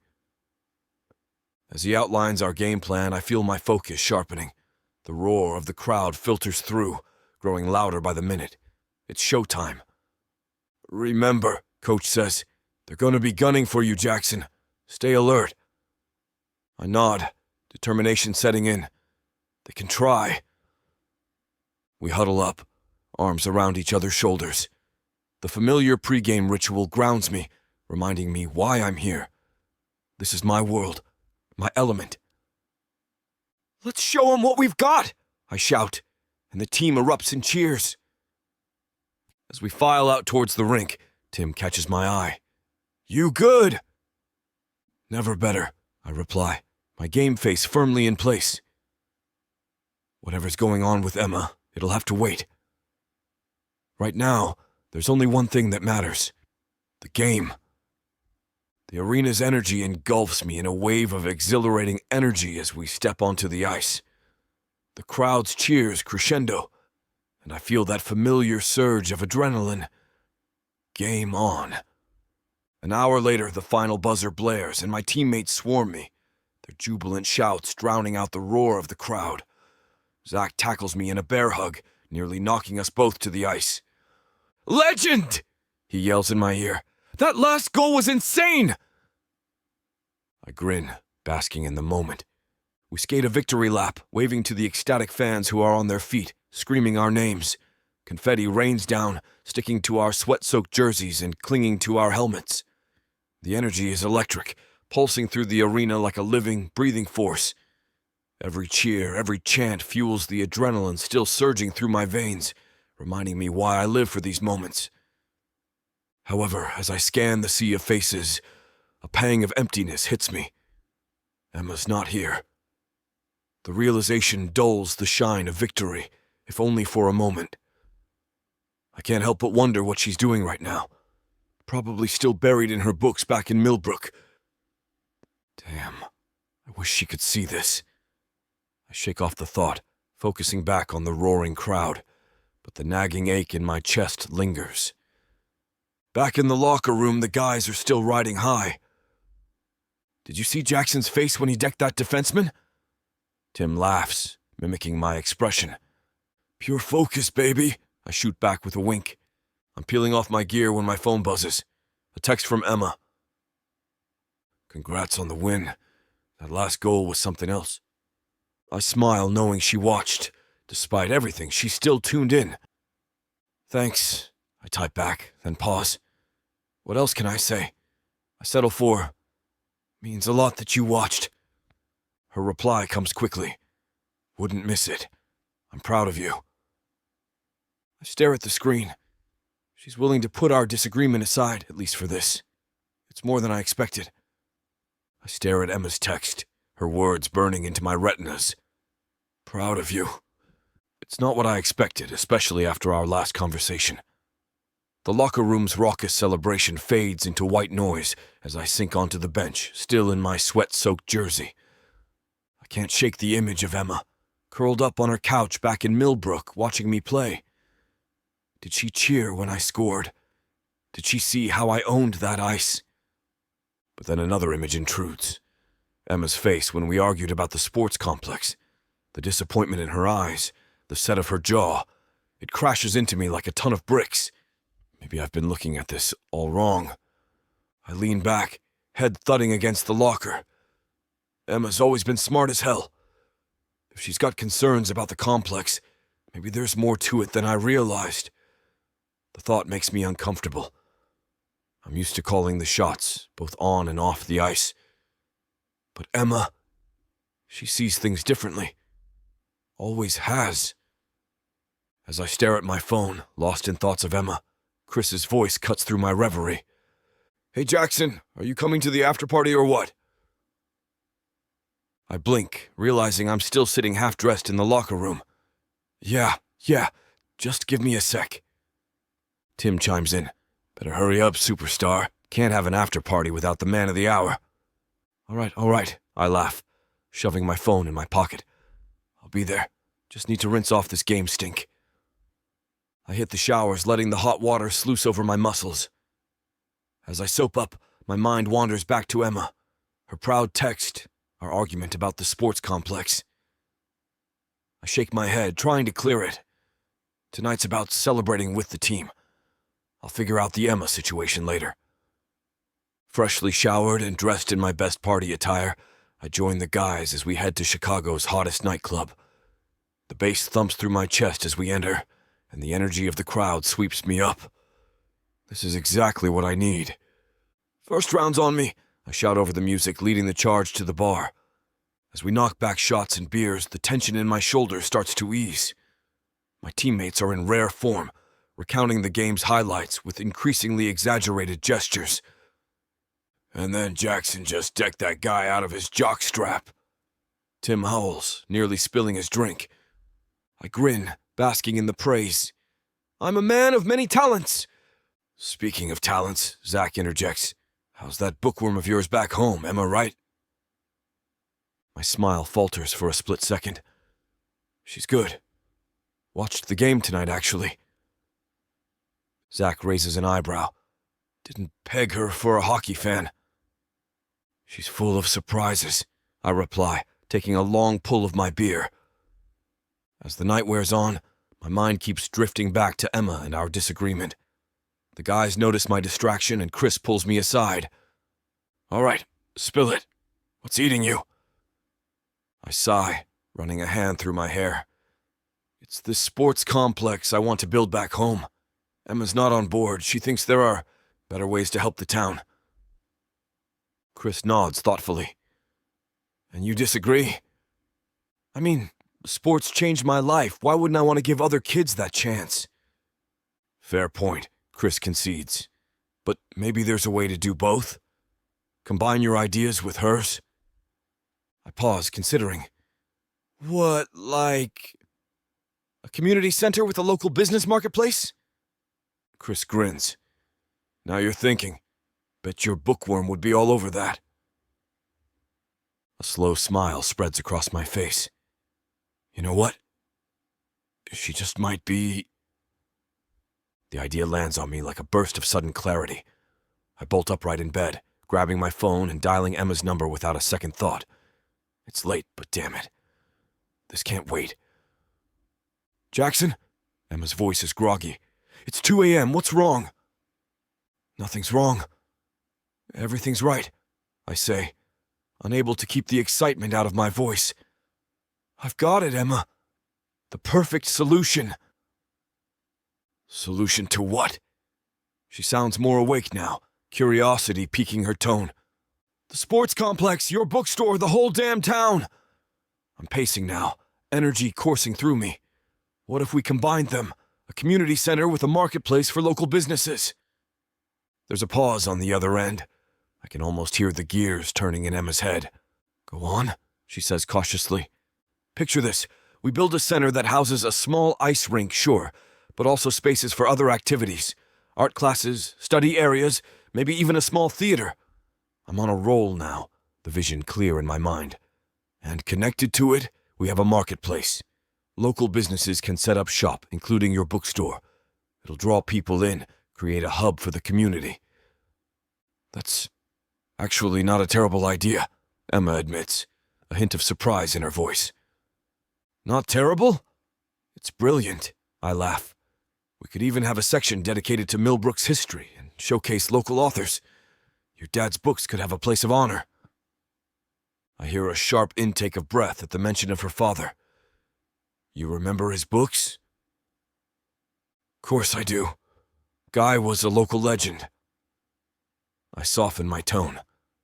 This way, we honor the past while building for the future. What do you think? I think... Emma pauses and I hold my breath. I think we might be onto something here, Jackson. A grin spreads across my face. Damn right we are. We'll hammer out the details tomorrow. Over dinner, I'll fly first thing. It's a date, Emma says, and I can hear the smile in her voice. Now get some sleep, hotshot. You'll need your energy for all this planning. As I hang up, I feel a surge of anticipation. This is more than just a project now. It's a chance to bridge the gap between Emma and me, between my new life and my hometown. And I'll be damned if I don't make it work. Chapter 22. Emma. The bell above the door jingles violently as Jackson bursts into the bookstore, startling me from my inventory count. His eyes are alight with excitement, a grin plastered across his face. Emma, write this down. he urges, striding towards me with purpose. I set down my clipboard, raising an eyebrow. What? Hold on. You just got here. He laughs, shaking his head. I know, but I can't contain my excitement. I've been sitting on the idea for hours on the plane. Calm down, hotshot, I interrupt, holding up a hand. I've still got to close up shop. Help me out, and we can discuss this over dinner. Jackson nods eagerly, already moving to flip the open sign to closed. Where do you want me? I can't help but smile at his enthusiasm. Start by shelving those returns, I say, pointing to a cart of books. And while you're at it, you can tell me more about this grand plan of yours. As we work, Jackson outlines his idea, his voice animated. So picture this. A place where kids can play sports, sure, but also where they can study, read, and learn new skills. We could have a library section, tutoring programs, art classes. I nod along, impressed despite myself. And how do you propose we fund this? That's the beauty of it, he says, sliding a book into place. We combine public and private funding. I'll put in a significant amount and we can work with the town council to allocate resources. It's not a bad idea, I admit, locking the cash register. But let's hash out the details over food. I'm starving. Jackson grins, holding the door open for me as we step out into the cool evening air. I know just the place. You'll love it. The warm glow of the restaurant envelops us as we settle into our booth. Jackson's eyes sparkle with excitement, his hands gesticulating wildly as he outlines his vision. So, picture this, he says, leaning forward. We set up a marketplace right next to the community center. Local businesses can showcase their products during events or game days. I take a sip of water, considering his words. And how exactly would that work? Jackson grins, clearly pleased I'm engaging. We designate an area, maybe with semi-permanent booths, local artisans, food vendors, small business owners. They all get a space. Sounds like a farmer's market on steroids, I quip, but I'm intrigued. Exactly, he snaps his fingers. But better. It's not just produce, it's a chance for the whole town to show off what they've got. I tap my fingers on the table, mulling it over. What about the logistics? Space, permits, that sort of thing? Already thought of that, Jackson says, pulling out his phone. He swipes through a few images. See this area here? It's perfect. And I've got connections at City Hall who can help streamline the permit process. I lean in, studying the map on his screen. It's a good location, I have to admit. And you think this will really benefit local businesses? Absolutely. He nods emphatically. Think about it. On game days or during events, we'll have a captive audience. People coming for sports or activities will naturally explore the marketplace. I muse, leaning back. It's not a bad idea. But what about businesses that can't afford a booth? Jackson's face lights up. That's where it gets interesting. We could set up a rotation system or even subsidize spots for smaller businesses. I raise an eyebrow. Well, yeah, he says, his tone softening. I was hoping you'd want to be involved. Your business acumen would be invaluable. A warmth spreads through me as I watch Jackson's animated gestures. His enthusiasm is infectious, and I find myself leaning in, captivated by his vision. You know, I say, tapping my chin thoughtfully, this could actually work. The bookstore could set up a booth, maybe partner with local authors for signings. Jackson's eyes light up. Exactly. And imagine the foot traffic on event days. It'd be a win-win for everyone. I nod, my mind racing with possibilities. We could even host reading corners during sports events. Give parents and non-sports fans a place to relax. Now you're talking. Jackson grins, reaching across the table to squeeze my hand. See? This is why I need you on board. You bring a whole new perspective. His touch sends a jolt through me, and I realize how much I've missed this connection. I have to admit I misjudged your intentions. This plan, it's not just about sports. It's about community. That's what I've been trying to tell you, he says, his voice softening. I want to give back to Millbrook, but I need your insight to make it truly work for everyone. As I listen to Jackson's enthusiastic explanation, a realization washes over me. The tension in my shoulders eases, replaced by a warm sense of possibility. This feels familiar, like déjà vu, but in the best possible way. My mind flashes back to those first days of working together on the bookstore. We'd started as adversaries, each convinced our own vision was the only right path. But when we finally put our heads together, magic happened. We created something neither of us could have achieved alone. Now, as Jackson's eyes sparkle with excitement over his community center plans, I see that same potential unfolding before us. His sports complex idea, which I'd initially dismissed as frivolous, has evolved into something truly meaningful. And my input about education and local businesses has elevated it further. I take a sip of water, hiding my smile behind the glass. This is what we're capable of when we stop fighting against each other and start working as a team. It's not about compromising or one of us giving in. It's about synergy, creating something greater than the sum of its parts. You know, I say, leaning forward, this could be huge for Millbrook, not just economically, but socially too. Jackson's eyes light up. Exactly. And with your expertise in local business, we can make this place a real hub for the community. I tap my chin, ideas already forming. We could host book clubs in the center's library section, maybe even writing workshops for aspiring authors. And what about a youth mentorship program? Jackson adds, his enthusiasm infectious. Pairing up kids interested in sports or academics with local professionals. I nod, feeling a surge of excitement. That's brilliant. It'd give our youth some direction, maybe even keep some of them in town after graduation. See? Jackson reaches across the table, taking my hand. This is why I need you, Emma. You get it. You see the bigger picture. His touch sends a jolt through me, a spark of electricity that makes my heart race. It hits me just how much I've missed this connection, the way his presence lights up the room and makes everything feel possible. So you're in?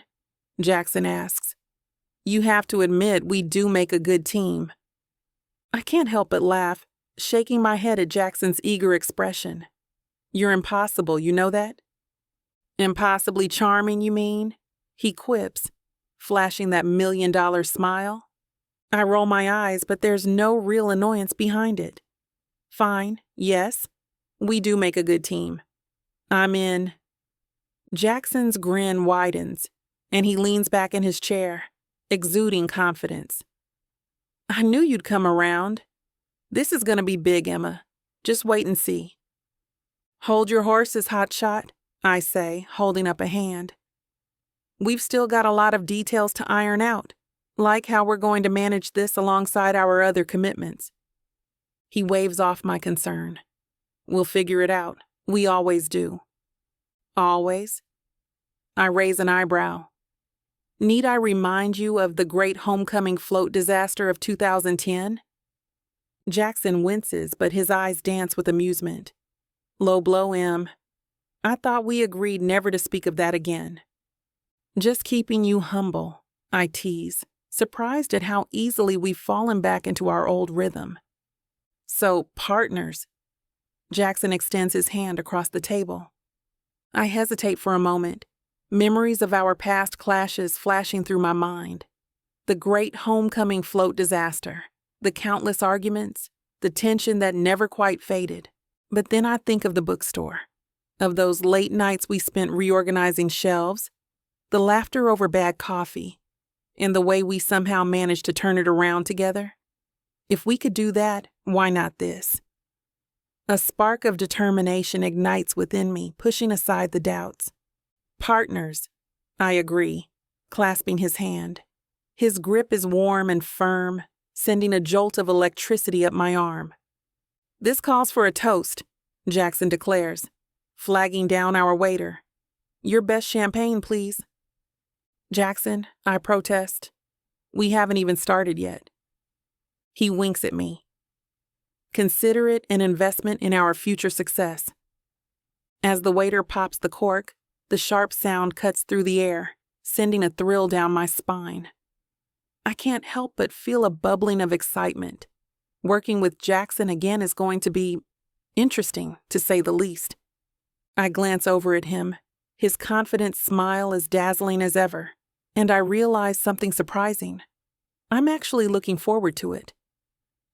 The apprehension is still there, sure, but it's overshadowed by a strange sense of anticipation. Maybe, just maybe, this is the start of something incredible. Chapter 23. Jackson. I stride into Mayor Frank's office, my confidence palpable as I take a seat across from him. The leather chair creaks under my weight, and I lean forward, elbows on my knees. "Frank, I've got a proposition for you," I say, cutting straight to the chase. "Remember that sports complex you pitched? Well, I've got something better." Frank's eyebrows shoot up. "I'm all ears, Jackson." I lay out my vision for the community center, watching his expression shift from curiosity to intrigue. It's not just about sports. We're talking a hub for the entire town. Library, recreational facilities, maybe even some small business spaces. "Interesting," Frank muses, stroking his chin. "But how do you propose we fund it?" I flash him a grin. "That's where I come in. I've already got some private investors lined up, but we'll need public backing too. Think you can make that happen?" Frank leans back, a slow smile spreading across his face. "Jackson, my boy, you might just be onto something here. Let me make some calls." As Frank picks up his phone, I pull out my own, firing off a quick text to Emma. "Meeting with the mayor. Things are looking good. Dinner later to discuss?" Her reply comes moments later. "Can't wait to hear about it. See you at 7. Huh. The rest of the afternoon flies by in a whirlwind of meetings and phone calls. By the time I meet Emma at her favorite Italian place, I'm buzzing with excitement. "So," she asks as soon as I sit down, her eyes sparkling with curiosity. I can't help but smile at her eagerness. "It's happening, Em. The mayor's on board, and I've got 3 major investors ready to commit." Emma's face lights up, and she reaches across the table to squeeze my hand. "Jackson, that's amazing. I can't believe how quickly you're making this happen." "Well, when you've got a good idea and the right connections." I shrug, but I'm grinning from ear to ear. As we dive into our meals, we start hashing out the details. Emma's got a million ideas for the library section, and I find myself getting caught up in her enthusiasm. "What if we had a whole floor dedicated to local history?" she suggests, gesturing with her fork. "We could showcase artifacts from the town museum, host lectures." I nod, already seeing the potential. "And we could tie that into the recreational areas. Maybe have some interactive displays about the town's sports history." Emma's eyes light up. "Oh, that's good, and what about—" We bounce ideas back and forth, our meals growing cold as we sketch out plans on napkins. It's exhilarating, seeing our vision come to life piece by piece. "What if we add a tech lab?" I suggest, leaning forward. "Give kids a chance to learn coding, maybe even set up some gaming tournaments." Emma's eyes light up. "Oh, that's brilliant. We could partner with local tech companies for sponsorships." I nod, grinning. "Exactly.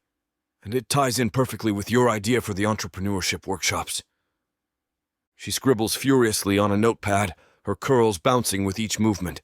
God, Jackson, this is actually happening, isn't it? Damn right it is, I say, feeling a swell of pride. We make a hell of a duo, Em. She looks up, a soft smile playing on her lips. Yeah, we do. It's just like when we were working on the bookstore. The memory washes over me like spring rain, late nights surrounded by stacks of books, the smell of fresh paint and Emma's laughter echoing through the empty store. I remember the way she'd chew on her pen cap when deep in thought, just like she's doing now. You're right, I say, my voice softer than I intended. It is just like back then. Our eyes lock, and for a moment, the world seems to stand still. There's a warmth in her gaze that makes my heart race. Clearing my throat, I break the moment. So, what about that community garden idea you mentioned earlier? Emma blinks, then jumps back into action. Right. I was thinking we could set aside a portion of the land. As we continue brainstorming, I can't shake the feeling that we're building something more than just a community center.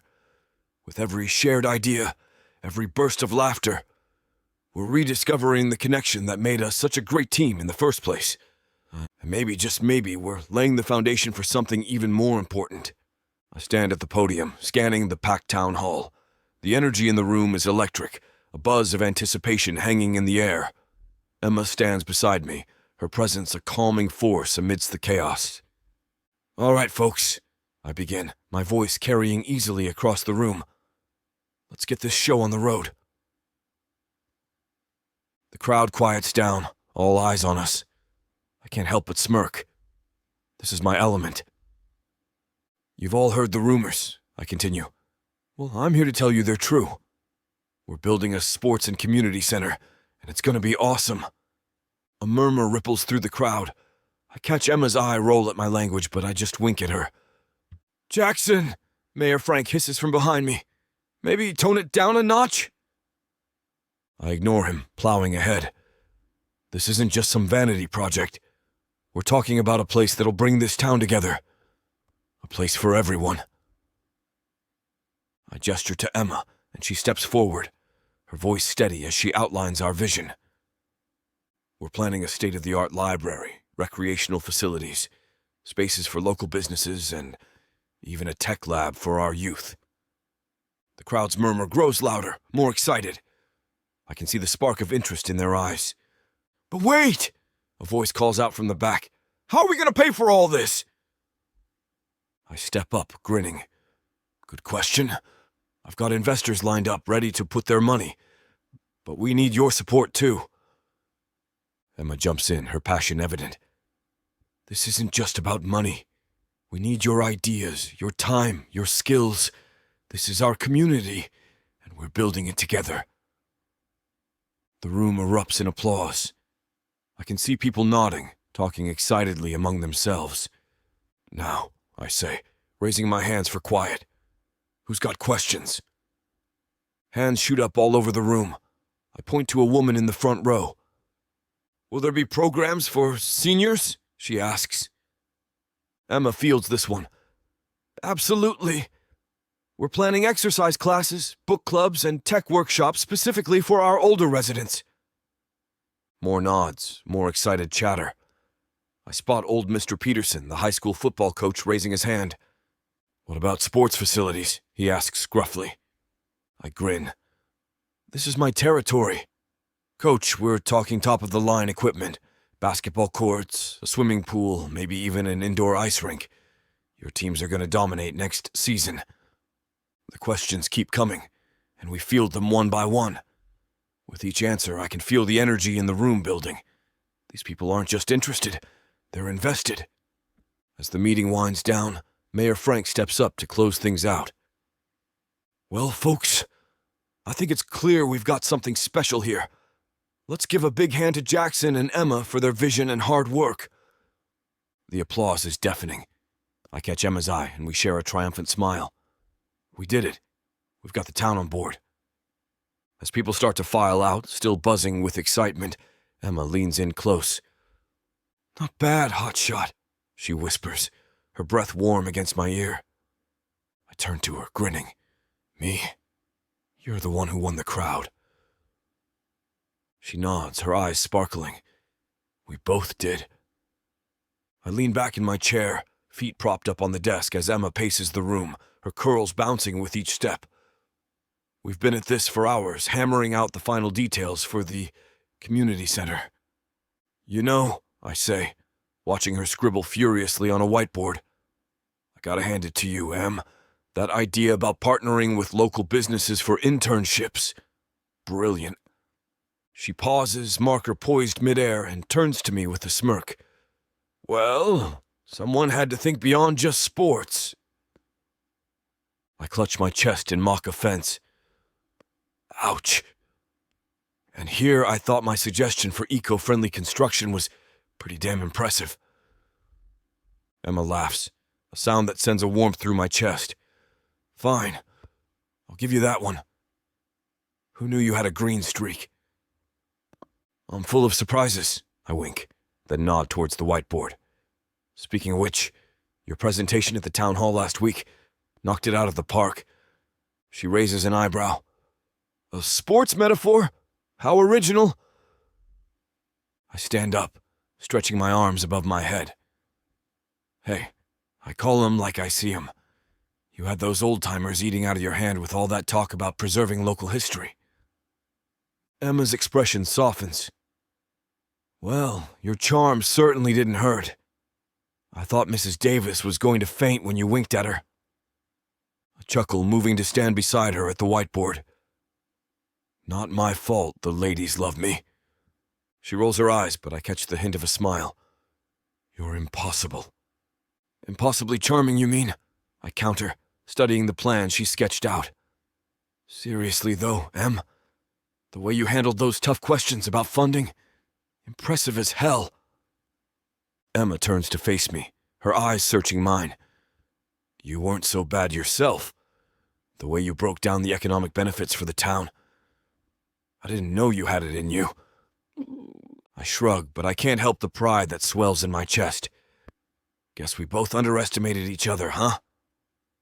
She nods, a soft smile playing on her lips. Guess so. For a moment we just stand there, the air between us charged with something I can't quite name. Then Emma clears her throat, turning back to the whiteboard. So about that rooftop garden idea of yours. And just like that, we're back at it, bouncing ideas off each other like we've been doing it our whole lives. As I watch Emma gesticulate wildly, explaining her vision for a community art space, I can't help but think how damn lucky I am to have her as a partner in this. Who would have thought that the girl who used to tutor me in high school would end up being the perfect complement to my skills? Life's funny that way, I suppose. As we finish up our planning session, I find myself filled with optimism. The community center project is coming together beautifully, and working with Emma has been unexpectedly amazing. I find myself not wanting this moment to end. Hey, Em, I say, leaning against the whiteboard. What do you say we grab dinner tonight? I know this great little place just outside of town. Emma looks up from her notes, eyebrow raised. But we went out last night. I shrug, a smile tugging at my lips. I'm just making up for lost time. Plus, I want to make the most of my stay here. I want to be with you as much as possible. Her eyes widen slightly, and I swear I can see a hint of color rise in her cheeks. It's cute. Well, when you put it like that, she says, a smile tugging at the corners of her mouth. How can a girl refuse? She can't, I reply with a wink. That's kind of the point. Emma rolls her eyes, but she's laughing. All right, let me powder my nose before we head out. I'll be here waiting. As the days roll by, we fall into a rhythm. Mornings are for meetings and phone calls, afternoons for planning and brainstorming. But the evenings? Those are ours. One night we're at a little Greek place, tucked away in a corner booth. Emma's laughing at some stupid joke I made, and I find myself mesmerized by the way her eyes crinkle at the corners. I can't help but stare at Emma across the table. The soft glow of the candlelight dances across her face, highlighting the curve of her cheekbones and the warmth in her eyes. She's talking animatedly about some new book series she's excited to stock in the store, but I find myself more captivated by the way her hands move as she speaks, the little dimple that appears when she smiles. "Jackson," Emma says, snapping her fingers playfully. "You still with me?" I lean back, a lazy grin spreading across my face. "Always. Just enjoying the view." She gives an exasperated sigh, but I catch the hint of a smile tugging at her lips. "Smooth talker. I almost forgot how charming you can be when you want to." "When I want to, sweetheart, I'm always charming." Emma laughs, the sound sending a jolt through my chest. "And modest too, how did I get so lucky?" I reach across the table, taking her hand in mine. Her skin is soft, warm against my calloused palm. "I think I'm the lucky one here, Em." For a moment we just sit, eyes locked. The air between us feels charged, electric. It's like we're back in high school stealing glances across the classroom, but this time there's no hesitation, no uncertainty. "You know," I say, my voice low, "I've been thinking about that kiss we shared." Emma's eyebrow quirks up. "Oh? And what exactly were you thinking?" I lean in closer, my thumb tracing circles on the back of her hand. That I'd really like to do it again. Her eyes darken and she leans in too, close enough that I can feel her breath on my lips. "What's stopping you?" I don't need any more invitation than that. In one smooth motion, I'm out of my seat and pulling her to her feet. My hand cups her face as I bring my lips to hers, pouring every ounce of pent-up desire into the kiss. "I could get used to this," I say as I pull away, my eyes locked on Emma's. The taste of her lips lingers, sweet and intoxicating. Emma's eyes sparkle with mischief. "If you keep talking like that, you might just be able to," she teases, her fingers playing with the collar of my shirt. The possibility of a future with Emma, something I'd never seriously considered before, suddenly feels tantalizingly real. It's like a door I didn't even know existed has swung wide open, revealing a path I'm eager to explore. As our lips meet again, I can't help but marvel at how right this feels. Emma in my arms, the promise of something more between us. It's like all the pieces of a puzzle I didn't even know I was solving have finally fallen into place. Chapter 24. Emma. I stand at the construction site, hard hat perched on my head, watching as workers bustle around. The community center is finally taking shape, and I can't help but feel a surge of pride. Jackson's SUV pulls up, and he steps out, looking as devastatingly handsome as ever in his casual jeans and t-shirt. "Hey there, project manager," he calls out, striding over with that confident gait of his. "How's it coming along?" "See for yourself," I say, gesturing to the skeletal structure. "We're making good progress." I lead him through the site, pointing out different areas. "This will be the main hall," I explain, indicating a large open space. "Perfect for community gatherings, local markets, that sort of thing." Jackson nods approvingly. "And the sports area?" "Over here." I guide him to the left side of the building. We've allocated space for a small gym and a multi-purpose court. It's not exactly an NHL-sized rink, but it'll do for the local kids. He chuckles, his hand brushing against mine. "It's perfect, Emma. You've done an amazing job with the layout." I try to ignore the spark of electricity from his touch. "Well, it was a team effort. Your input was crucial." "Speaking of team efforts," Jackson says, his blue eyes twinkling, "how about we grab lunch at the diner? For old time's sake." I pause for a moment, remembering our first tense encounter there, but things are different now. "Sure, why not? I could use a break." At the diner, we slide into a booth, the vinyl seats squeaking beneath us. It's surreal being here with Jackson. The atmosphere's so different from our last visit. So, he says, leaning forward, tell me more about your plans for the library section. I launch into an explanation, my hands moving animatedly as I describe the reading nooks and study areas. Jackson listens intently, asking questions and offering suggestions. As our food arrives, I can't help but marvel at how far we've come, from adversaries to partners to whatever we are now. I take a sip of my coffee, readying myself to open up. I never really formally apologized for being such a jerk to you that day. I start, my fingers tracing the rim of my mug, but I want to tell you how much I appreciate your persistence. If you hadn't pushed me, the bookstore, this community center, none of it would have happened. Jackson leans back, a slow smile spreading across his face. Well, is Emma Thompson actually admitting she was wrong? I shake my head but can't help smiling back. Don't let it go to your head. I'm trying to be sincere here. I know, he says, his tone softening, and I appreciate it. But you give me too much credit. You're the one who turned that bookstore around. I just gave you a little nudge. A little nudge? I laugh. You practically bulldozed your way in, but I'm glad you did. Jackson reaches across the table, his hand covering mine. The warmth of his touch sends a familiar tingle up my arm.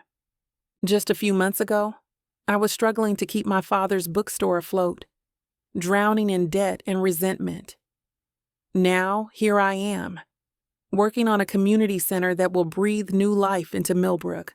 What's more, I'm doing it hand in hand with Jackson.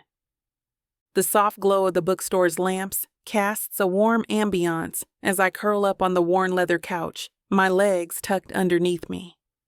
Jackson lounges beside me, his arm draped casually over my shoulders. The smell of old books and his cologne mingles in the air, creating a comforting atmosphere. So, tell me about your first game, I say, tracing patterns on his hand. What was going through your head when you stepped onto that ice? Jackson chuckles, his chest rumbling against my side. Honestly, I was scared. But the moment that puck dropped, everything else faded away. It was just me, the ice, and the goal. I smile, picturing a younger Jackson, determined and focused. I bet you were amazing.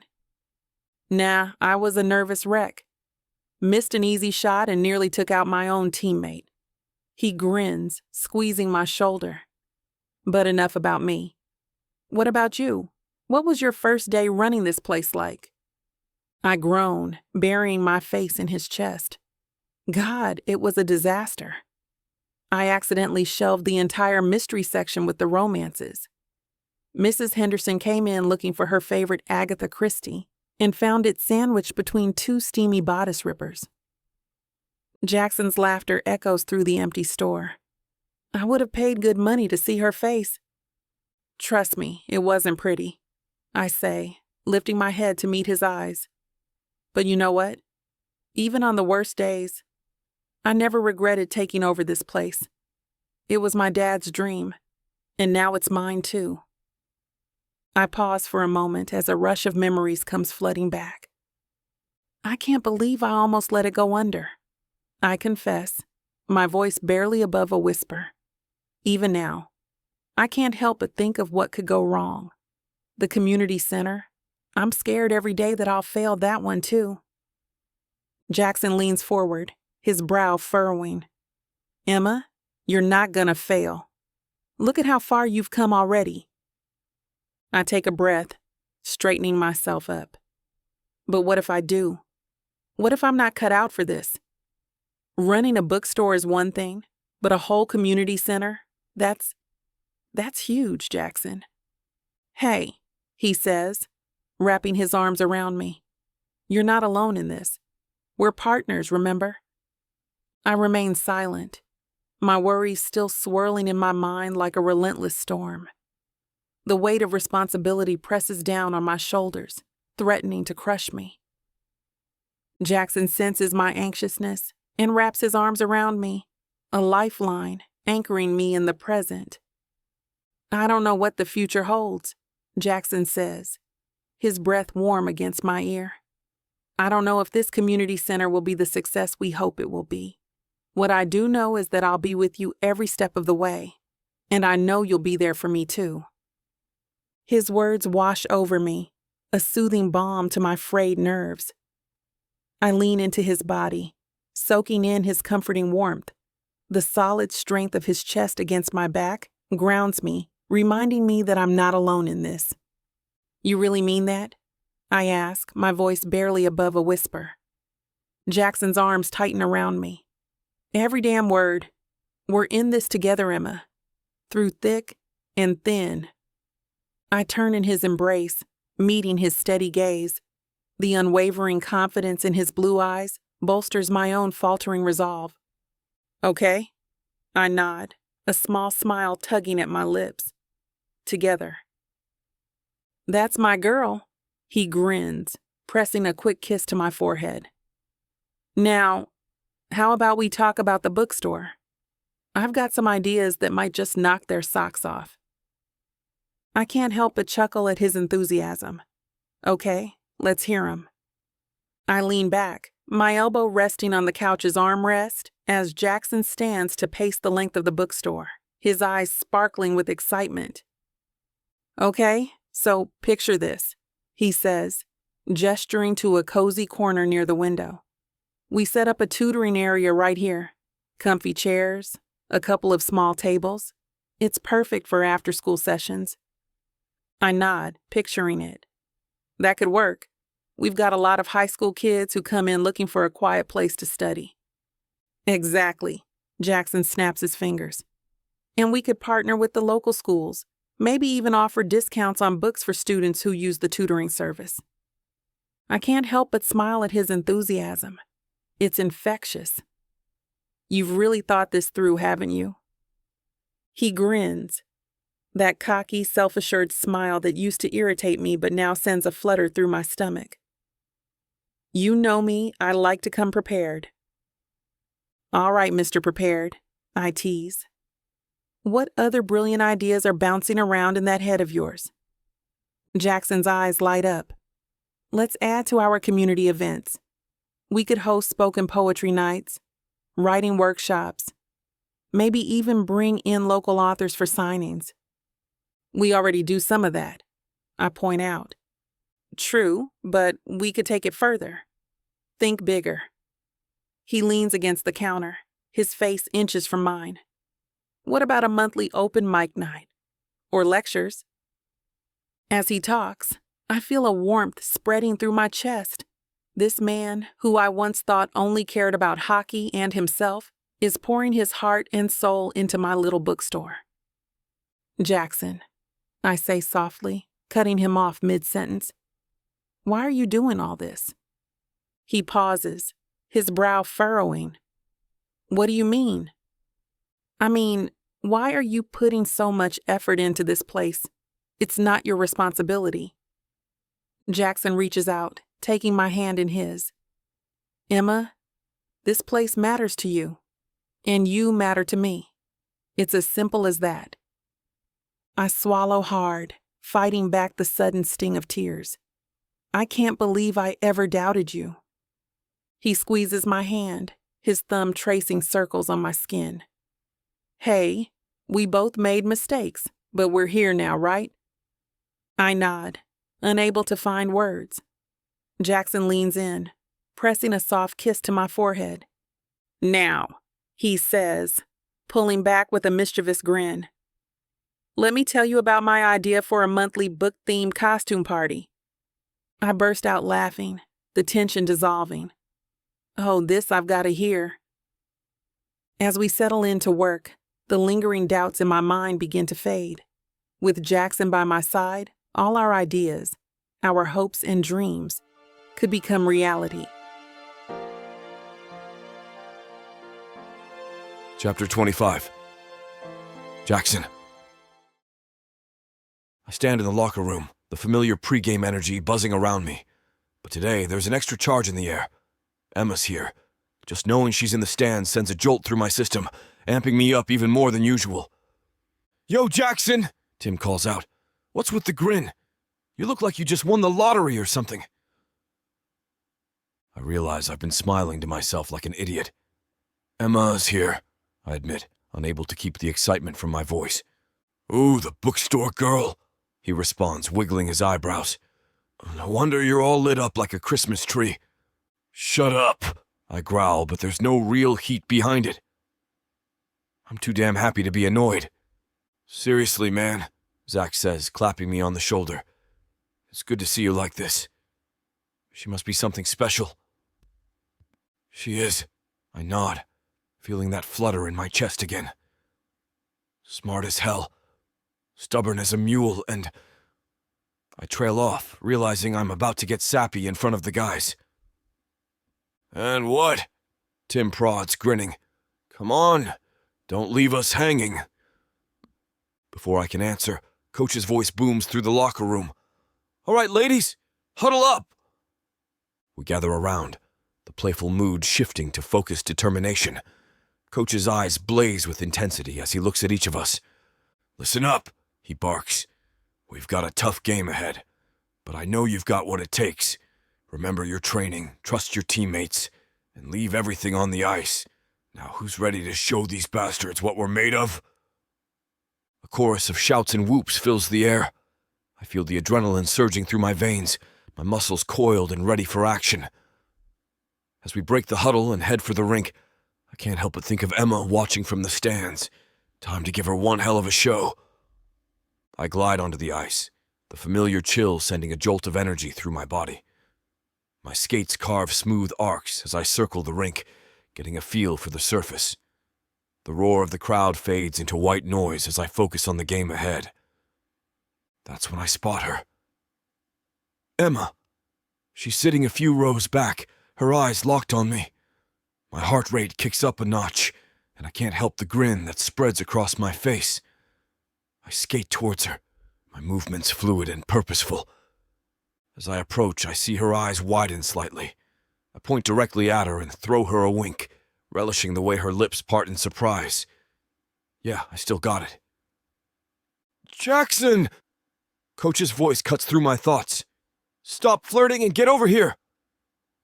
I chuckle and give Emma one last nod before skating back to join my teammates. Time to show her what I can really do.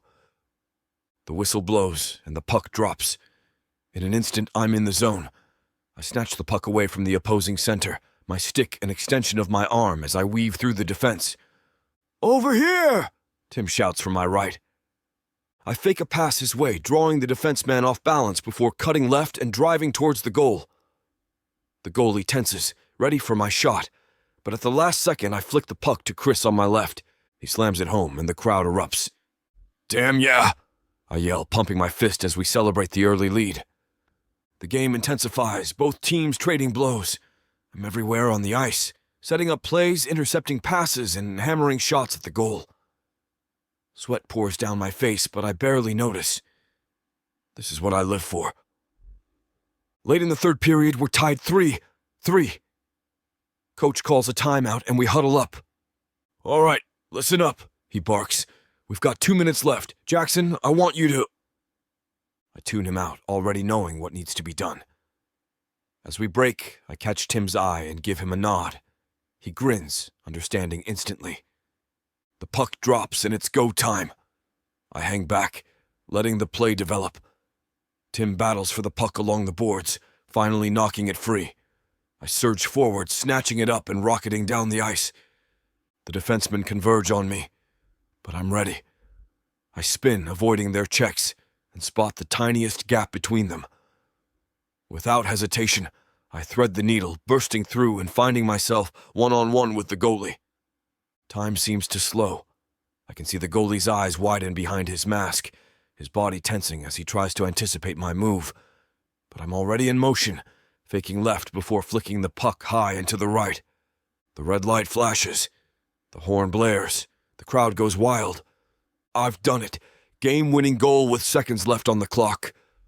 As my teammates mob me, screaming and pounding my back, I search the stands for Emma, Our eyes lock, and I see a mix of awe and something else.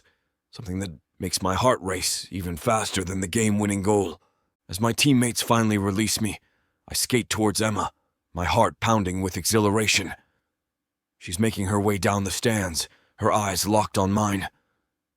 The rink's acrylic glass stands between us, but I can feel the electricity crackling in the air. I can't help but smile as she giggles, her joy mirroring my own. "Hey there, superstar!" Emma calls out, her voice muffled by the barrier. "Trying to show off for me?" I lean closer, my breath fogging up the glass. "Maybe. Is it working?" She groans, but her smile widens. "Maybe." I press my hand against the glass, and she mirrors the gesture. For a moment, it's just us, the roar of the crowd fading into the background. "Give me a moment to change, and we can head out to celebrate," I call out through the glass. She nods in agreement. The moment we step into our usual pub, the familiar scent of beer and nachos hits me. It's not fancy, but it's home away from home for us after a big win. The place is already buzzing with regulars and die-hard fans who've made their way here after the game. "First round's on me, boys," I announce, earning a chorus of cheers from my teammates. As the guys crowd around the bar, jostling for position, I guide Emma to a cozy booth in the corner. She slides in, and I follow, sitting close enough that our thighs touch. The electricity between us is palpable. "So, what's your poison?" I ask, leaning in close. Emma's eyes sparkle mischievously. "Surprise me." I flag down a waitress and order our drinks. When they arrive, I hand Emma a colorful concoction. "What's this?" she asks, eyeing the drink suspiciously. "It's called the penalty box," I explain with a grin. Seemed fitting. She takes a sip and her eyebrows shoot up. "Wow, that's potent." "Just like you," I quip, enjoying the way her lips curve into a smile. From across the bar, Tim shouts, "Jackson, you gonna join us for darts or what?" I wave him off. "Maybe later, man. I'm good here." Emma leans in, her voice low. "Don't let me keep you from your teammates." "Trust me," I say, my eyes locked on hers. "There's nowhere else I'd rather be."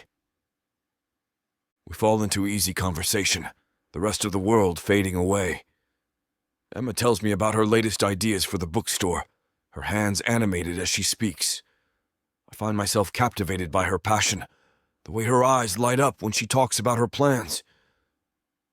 "You know," I say, tracing the rim of my glass, "I never thought I'd be so interested in bookstore logistics." She laughs, the sound sending a warmth through my chest. "And I never thought I'd be cheering at a hockey game. Guess we're both full of surprises." I lean in closer, my voice dropping to a low rumble. "Speaking of surprises, how about I take you out tomorrow? I want to show you around the city." Emma's eyes widen slightly. "I'd love that." As the evening progresses, I let myself revel in our hard-fought victory and the delight of Emma's company. The way she laughs, the way her nose scrunches when I tease her, it all feels like a victory of its own. The crowd's cheers still echo in my ears, but it's her voice that holds my attention. The night stretches on, filled with easy conversation and moments that make me forget the world outside this bar. The following morning, I wake up early, eager to show Emma around my city. The excitement buzzing through me is a new feeling. I'm used to being the center of attention, but today I can't wait to see Chicago through her eyes. As we step out onto the bustling street, I lace my fingers through hers. Emma tenses for a moment, then relaxes into my grip. "Ready for your grand tour?" I tease, giving her hand a gentle squeeze. She raises an eyebrow in skepticism but can't hide her smile. "Lead the way, hotshot." We start with Michigan Avenue, the magnificent mile stretching before us. Emma's eyes widen as she takes in the towering buildings and high-end shops. "This is intense," she murmurs, her grip on my hand tightening. I chuckle. Wait till you see what's inside. Come on. I guide her into my favorite designer store, watching as she runs her fingers over silky fabrics and intricate designs. Jackson, this is too much, she protests when I hold up a stunning emerald dress against her. Nonsense, I counter, already motioning for the sales associate. You deserve to be spoiled. Besides, I need arm candy for my next team event. She opens her mouth to argue, but I silence her with a quick kiss. Let me do this for you, Em. As she tries on outfit after outfit, I can see her confidence growing. The shy, small-town girl is still there, but there's a new sparkle in her eye. You know, she says, twirling in a sleek black number. I could get used to this. I grin, pulling her close. Good, because I'm just getting started. We hit a few more shops, our arms laden with bags. Emma's protests grow weaker with each purchase, replaced by genuine excitement. Where to next? She asks, a hint of adventure in her voice. How about some fuel? I know just the place. I lead her to a hidden gem of a cafe, tucked away from the main drag. As we settle into a cozy corner booth, Emma lets out a contented sigh. This is perfect, she says, her eyes roaming the quaint interior. How'd you find this place? I lean in, lowering my voice conspiratorially. A good hockey player never reveals his secrets. She laughs, the sound warming me from the inside out. I think you mean magician, you dork. As we sip our coffee and share a decadent pastry, I find myself captivated by the way she talks about her dreams for the bookstore. Her passion is contagious, and I could be part of making those dreams come true. You know, I say, reaching across the table to take her hand, I'm really glad you're here, Em. Seeing the city with you, it's like I'm experiencing it all over again. Her smile is soft, genuine. Me too, Jackson. Thanks for showing me your world. As we head back out into the city, hand in hand, I feel a sense of pride I've never known before. Emma may have started this trip apprehensive, but now she's walking with confidence, her head held high. And I'm the lucky bastard who gets to show her off. Chapter 26. Emma. I stumble into Jackson's penthouse, my arms laden with shopping bags. The day has been a whirlwind of luxury boutiques and designer stores, leaving me dizzy with excitement and a touch of guilt. I can't believe you bought me all this, I say, dropping the bags unceremoniously by the door. Jackson grins, his blue eyes twinkling with mischief. Believe it, babe. You deserve to be spoiled. He steps closer, his muscular frame towering over me. My breath catches in my throat as he brushes a stray curl from my face. You know what else you deserve? He murmurs, his voice low and husky. I swallow hard, my skin tingling where his fingers had grazed my cheek. What's that? Instead of answering, Jackson's lips crash into mine. The kiss is hungry, demanding, sending sparks of electricity through my body. My hands find their way to his chest, feeling the solid muscle beneath his shirt. This, he growls against my lips, his hands sliding down to my hips. Us. I melt into him, all thoughts of our shopping spree forgotten. My fingers fumble with the buttons of his shirt, desperate to feel his skin against mine. Jackson chuckles, a deep, rich sound that sends shivers down my spine. Eager, are we? Shut up, I mutter, finally managing to push his shirt off his shoulders. He smirks, effortlessly lifting my blouse over my head. Make me. I rise to the challenge, pressing my lips to his neck, trailing kisses along his jawline. Jackson's hands tighten on my waist. Emma, he groans, his voice thick with desire. I pull back, drinking in the sight of him. His chiseled abs, the way his muscles ripple as he moves. It's almost unfair how gorgeous he is. Jackson's eyes rake over me, dark with want. You're beautiful, he says, his tone leaving no room for argument. I feel my insecurities melt away under his gaze. Here, in this moment, I feel truly seen and appreciated. My lips trail down his chest, lingering at every ridge and dip of muscle. His body responds eagerly with each kiss, trembling under my touch. I kneel in front of him, fingers deftly unbuttoning his pants as I gaze up at him through half-lidded eyes. "Is this your way of thanking me?" he jokes, a hint of anticipation in his voice. I pull down his briefs, revealing his throbbing arousal. My eyes widen at the sight, veins pulsing and begging to be tasted. "Perhaps," I playfully reply before running my tongue along the length of him. He groans and tangles his fingers in my hair, urging me on. I take him fully into my mouth, savoring his unique taste and the way he fills me completely. Jackson's grip on my hair tightens as I work him with my lips and tongue, alternating between long, languid strokes and quick, teasing flicks. His hips begin to move in rhythm with my motions, pushing deeper. If you want to know where this naughty scene is headed, you'll have to get it from bookstore.com. This platform has rules and guidelines that we have to follow in order to keep these free stories coming. Find any Vixa audiobook on her website and use code VIXA40 for a 40% discount to make up for these interruptions. Let's return to the story. "Consider us even," Jackson says playfully, his fingers tracing lazy patterns on my back. I can't help but chuckle at his words. "I'm glad I could repay your generosity," I joke, tilting my head to meet his gaze. His blue eyes sparkle with amusement. "Oh, I'd say you more than repaid it," he retorts, a smirk playing on his lips. "In fact, I might be in your debt now." "Is that so?" I raise an eyebrow, a smile tugging at the corners of my mouth. "I'll have to remember that for next time." Jackson's hand stills on my back. "Next time, huh?" His voice holds a note of intrigue. I like the sound of that.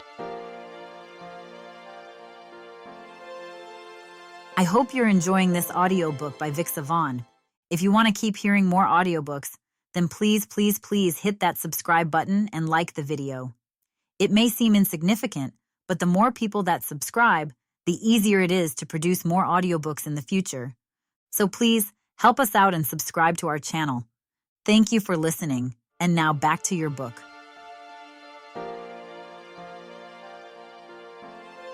Chapter 27.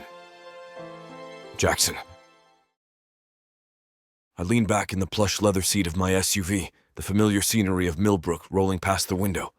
The tension in my shoulders, built up from weeks of intense training and games, begins to melt away. It feels good to be back. "Hey man, how long till we hit town?" I ask my driver, drumming my fingers on the armrest.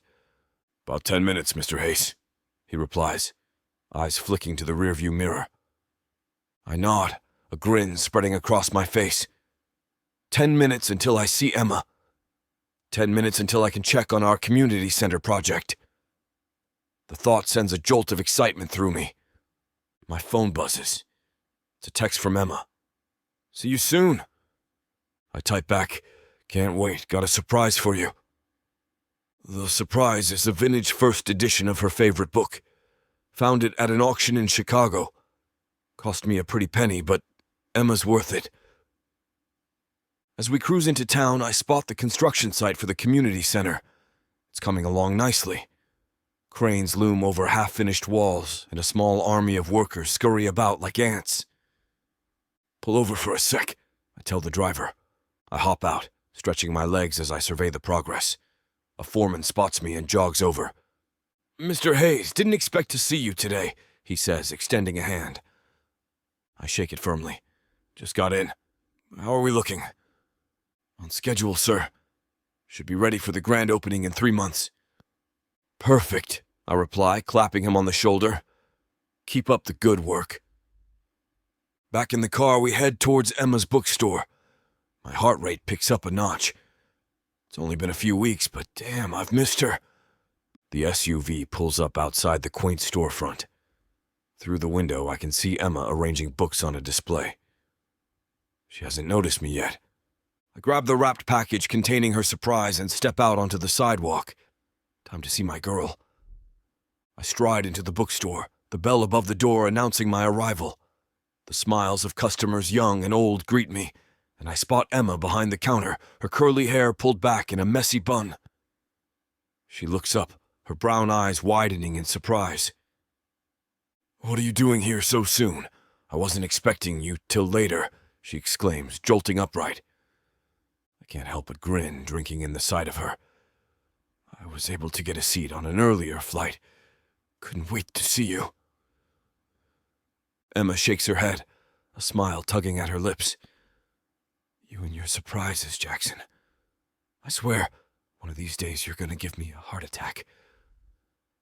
"Ah, you're too tough for that," I tease, leaning against the counter. "Besides, keeping you on your toes is half the fun." She rolls her eyes, but I can see the warmth in her gaze. "Well, since you're here, make yourself useful. There's a box of new arrivals that needs unpacking." "Yes, ma'am," I salute playfully, heading towards the back room. "But first..." I pull out the wrapped package from my jacket and slide it across the counter. Emma eyes it suspiciously. "What's this?" "Open it and find out," I challenge, winking at her. She carefully unwraps the package, gasping when she sees what's inside. "Is this... No way! Jackson, how did you..." "I have my ways," I say smugly, watching her carefully lift the first edition of her favorite book. "Do you like it?" Emma looks up at me, her eyes shining. "Like it? I love it, but it must have cost a fortune." I shrug, waving off her concern. "You're worth it." She sets the book down gently and comes around the counter, wrapping her arms around me. I pull her close, savoring the feeling of her against me. "Thank you," she murmurs into my chest. I kiss the top of her head. "Anytime, babe. Now, about those new arrivals." Emma laughs, pulling away. Always trying to distract me. "All right, come on, Mr. Big Shot. Let's see how those hockey muscles handle some heavy lifting." After I place the last box of new arrivals in the inventory room, I grab Emma's hand as we leave the bookstore, giving it a gentle squeeze. "Ready to check out our baby?" She tilts her head in disbelief, but can't hide her smile. "It's a community center, Jackson, not our child." "Same difference," I wink, leading her towards my SUV. "Both require love, attention, and a ton of money." The short drive to the construction site is filled with Emma updating me on the latest town gossip. I listen, nodding at the right moments, but my mind's already at the site. This project means everything to me, to us. As we pull up, I spot Jim, the foreman, waving us over. I hop out, offering Emma a hand she doesn't need but takes anyway. "Jackson, Emma," Jim greets us, tipping his hard hat. Perfect timing. We just finished pouring the foundation for the east wing. "Fantastic," I grin, clapping him on the shoulder. "How are we looking overall?" Jim pulls out a tablet, swiping through some charts. "We're on schedule, maybe even a bit ahead. The community's really rallied around this project. Got more volunteers than we know what to do with." Emma beams at that. "That's wonderful. I told you this would bring people together, Jackson." "Never doubted you for a second," I say, wrapping an arm around her waist. "So, Jim, what's next on the agenda?" "Well, we're starting on the framework for the main building tomorrow. Should take about 2 weeks, weather permitting." I nod, my mind already racing with possibilities. "And the sports facilities?" "We'll break ground on those next month," Jim replies. "The plans for the ice rink just came in. Want to take a look?" "Hell yeah," I grin, following Jim to a makeshift office nearby. Emma trails behind, shaking her head but smiling. Inside, Jim spreads out the blueprints on a folding table. I lean in, studying the details. "This looks perfect, but can we add more seating here?" I point to a section of the stands. I'm thinking we could host some youth tournaments. Emma pipes up. And maybe we could incorporate a study area nearby? For kids waiting for practice or between games? I turn to her impressed. That's brilliant, Em. Jim, can we make that happen? Jim scratches his chin, considering. Might push the budget a bit, but yeah, we can make it work. Don't worry about the budget, I say, waving off his concern. I'll cover any overages. This needs to be perfect. Emma squeezes my arm. A silent thank you. I wink at her, then turn back to Jim. All right, what else you got for us? I swing the grocery bags as we climb the stairs to Emma's apartment, feeling pretty damn pleased with myself. The meeting with Jim went even better than expected. Now I get to spend some quality time with my girl. You know, I could have carried those, Emma says, eyeing the bags. I flash her a grin. And deprive me of the chance to show off? Not a chance, babe. She rolls her eyes, but I catch the smile she's trying to hide. Always the showman, aren't you? You love it, I tease, following her into the kitchen. Emma starts unpacking the groceries, her movements quick and efficient. I lean against the counter, admiring the view. So, what's on the menu, chef? I ask, snagging a cherry tomato from the bag. She swats my hand playfully. Hey, hands off the goods, and we're making stir-fry. Think you can handle chopping some vegetables? I straighten up, mock offended. Please, I'm a pro at handling my stick. Chopping veggies is child's play. Emma laughs, the sound warming me from the inside out. All right, hotshot, let's see what you've got. We fall into an easy rhythm, moving around each other in the small kitchen. I'm chopping bell peppers when Emma bumps into me, reaching for the soy sauce. Sorry, she murmurs, her hand lingering on my arm. I turn, trapping her against the counter. I'm not, I say, voice low. Her breath catches, and for a moment, I think about saying damn it to dinner and taking her right here. But then her stomach growls loud in the quiet kitchen, and we both burst out laughing. Guess we should feed you first, I chuckle, stepping back. Emma nods, still giggling. Yeah, probably a good idea. Can't have me passing out on you later. I raise an eyebrow at that.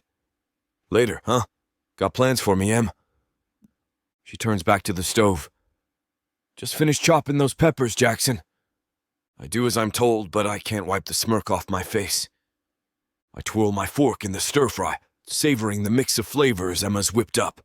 Damn, she can cook. This is amazing, babe, I say, reaching for my beer. Emma smiles, a hint of pride in her eyes. Thanks. It's my dad's recipe. Well, he taught you well. I reply, scooping up another forkful.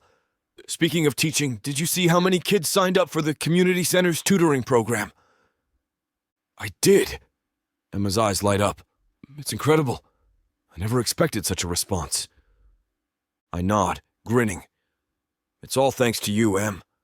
Your idea to combine academics with sports? Genius! She shakes her head, but I can see she's pleased. It was a team effort, Jackson. Your connections brought in some top-notch tutors. It comes with the job, I wink, leaning back in my chair. But seriously, we make a damn good team. Emma takes a sip of her wine, her eyes meeting mine over the rim of the glass. We do, don't we? There's a moment of silence charged with possibility. I clear my throat. So, I've been thinking... Dangerous, Emma teases, but her tone is soft. I chuckle.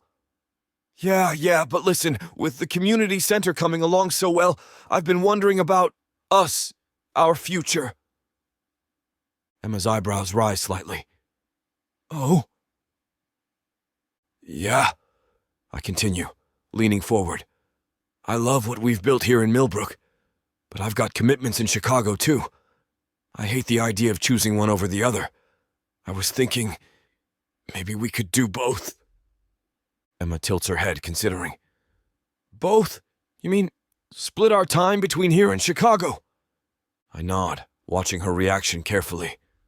Exactly. We could keep the bookstore running here, maybe expand it.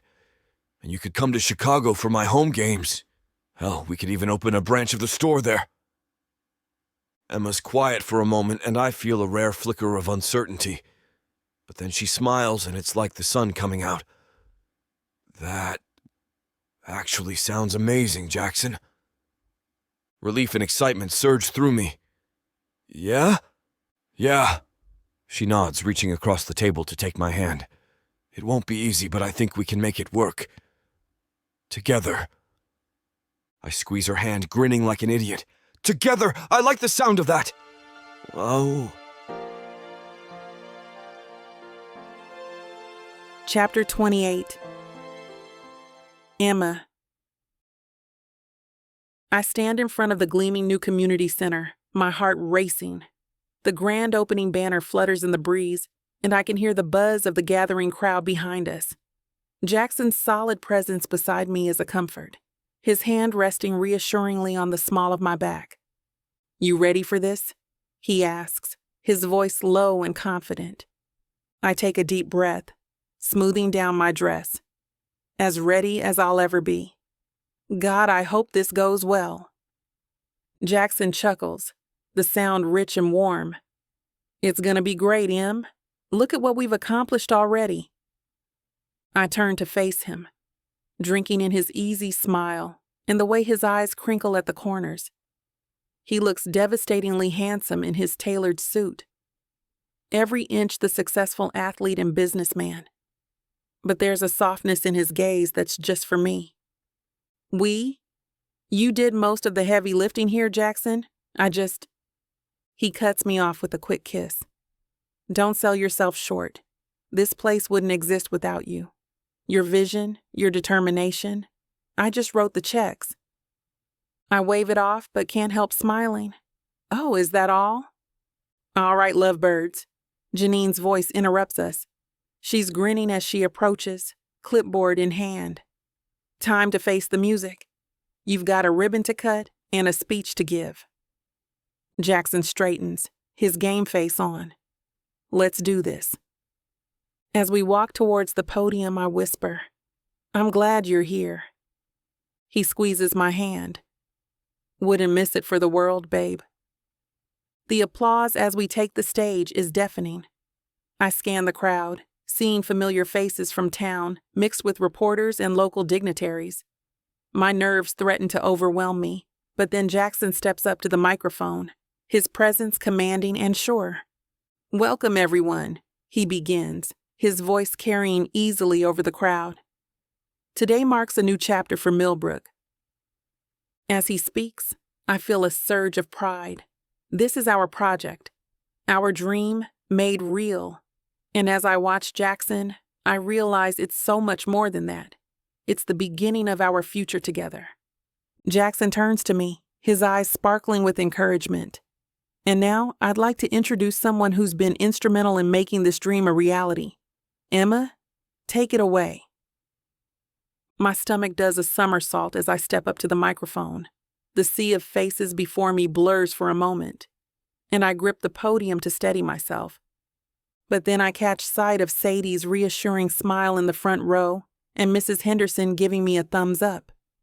Jackson's warm presence at my side grounds me, and suddenly I'm not nervous anymore. I'm proud. I clear my throat and begin. "Thank you all for coming today. When Jackson first approached me about this project, I'll admit I was skeptical." A ripple of laughter runs through the crowd, and I can't help but smile. But standing here now, seeing all of you gathered together, I realize that this center represents so much more than just a building. It's a testament to the strength and spirit of Millbrook.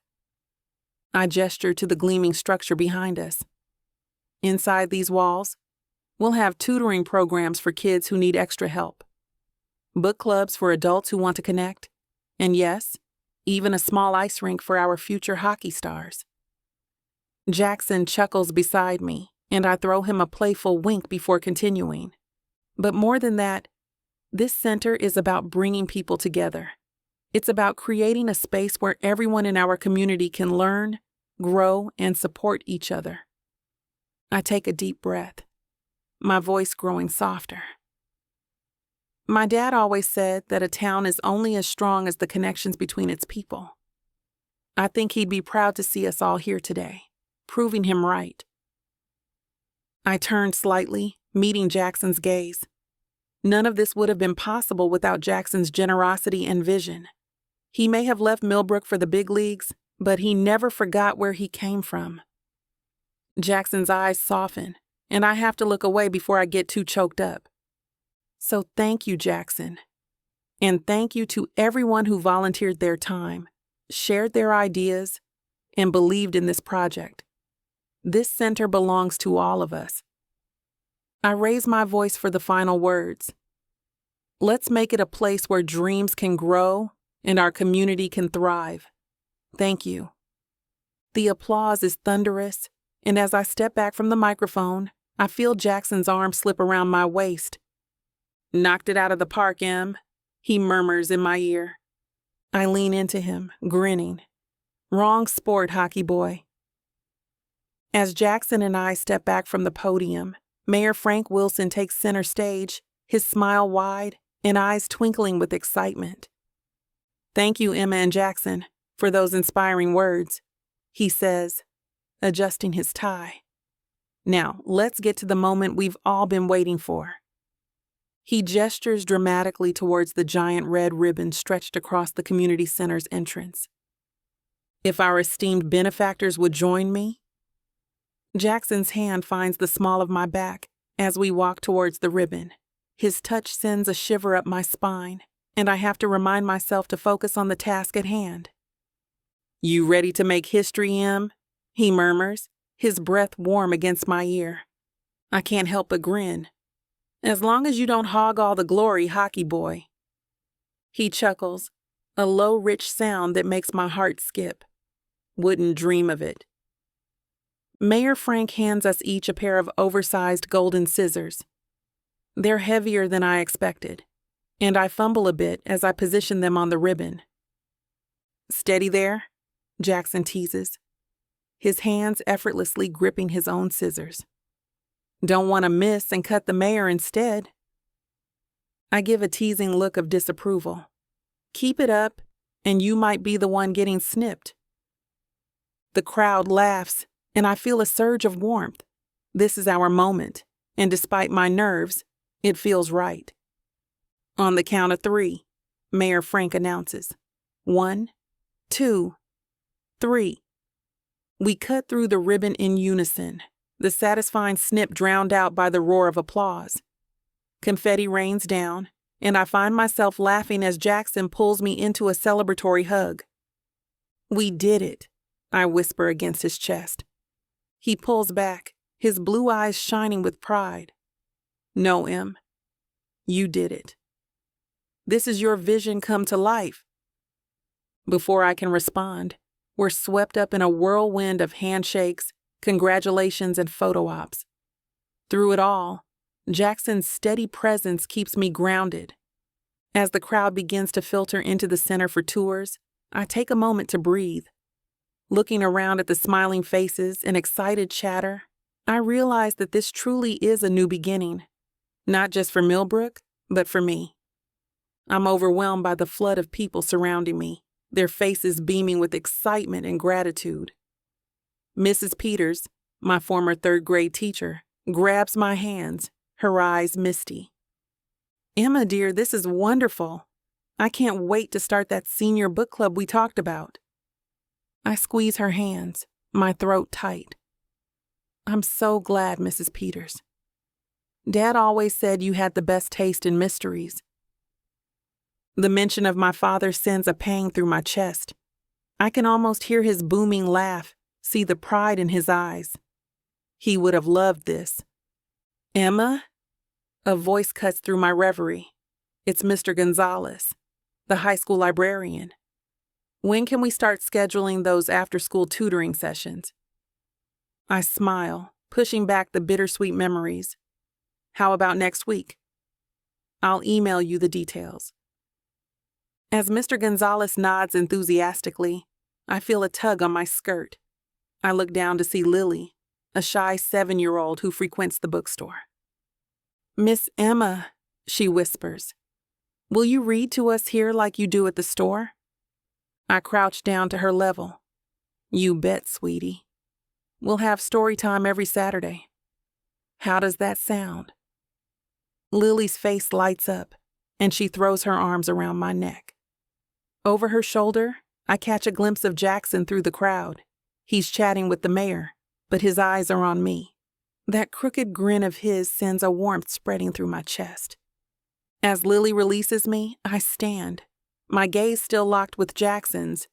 He winks, and I can't help but smile back. Who would have thought we'd end up here? Emma, paging Emma. Janine's voice breaks through my Jackson-induced haze. She's smirking, one eyebrow raised. You two are ridiculous, you know that? I laugh, feeling my face heat up. Oh, hush. We're just happy. Janine's expression softens. I can see that. Your dad would be over the moon, Em. He always knew you were meant for big things. I blink back tears, nodding. Thanks, Jay. I just wish he could see it. He can, she says softly, squeezing my arm. Trust me, he's watching. And he's so proud. I pull Janine into a tight embrace, my emotions threatening to spill over. The warmth of her friendship envelops me, and I'm suddenly overwhelmed with gratitude. Thank you, I whisper, my voice thick with emotion. For everything. For knocking some sense into me. Janine laughs, patting my back. Someone had to do it. You're not exactly known for your flexibility, Emma. I pull back, wiping at my eyes and chuckling. Hey, I resemble that remark. Seriously, though, Janine says, her dark eyes twinkling.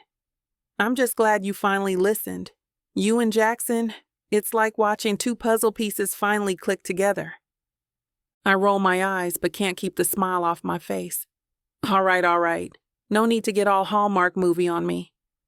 Oh, please, Janine scoffs. If this were a Hallmark movie, there'd be a lot more snow and at least one baking competition. We both burst into laughter, drawing curious glances from nearby guests. I lower my voice, leaning in conspiratorially. Don't give Jackson any ideas. He might try to turn the community center into a year-round winter wonderland. As our laughter subsides, I feel a wave of contentment wash over me. It's been a long time since I've felt this light, this free. The weight of running my dad's bookstore and the constant worry about finances always seems to hang over me like a dark cloud. But right now, with Jackson by my side, it all feels a bit more manageable. Chapter 29. Jackson. The bookstore buzzes with energy as Emma and I host our after-party. The grand opening of the community center was a smashing success, and now it's time to celebrate. I can't help but feel a surge of pride as I look around at the familiar faces of friends and family mingling among the bookshelves. Jackson, this is incredible, my mom, Melanie, says, approaching with a glass of champagne in hand. You and Emma have really outdone yourselves. I grin, wrapping an arm around Emma's waist. It was a team effort, Mom. Emma's the brains behind this operation. Emma laughs, playfully elbowing me. Don't sell yourself short, Jackson. Your ideas were crucial. Well, I learned from the best, I reply, giving her a quick peck on the cheek. My sister Jessica saunters over, her eyes sparkling with mischief. So, when's the wedding? Jess, I warn, but there's no heat behind it. Don't go planning anything just yet. Oh, come on, she teases. You two are practically joined at the hip. It's only a matter of time. Emma lets out a weary chuckle good-naturedly. And what about you, Jess? Still planning that big city move? Actually, Jessica says, leaning in conspiratorially. I'm thinking of opening a boutique right here in Millbrook. This week's plan, anyway. That's great, sis, I say, genuinely impressed. Maybe we can talk business strategy sometime. My dad, Tom, joins our little group, clapping me on the shoulder. Son, I've got to hand it to you. This community center idea? Stroke of genius. It's going to do wonders for Millbrook. Thanks, Dad, I reply, feeling a warmth spread through my chest. But it was Emma who really pushed for something that would benefit the whole town. I just wanted to make sure we were doing right by everyone, she says modestly. And you did, my mom assures her, reaching out to squeeze Emma's hand. You both did. As the night wears on, I find myself constantly drawn back to Emma's side. We mingle with guests, accept congratulations, and share knowing glances across the room. It's a perfect evening, and I can't imagine spending it with anyone else. Jessica sidles up to me, her eyes sparkling with curiosity. So, big brother, are you going to give me the grand tour of this revamped bookstore or what? I chuckle, gesturing around us. You're standing in it, Jess. But sure, I'll play tour guide. We weave through the bustling crowd, and I can't help but feel a surge of pride. Remember how this place used to be? All dusty shelves and dim lighting. Jessica nods, running her hand along a sleek new bookcase. Yeah, it was charming in that old school way, but this is something else. Emma had the vision, I say, leading her towards the new cafe area. I just provided the muscle and the checkbook. Come on, Jessica quips. I'm sure your ideas weren't all garbage. I laugh, shaking my head. Thanks for the vote of confidence, sis. We pause by the coffee bar, where the aroma of freshly ground beans fills the air. This is new, Jessica remarks, eyeing the state-of-the-art espresso machine. Yep. Emma figured if we're gonna keep people browsing, we might as well caffeinate them, I explain. It's been a hit. Jessica takes in the cozy seating area nearby, complete with plush armchairs and low tables. I can see why. It's like a home away from home. That's the idea, I nod. We've got book clubs meeting here now, writing groups, even a weekly chess tournament. Nerds, Jessica teases, but her smile is warm. We move on to the children's section, now brightly colored and filled with interactive displays. Whoa, Jessica breathes. This is amazing. Emma's pet project, I say proudly. She hosts story time every Saturday morning. The kids love it. Jessica turns to me, her expression suddenly serious. You know, Jackson, I gotta hand it to you. You and Emma have really turned this place around. I feel a warmth spread through my chest. Thanks, Jess. It means a lot to hear you say that. I mean it, she insists. This isn't just a bookstore anymore. It's like the heart of the community or something. I nod, taking in the bustling scene around us. That's exactly what we were going for. A place where everyone feels welcome, you know? Jessica punches my arm lightly. Look at you, all grown up and giving back to the community. Mom and Dad must be over the moon. I grin, spotting Emma across the room, deep in conversation with a group of locals. Yeah, well, I had a pretty good reason to stick around. As we step into Emma's apartment, the buzz from the after-party still hums through my veins. The place is cozy, filled with the scent of vanilla candles and the faint sound of jazz playing softly in the background. I glance around, taking in the eclectic mix of books and photographs that line the shelves, each one a testament to her vibrant personality and love for stories. Emma slips off her shoes and heads to the kitchen, her movements graceful and unhurried. I can't help but admire how effortlessly she balances strength and elegance. I can't wipe the grin off my face as I watch her kick off her heels and sink onto the couch with a contented sigh. Damn, that was one hell of a night, I say, loosening my tie and joining her. You were amazing, babe. Emma laughs, her eyes sparkling. We were amazing. I still can't believe how well everything turned out. I pull her close, breathing in the smell of her hair. Believe it. You've accomplished something incredible here, Emma. I'm so proud of you. She turns to face me, her expression softening. You really mean that? Every word, I say, cupping her face in my hands. You took a struggling bookstore and turned it into the heart of this community. And the center? That's all you, baby. Your vision, your drive. Emma shakes her head, but she's smiling. Give yourself some credit, Jackson. We did this together. Maybe, I concede. But you're the one who pushed me to think beyond myself, to see what this town really needed. You've made me a better man, Emma. She leans in, pressing a soft kiss to my lips. And you've shown me that sometimes it's okay to dream big. I take a deep breath. This is it. The moment I've been waiting for. Speaking of dreaming big, I say, sliding off the couch and onto one knee. Emma's eyes widen as I reach into my pocket, pulling out a small velvet box. Emma, you've changed my life in ways I never thought possible. You challenge me, inspire me, and make me want to be the best version of myself. I can't imagine spending another day without you by my side. I open the box, revealing a stunning diamond ring. Emma gasps, her hand flying to her mouth. Emma, will you marry me? The silence stretches for a heartbeat, then two. Emma's eyes are wide, filled with shock and something else I can't quite read. Jackson, I don't know what to say, she breathes, her voice barely above a whisper.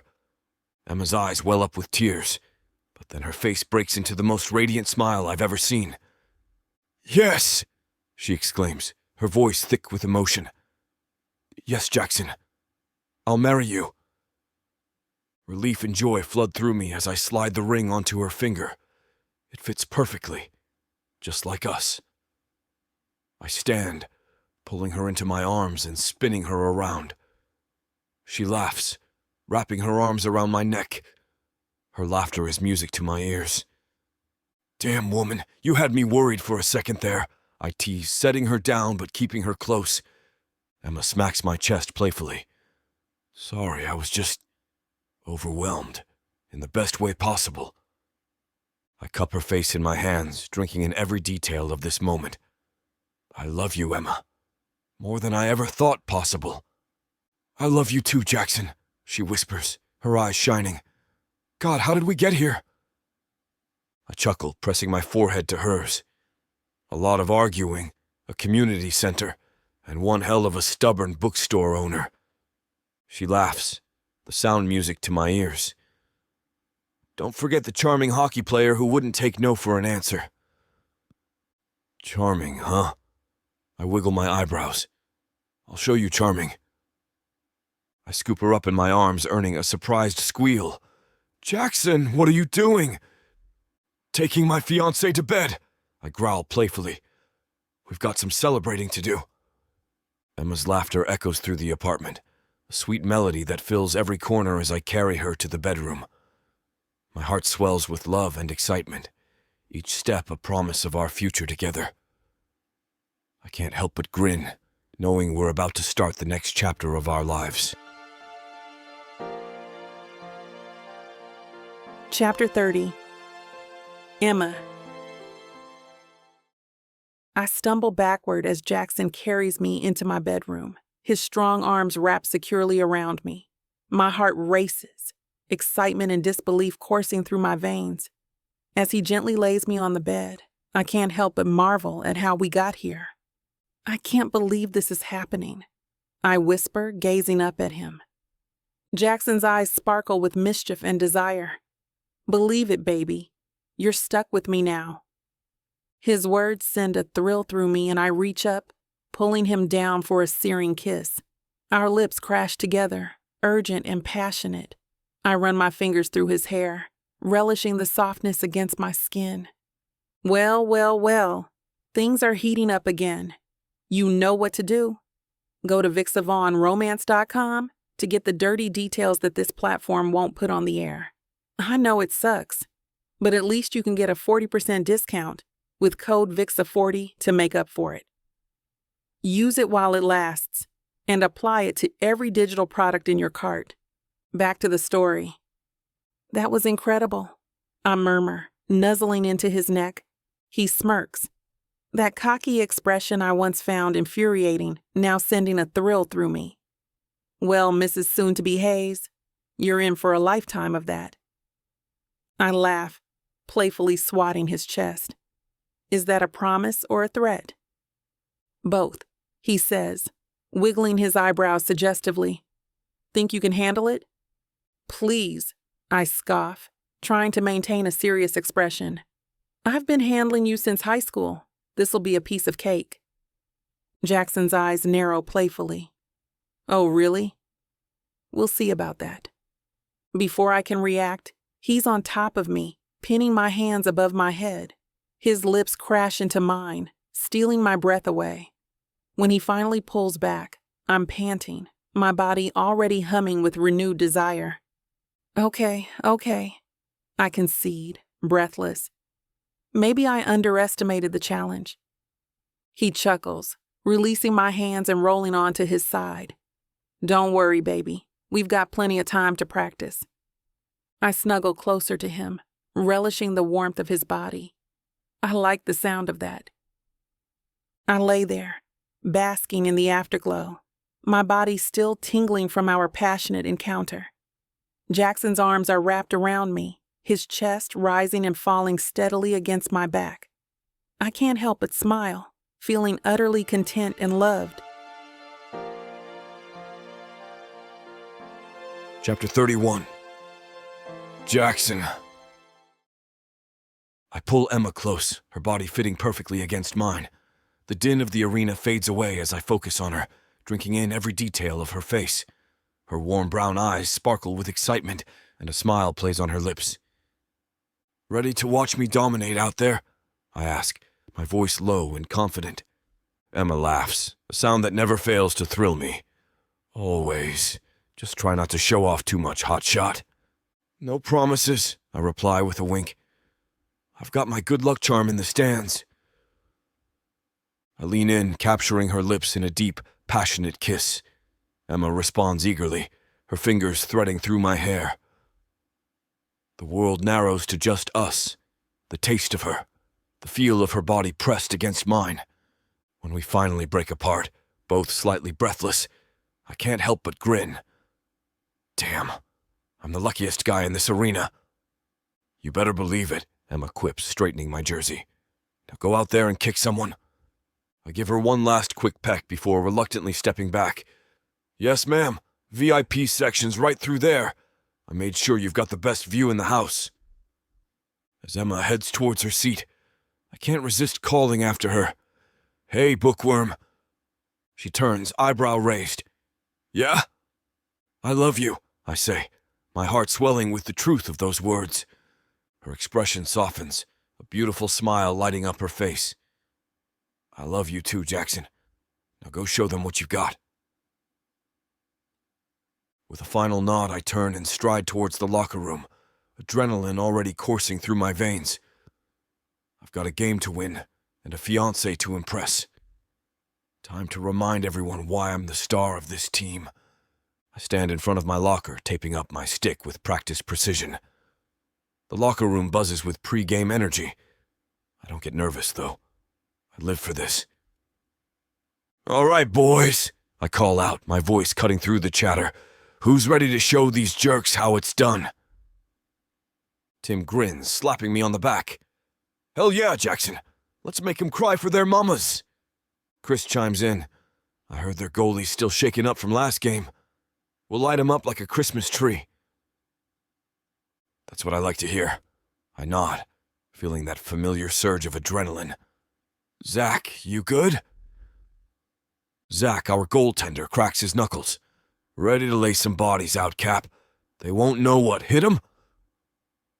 The door swings open and Coach strides in, his face set in its usual game day scowl. The room falls silent as he surveys us. Listen up, you sorry sacks of trash, he barks, but there's a glint in his eye. We've got a packed house out there, and they're expecting a show. Are we gonna give it to them?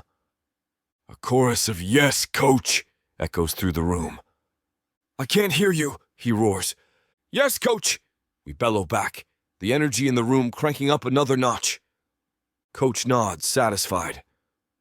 Good. Now, remember the game plan, Jackson. I want you creating havoc out there. Tim, Chris, you're feeding him. Zach, you're our brick wall. The rest of you sorry bastards better not let a single one of those pricks through. Clear? Crystal, I answer for the team, locking eyes with Coach. He gives me a sharp nod, knowing I'll deliver. As Coach wraps up his speech, I feel that familiar itch under my skin. It's time. I stand, and the team's eyes turn to me. All right, boys, I say, my voice low and intense. Let's go out there and show them why we're the best damn team in the league. Who are we? Wildcats, they roar back. And what do we do? Dominate! I grin, fierce and ready. Damn straight. Now let's go mess them up. We file out of the locker room, the roar of the crowd growing louder with each step. As we approach the rink, I catch sight of Emma in the VIP section. She gives me a thumbs up, and I wink back. Time to put on a show. The ice gleams under the arena lights as I glide onto the rink. The roar of the crowd hit me like a thunderclap, but I'm unfazed. This is my element. Let's go! I shout to my teammates as we take our positions. The whistle blows, and it's on. I win the face-off, effortlessly outmaneuvering their center. The puck's on my stick, and I'm off like a shot. Jackson, over here, Tim calls. I see him out of the corner of my eye, but I've got this. I weave through their defense like they're standing still, my skates carving up the ice. Their defenseman tries to check me, but I spin away, leaving him grasping at air. The goal's in sight. Their goalie's eyes widen as I wind up for the shot. The puck flies off my stick, a blur of black rubber. It sails past the goalie's glove and slams into the back of the net. The crowd erupts. I pump my fist, skating past the opposing team's bench with a smirk. That's how it's done, boys. As I high-five my teammates, I catch Emma's eye in the stands. She's on her feet, cheering louder than anyone. I blow her a quick kiss before getting back into position. The game rages on, a brutal dance of speed and skill. I'm everywhere on the ice, setting up plays, intercepting passes, and hammering shots at the goal. During a brief lull, Chris skates up beside me. Damn, Jackson, save some glory for the rest of us. I laugh, clapping him on the back. Can't help it if I'm just that good. The opposing team is getting frustrated. I hear their captain cursing as I steal the puck right off his stick. Too slow, buddy! I taunt as I race past him. The clock's winding down and we're up by 2. But I'm not done yet. I want to give Emma a show she'll never forget. With seconds left, I intercept a desperate pass from their team. It's just me and their goalie now. Time seems to slow. I can see the sweat on the goalie's face, the tension in his stance. But I know exactly where the puck's going. I fake left, then send the puck sailing right. It threads the needle between the goalie's arm and the post, hitting the back of the net just as the final buzzer sounds. The arena explodes with cheers. My teammates mob me, but my eyes are on Emma. She's beaming, pride radiating from her face. As we skate off the ice, victorious, I can't help but think this might be my best game yet. And it's all because of her. I swagger through the VIP section, basking in the energy of the after-party. The club's pulsing beats vibrate through my body, mingling with the adrenaline still coursing from our win. Everywhere I turn, there's another hand to shake, another back to slap. Jackson, my man! Tim shouts over the music. That last goal was insane! I grin, accepting the shot he hands me. Just doing what I do best, baby. Dominating the ice and breaking hearts. We clink glasses and down the shots. The burn of top-shelf whiskey slides down my throat, a fitting celebration for a night like this. As I scan the room, my eyes land on Emma. She's tucked away in a corner booth with Zach, and they're deep in conversation. I can't help but smile. Emma looks stunning in a form-fitting black dress, her curls cascading over her shoulders. But it's the fire in her eyes that really catches my attention. I make my way over, catching snippets of their debate. Oh, but the societal implications of AI can't be ignored, Emma's saying, her hands moving animatedly. We're talking about a fundamental shift in how we interact with technology and each other. Zach nods, looking impressed. I hadn't considered that angle. But what about the potential benefits in fields like medicine or climate change research? I slide into the booth next to Emma, draping my arm around her shoulders. Well. Looks like the party's heating up over here. What's got you two so fired up?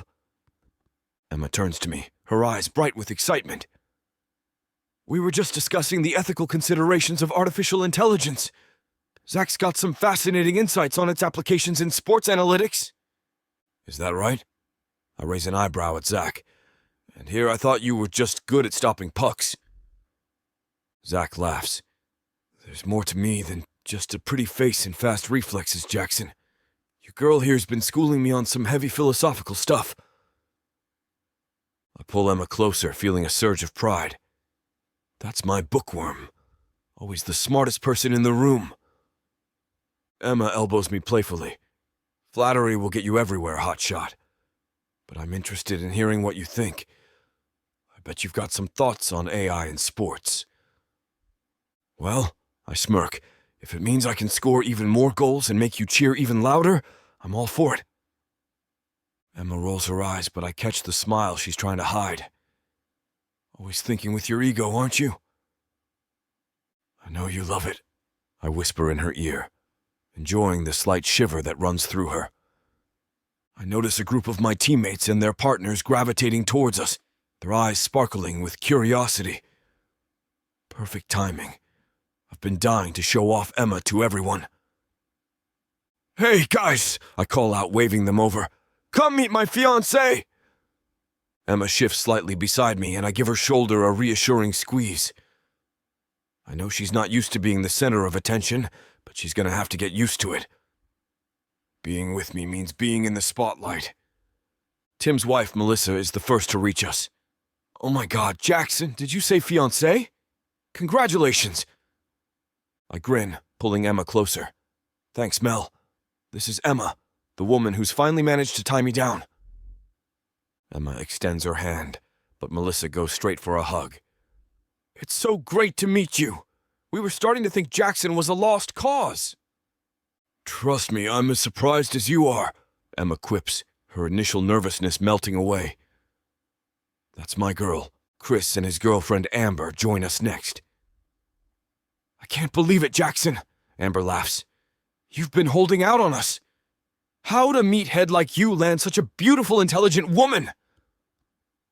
I smirk. What can I say? I've got game on and off the ice. Emma waves her hand dismissively. Don't let him fool you. I'm only here for the free drinks and hockey tickets. The group erupts in laughter, and I can't help but feel a swell of pride. Emma's fitting in perfectly, her quick wit matching the team's banter step for step. So, Emma, Zach's wife Sarah chimes in. How did you two meet? Was it love at first sight when you saw him score a hat trick? I open my mouth to answer, but Emma beats me to it. Actually, we've known each other since high school. I was the nerd who helped him pass his classes so he could stay on the team. Tim's eyebrows shoot up. Jackson, you never told us you had a secret brain behind your success. I shrug, grinning. I like to keep an air of mystery. Oh, there's no mystery about it, Emma teases. He was hopeless without me. The conversation flows easily from there, with Emma sharing embarrassing stories from our high school days, and the team reciprocating with tales of my on-ice antics. I watch her, feeling a warmth spread through my chest. She's holding her own, matching the group's energy effortlessly. As the night wears on, I catch Sarah pulling Emma aside. Welcome to the Hockey Wife Club, she says warmly. Trust me, it's a wild ride, but we've got your back. Emma smiles, glancing at me. I think I'm up for the challenge. I wink at her, raising my glass in a silent toast. Yeah, she's definitely up for it. And I can't wait to take on this new adventure with her by my side. Chapter 32. Emma. I stand behind the counter of my bookstore, absently straightening a stack of bestsellers. The morning light streams through the windows, casting a warm glow on the shelves. My gaze drifts to the sparkling diamond on my left hand, and a smile tugs at my lips. I can't believe this is real, I murmur to myself, twirling the ring around my finger. The bell above the door chimes, and I look up to see Janine breezing in, her arms laden with coffee cups and pastry bags. "Morning, future Mrs. Hockey Star," she sings out, setting our breakfast on the counter. "How's the newly engaged treating you?" I laugh, reaching for a coffee. Like a dream, I keep thinking I'll wake up and find out it was all in my head. Janine leans against the counter, sipping her latte. "Girl, if you told me a year ago that you'd be engaged to Jackson Hayes, I'd have laughed you out of town. Talk about a plot twist." "You're telling me?" I agree, shaking my head. "Remember how I used to complain about tutoring him in high school? Now look at us." "Oh, I remember," Janine chuckles. "You were always going on about how he was just using you to pass his classes." I wince, remembering my past bitterness. "Yeah, well, I guess I misjudged him. He's not the same guy he was back then." "Neither are you," Janine points out. "You've both grown up, and now look at this place." She gestures around the thriving bookstore. "Who would have thought your high school nemesis would end up being your knight in shining hockey pads?" I snort at her description. "He'd love that, you know. His ego doesn't need any more stroking." Speaking of stroking, Janine wiggles her eyebrows suggestively. "How's the engagement treating you in other departments?" "Janine," I exclaim, feeling heat rise to my face. "That's private." She grins wickedly. "That good, huh? I knew those hockey muscles had to be good for something." I roll my eyes but can't keep the smile off my face. Let's just say I have no complaints. "Atta girl?" Janine winks. "So, when's the big day?" I shrug, taking a bite of my croissant. "We haven't set a date yet. With his schedule, it's going to take some planning. But I'm in no rush. I'm just happy being with him, you know?" Janine nods, her expression softening. "I can see that. You're glowing, Em. It's nice to see you so happy." I feel a warmth spread through my chest that has nothing to do with the coffee. I am happy, really, truly happy. Who would have thought? As Janine and I step out of the bookstore to grab lunch, the warm summer air envelops us. Main Street buzzes with activity, and I can't help but smile at the familiar faces we pass. Well, if it isn't the future Mrs. Hayes, Mrs. Jefferson, my third-grade teacher, calls out from across the street. She hurries over, her eyes twinkling. "Let me see that ring, dear." I hold out my hand. "It's beautiful, isn't it?" Mrs. Jefferson gasps. "Oh my, it certainly is." Jackson always did have good taste. "In hockey and women," Janine quips, earning a playful elbow from me. "When's the big day?" Mrs. Jefferson asks eagerly. "We haven't set a date yet," I explain. "With Jackson's schedule, we're taking our time to plan." She nods understandingly. "Well, whenever it is, it'll be the event of the year in Millbrook. We're all so happy for you too." As we continue down the street, more well-wishers stop us. Mr. Miller from the hardware store gives me a bear hug, nearly lifting me off my feet. "About time that boy made an honest woman out of you," he booms. I laugh, shaking my head. "We've only been dating a few months, Mr. Miller." He winks. "Time doesn't matter when it's right, sweetheart." At the diner, our usual lunch spot, we're barely through the door before Sally, the waitress, spots us. "There's my favorite newly engaged couple," she exclaims, then pauses. "Well, half of it anyway. Where's that hunky fiancé of yours?" "Back in Chicago for training," I explain, sliding into our usual booth. But he'll be back next weekend. Sally grins. Good. Tell him I expect a front row seat at the wedding. I've known you both since you were knee-high to a grasshopper.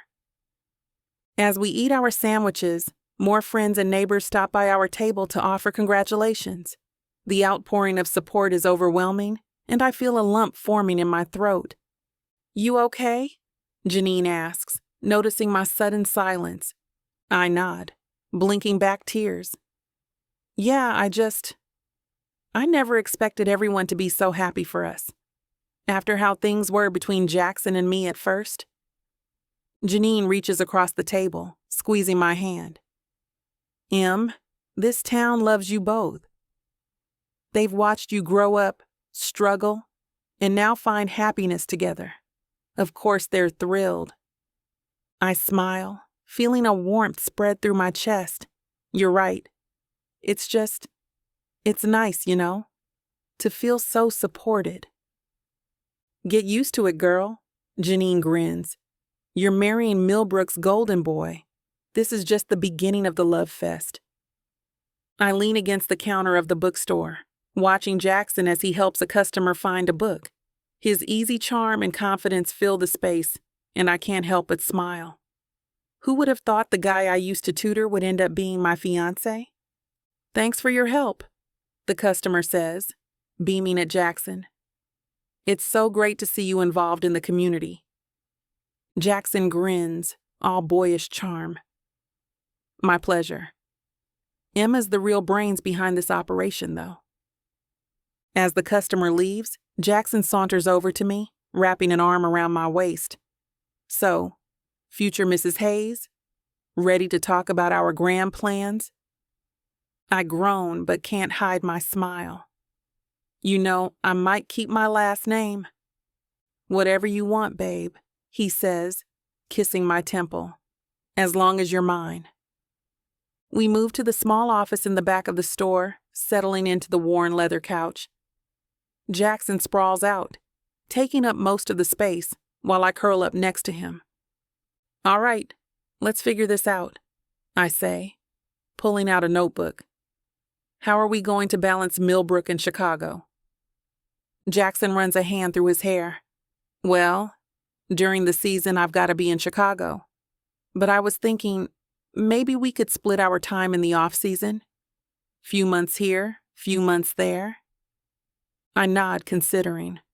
That could work, but what about the bookstore? I can't just leave it for months at a time. Why not?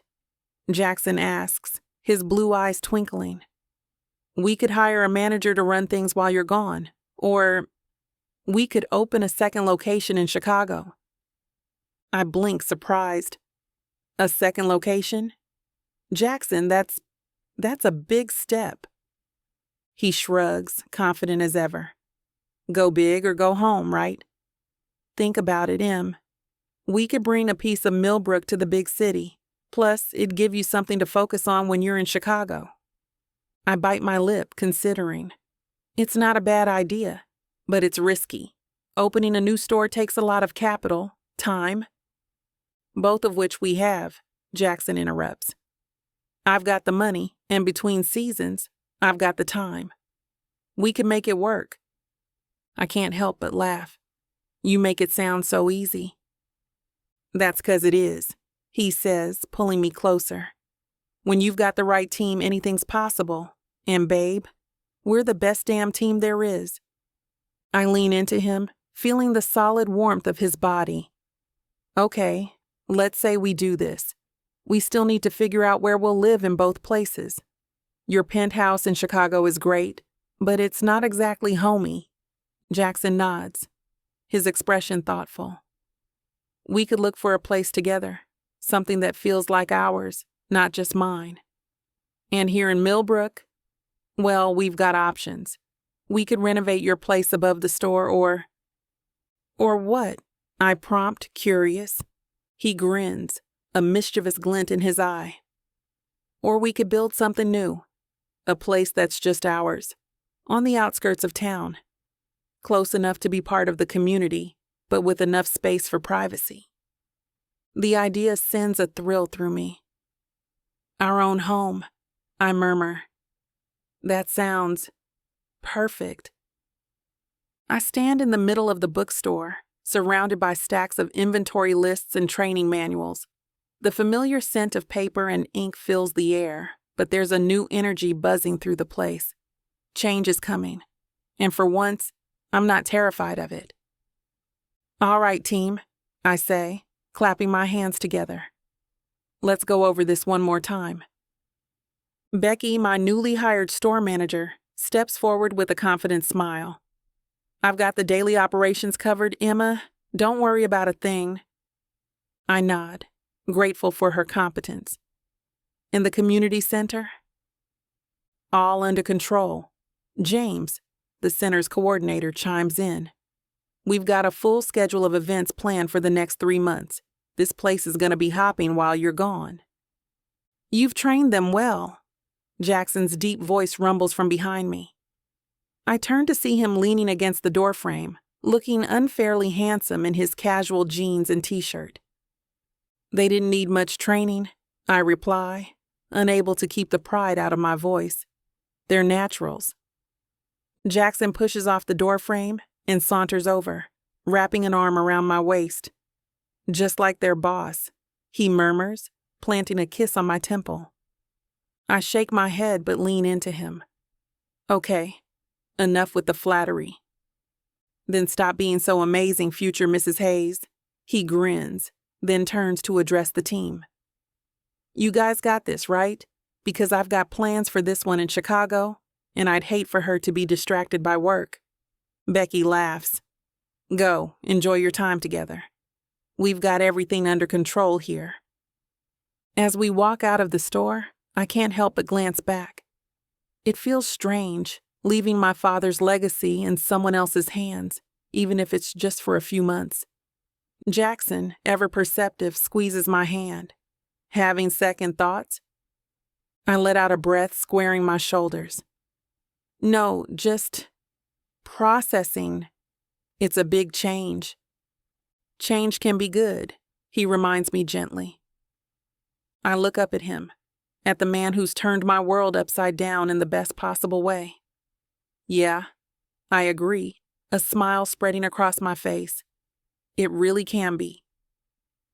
As we drive past the community center, I can't help but smile at the bustling activity visible through the large windows. Jackson's hand rests comfortably on my thigh as he navigates the familiar streets of Millbrook. Look at that, I say, nodding towards the building. The summer reading program is in full swing. Jackson grins, his eyes flicking briefly to the center before returning to the road. Yeah, Becky mentioned they had to add extra sessions. Who knew kids would be so pumped about books? I laugh, shaking my head. Says the guy who used to groan every time I suggested cracking open a textbook. Hey, I've evolved, he protests, giving my thigh a playful squeeze. Now I'm all about the power of literature and community engagement. Speaking of, I say, pulling out my phone to scroll through our project list.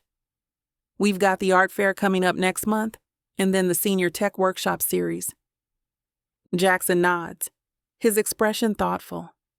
And don't forget about the youth hockey clinic I'm running when we get back. Gotta nurture the next generation of star forwards, you know. I chuckle, but can't suppress my smile. Of course. Heaven forbid we neglect the hockey prodigies of Millbrook. Damn straight, he agrees, winking at me. But seriously, Em, I'm proud of what we've built here. The center, the bookstore. It's making a real difference.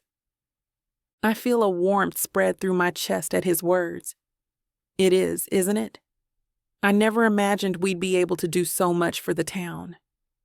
That's because you think small, babe, Jackson teases. Good thing you've got me to dream big.